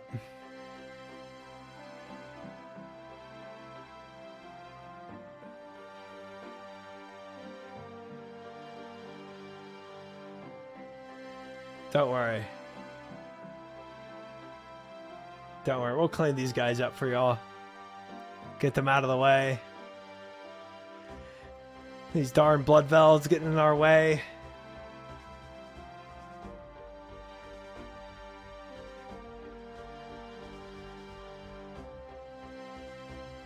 X pattern. I felt like they were doing the X pattern though. Simple maths. Same thing with a 90-degree pivot. We're like, yeah, a 90-degree rotation on the pattern. What world? We're in world 440, but I think they could do it.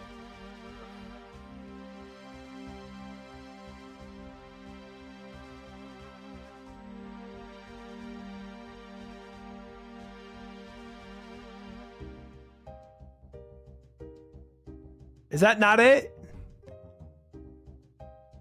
That looks like it to me. Because now they're going north-south. No? Is that still east-west?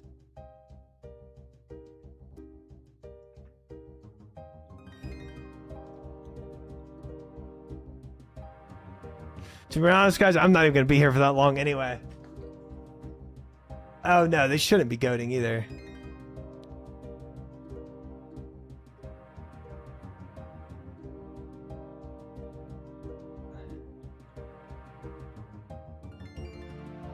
Oh.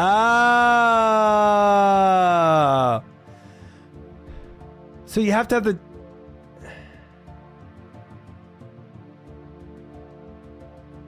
You have to have that diagonal movement.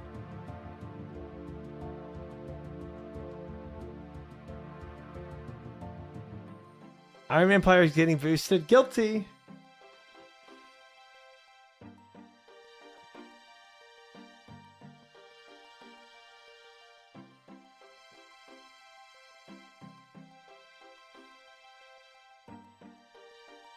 I'm not gonna lie, guys. I'm probably not gonna stay here, but this is kind of fun to watch. This is hot.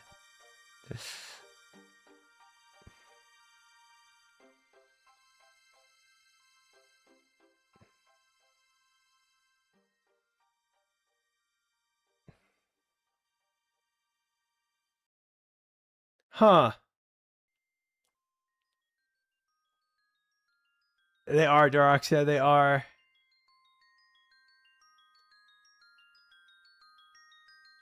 I just kind of want to watch it happen, you know?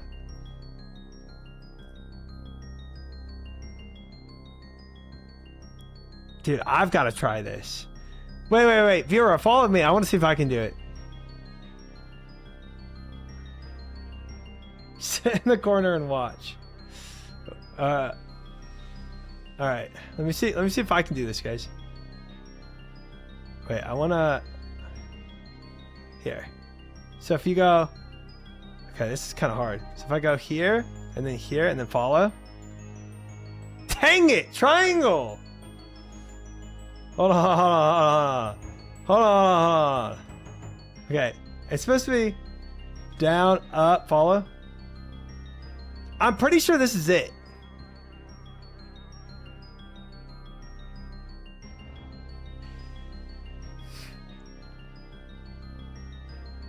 Nice! Alright, wait, who wanted to do Bloodvelds?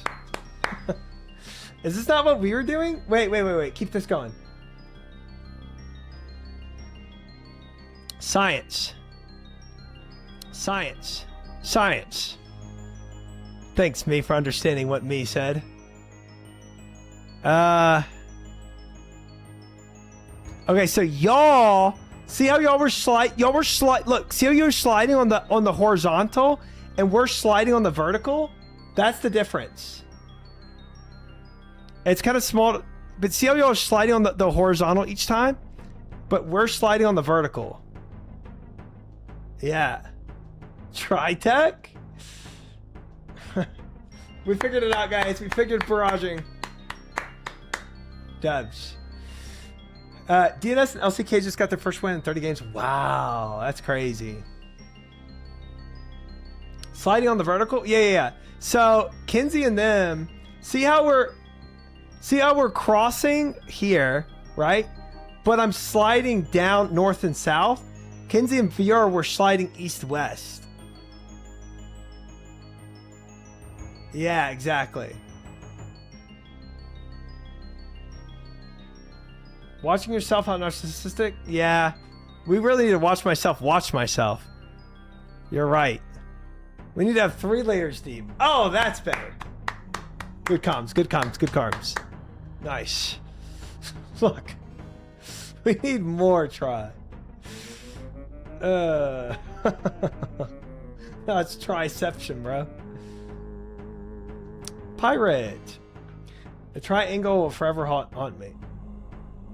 Yep. Is it the triangle or the triangle, though? You know?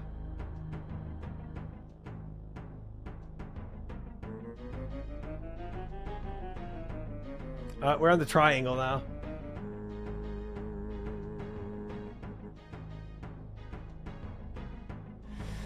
I don't think so, Deroxo. I don't think so.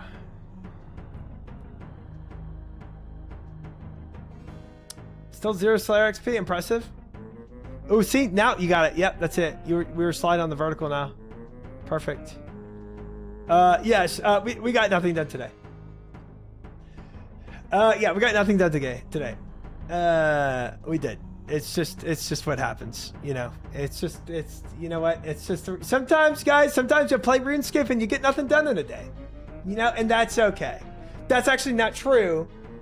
We did get 2 clogs today and a whole combat achievements. Yeah, combat achievement block. Green logged. We got a second trident that we already had one of, so we got a dupe trident and we got a tent whip. So yeah. We got the trident Monday, but we got another one today, so double trident. Yeah. Good stuff, guys. Dubs. Gaming. Yes, indeed. Try want to know something cool? Of course. Of course I do. Right click your mini map. Oh, the zoom in feature? Oh, that's cool. It like zooms into where you are. That's neat. What are you doing? Well, we were gonna do blood bells, but then I realized what time it was. I didn't feel like starting a whole nother Slayer task at 4 in the morning. So then we just started practicing dancing with each other. Yeah. And so now we're just training dancing. Video gaming, that too. Could have been done with the task already. Yeah, maybe so. But we learned something more important, Zach. Teamwork and dancing. Look at this. Look at the dancing tech, bro. All right. GG, fellas. I'm going to run 1 league game and then sleep. Holy schmoo. The dancing around me was actually pretty sick. Huh. Moose, 5 minutes ago. I'm going to go and pay attention to work and try to get stuff done. Moose Fortune is logged in. Interesting. 1 league game, 1 Dota game.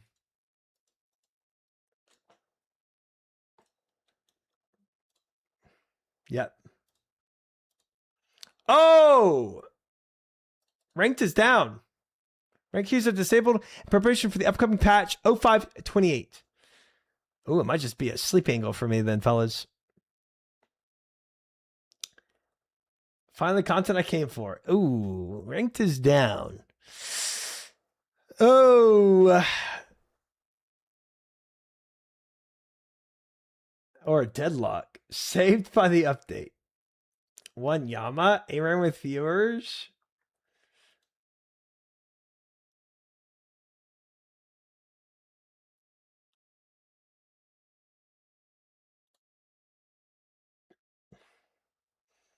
Try to play with you in norms. I want to support you. Can't get to bed without my nightly try win. We'll do 1 ARAM Mayhem and then chat can play and then I sleep. 1 ARAM Mayhem and then I go to bed.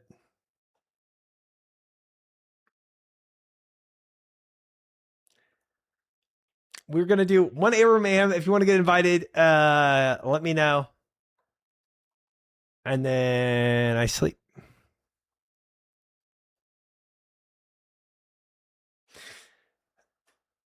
Try a league win. We don't have 10 hours. Sometimes it might take 10 hours. Sometimes 15 minutes. I was on wave 57 and simply clicked beside my quick prayers instead of activating it. Oh, dude. Dude. I'm Moss. I feel that. In my core, I feel that. That's tough, brother. 07. I actually uninstalled Vanguard. Well, he won't be playing tonight.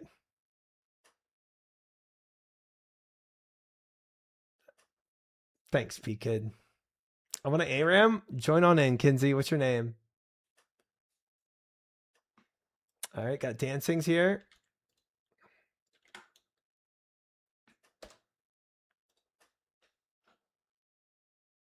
You want me to carry you? I would only dream of it.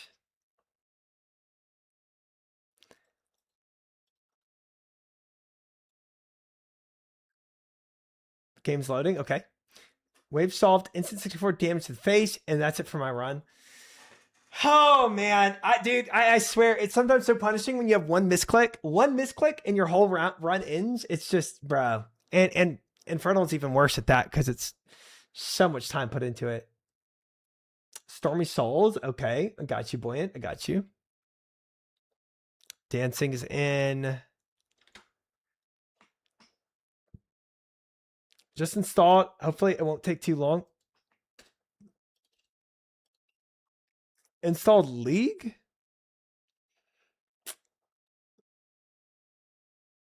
I like Stormy Souls is Buoyant Bong. Kind of both same vibe. Buoyant and Stormy. He said Infernal.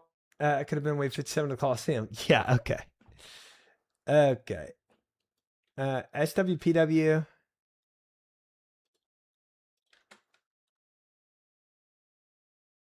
Got room for one more. I think Kinsey's coming.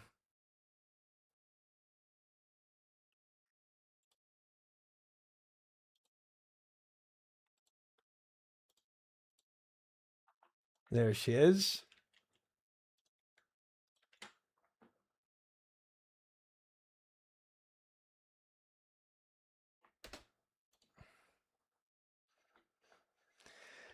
I was over 1 hour and 20 minutes in because I was yapping in chat earlier during the run. Ha!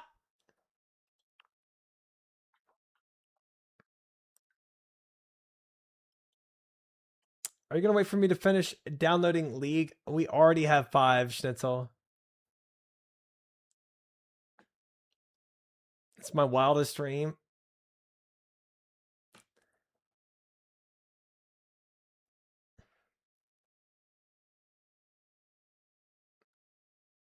We have a League game. Oh, Samira. We can make Samira work. I think I'd be better at Samira than I would be at Affiliate. If we get like some really good... Oh, somebody boosted. Yo, nice. High Noon Samira, let's go. Pog, thanks for the boost. Dancing with the boost. Nice. Nice. This is a random. Yes. This is all. So you get randomized champion. But then the mayhem part of it is what really is crazy. Because the mayhem part of this is like, you basically have like this whole like Gamba system inside of it where you try to get like these good power-ups. And the power-ups are like super OP. These are the power-ups. They pop up at the beginning, and you get more as you go. So this one, gain 20% total attack speed, add 1.7 attacks per second, dealing additional magic damage on hit.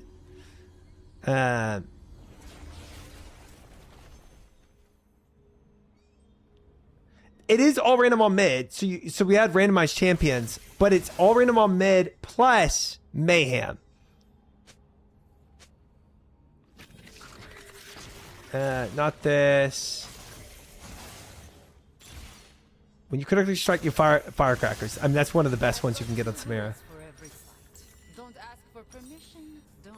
Big.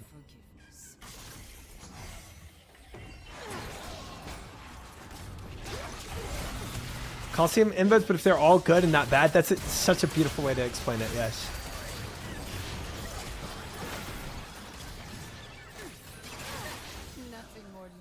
I did not have any of my skills leveled up there, so I was just trolling. Just completely griefing my team.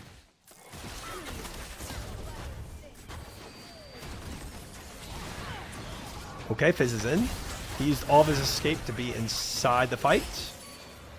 And he walked out. He's crazy.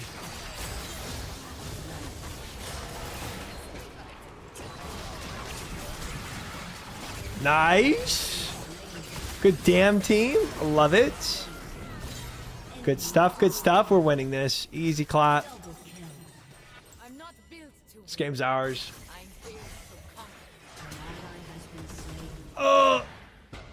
Oh, you got it. Nice, Buoyant. Good snare.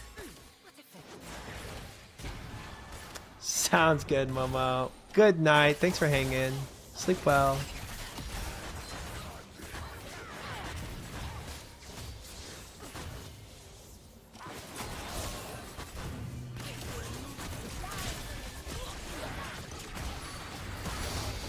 Ooh, good cage. Nice. We got 2 of them. I just couldn't capitalize on it. We have some solid CC on this team.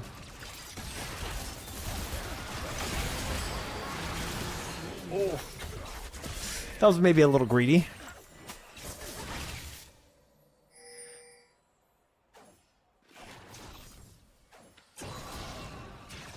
The only issue I think we're going to have is 0 front line. But I think we have enough damage to compensate. They don't have any front line either. Should be fine.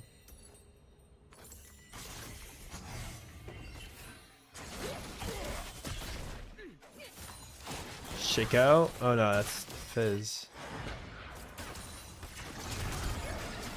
Oh, nice. Nice. Good cage, Kenzie.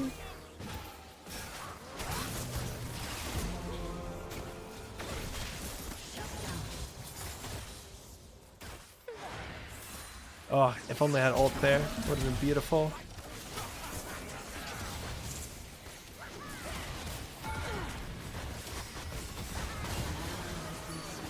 Oh, 07.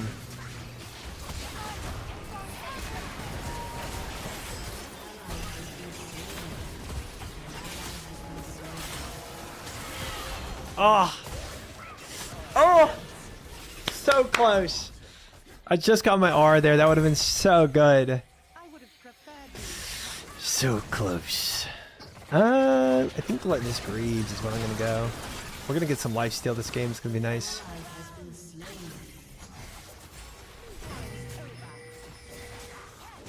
Holy cow, they are all so hurt.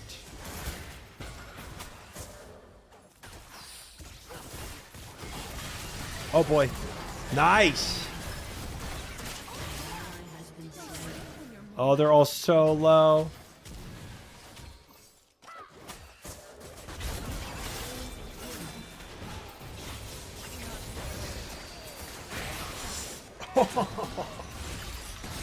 I wanted it all. Nice, fellas. 4th attack, shoots a firecracker. I wonder if that counts for my ultimate or not.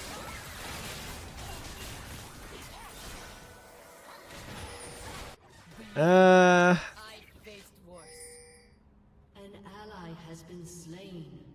kind of doubt it. YOLO. I don't know if it does or not.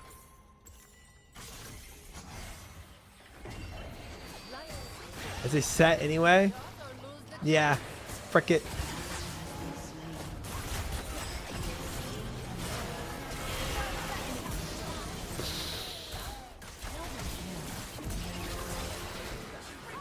Tell you what. Even if it's not a set, or even if it doesn't proc on the ult, still an insane amount of damage right there. Crazy.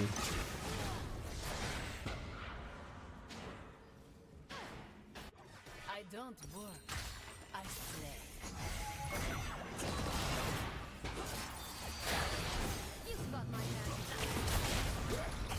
It's got to be a fake, yeah. Classic Fako. Oh, fan hammer.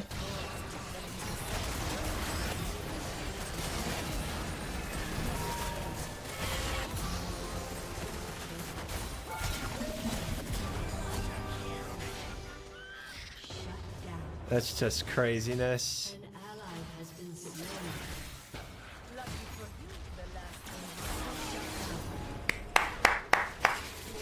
Well played, Akali. Well played. I wanted that Penta though. Thank you, Dancing. I already have 75% crit. I only need one more crit item. Mortar Shiba is pretty good for my last crit item. There's nobody that's that tanky, so I don't really need Lord Doms. I'll go to Shield Bow. Nice, Dancing. Good kill, good kill, good kill. Yeah, definitely hit that health.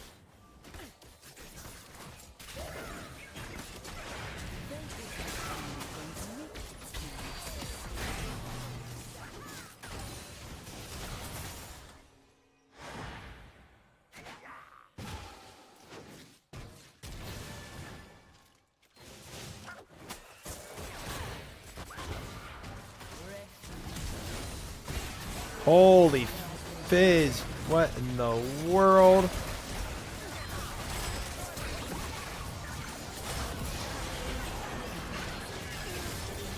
Dang.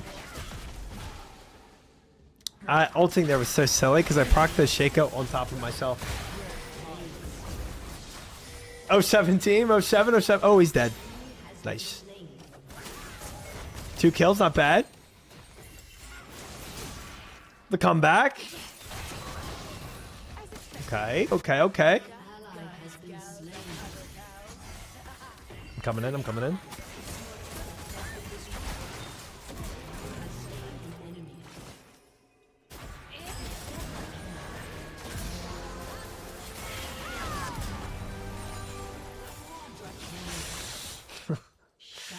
It's so gross.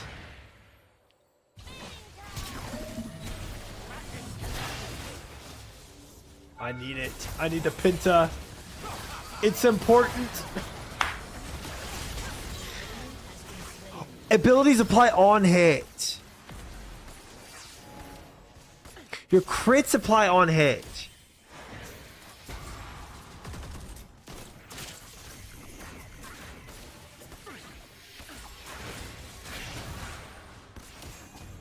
They're both so good. How often does this crit?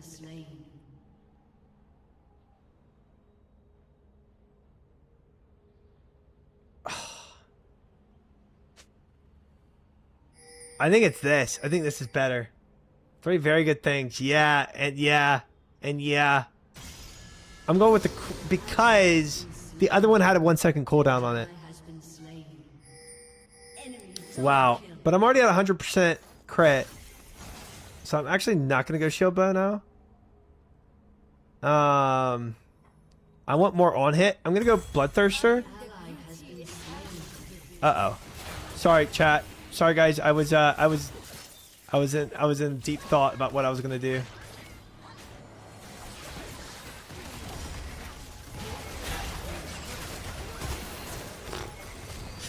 And all that just to die. Well, the game might not even last at this point, but if it does, we definitely have a really good build. 07 Kinsey there.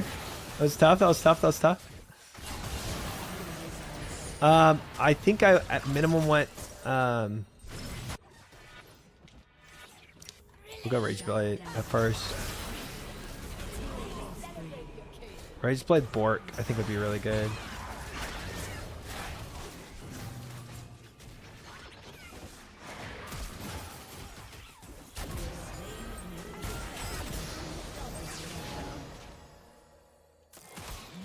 Chica's in the back, but I think Dancy's got him. Yeah, he does.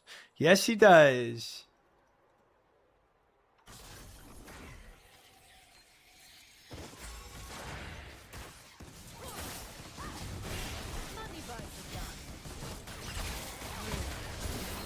Oh! I thought I had the E range there. Nice ult dancing. Nice, clean. Good backup team. Well done. That 6R hurt. Snowball dodge. Easy clap. I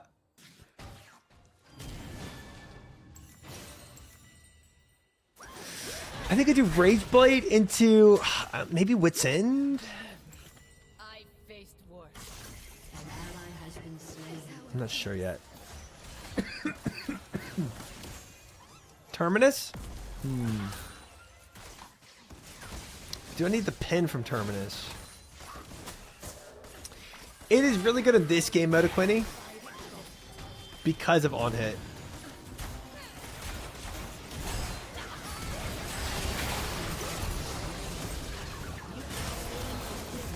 Oh, I ran into the Ziggs bombs. That's tough.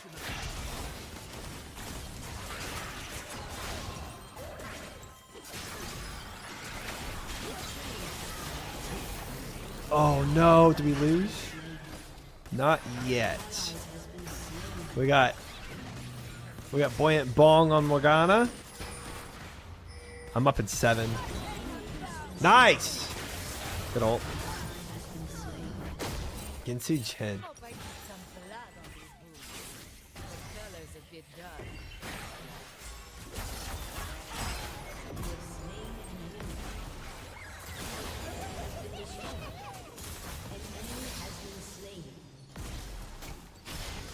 I'm coming.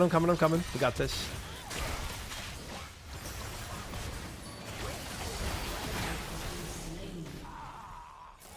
Oh, he's so fast. Unfortunate.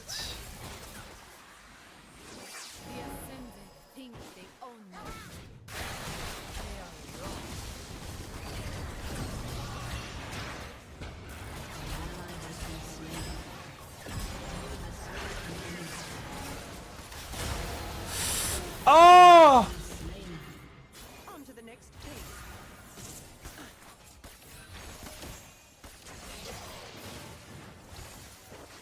Holy frick, he's gonna completely frick me over, isn't he? Well, let's go ahead and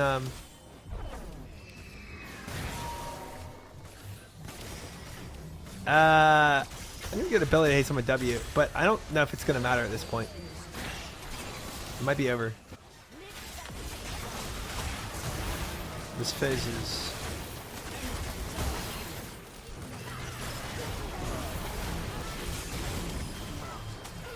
That was a good ult Zanya's there. Oh, we got a inhib troll. I need dude, I need maybe Death's Dance. This phase is, well, it's over. That was tough. That was tough, fellas. That was tough. That was tough.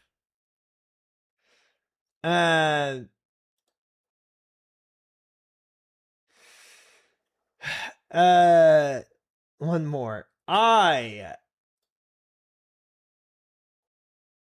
need sleep. That was rough. That Fizz was doing disgusting things to us. Brutal, terrible, disgusting things.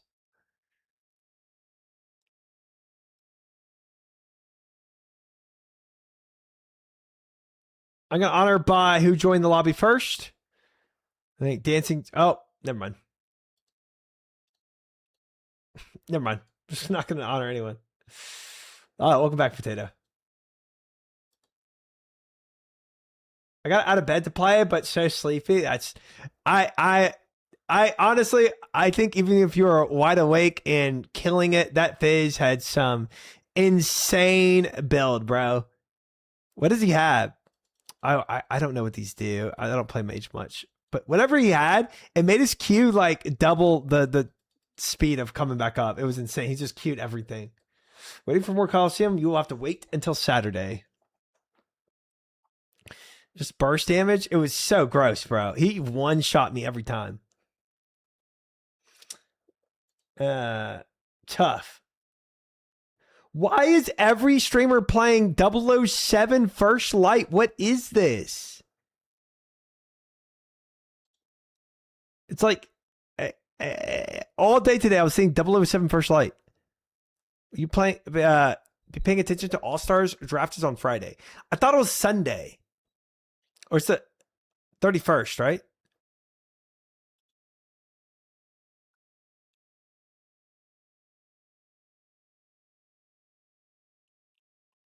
Giga sponsored, is it? If we look at Sneaky. Is he a hashtag ad? But there's no hashtag ad, man. Nobody I've seen has had hashtag ad in their title. You follow Lynn.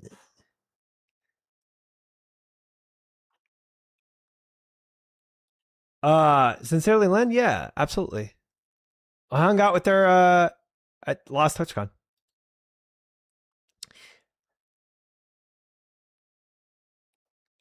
I'm pretty sure it's Sunday, Potato. I'm pretty sure. New AAA game. Same thing happened with E33. Yeah, I think that's... no, draft did not happen yet. I think that is what's going on. I think people are genuinely just trying out a new AAA game. Yeah.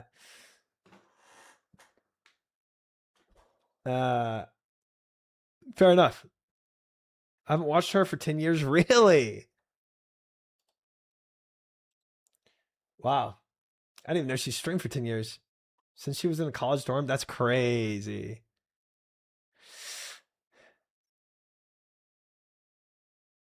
Dude, honestly, all DMM All-Stars is completely missing out not having me and Potatoes PvP skills in there. They are sorely missing us. Guaranteed. I'd pick Potato my first pick next year. Facts. Dude, there's nobody on either. What the heck? PvP me and Amir's arena try it, but if I lose, I'm never showing up here again because that would be too embarrassing. Yep.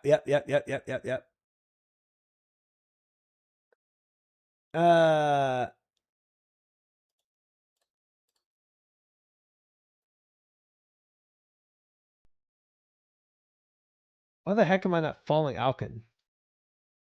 Anyways, on hardcore. We're gonna rate Alkin. Like, battle styles alone are just not worth anything. They're like 4K or something. You can make like 600 orbs an hour. Every orb profits you like 2K. It's pretty good money. I didn't even see you say that dancing until just now. Yeah, it's good crafting once you do it. Fellas! It isn't too bad. This one As always! I still do frostwork, so that... Thank you so much for hanging, guys. We're going to be live tomorrow. Same time, same vibes. Well, hopefully we get a little more Slayer XP next time we stream. And Doom. I was supposed to do a little Slayer and then do Doom today. We yapped for the entire time and got a few combat achievements done. But you know, sometimes you're prog and sometimes you yap. Good night. And thank you for hanging so much, guys. Thank you for all the yaps, the vibes, the hangs, the chats, the predictions, the subs, the follows, everything in between. Good night. Potato, Vertilak, Interaxo, Kinsey, Hayden, Shadows, Zach, Phrase, Buoyant Bong, Equini, Duraxo, Beefaroni, P-Kid, Viora, plenty of other lurkers out there, like Serpius and Phrase. Thank you, guys. Did I say Duraxo twice? Good night, guys. Thank you again. I'll be back tomorrow, 8 p.m. CST for another stream. Bye! Bye, YouTube.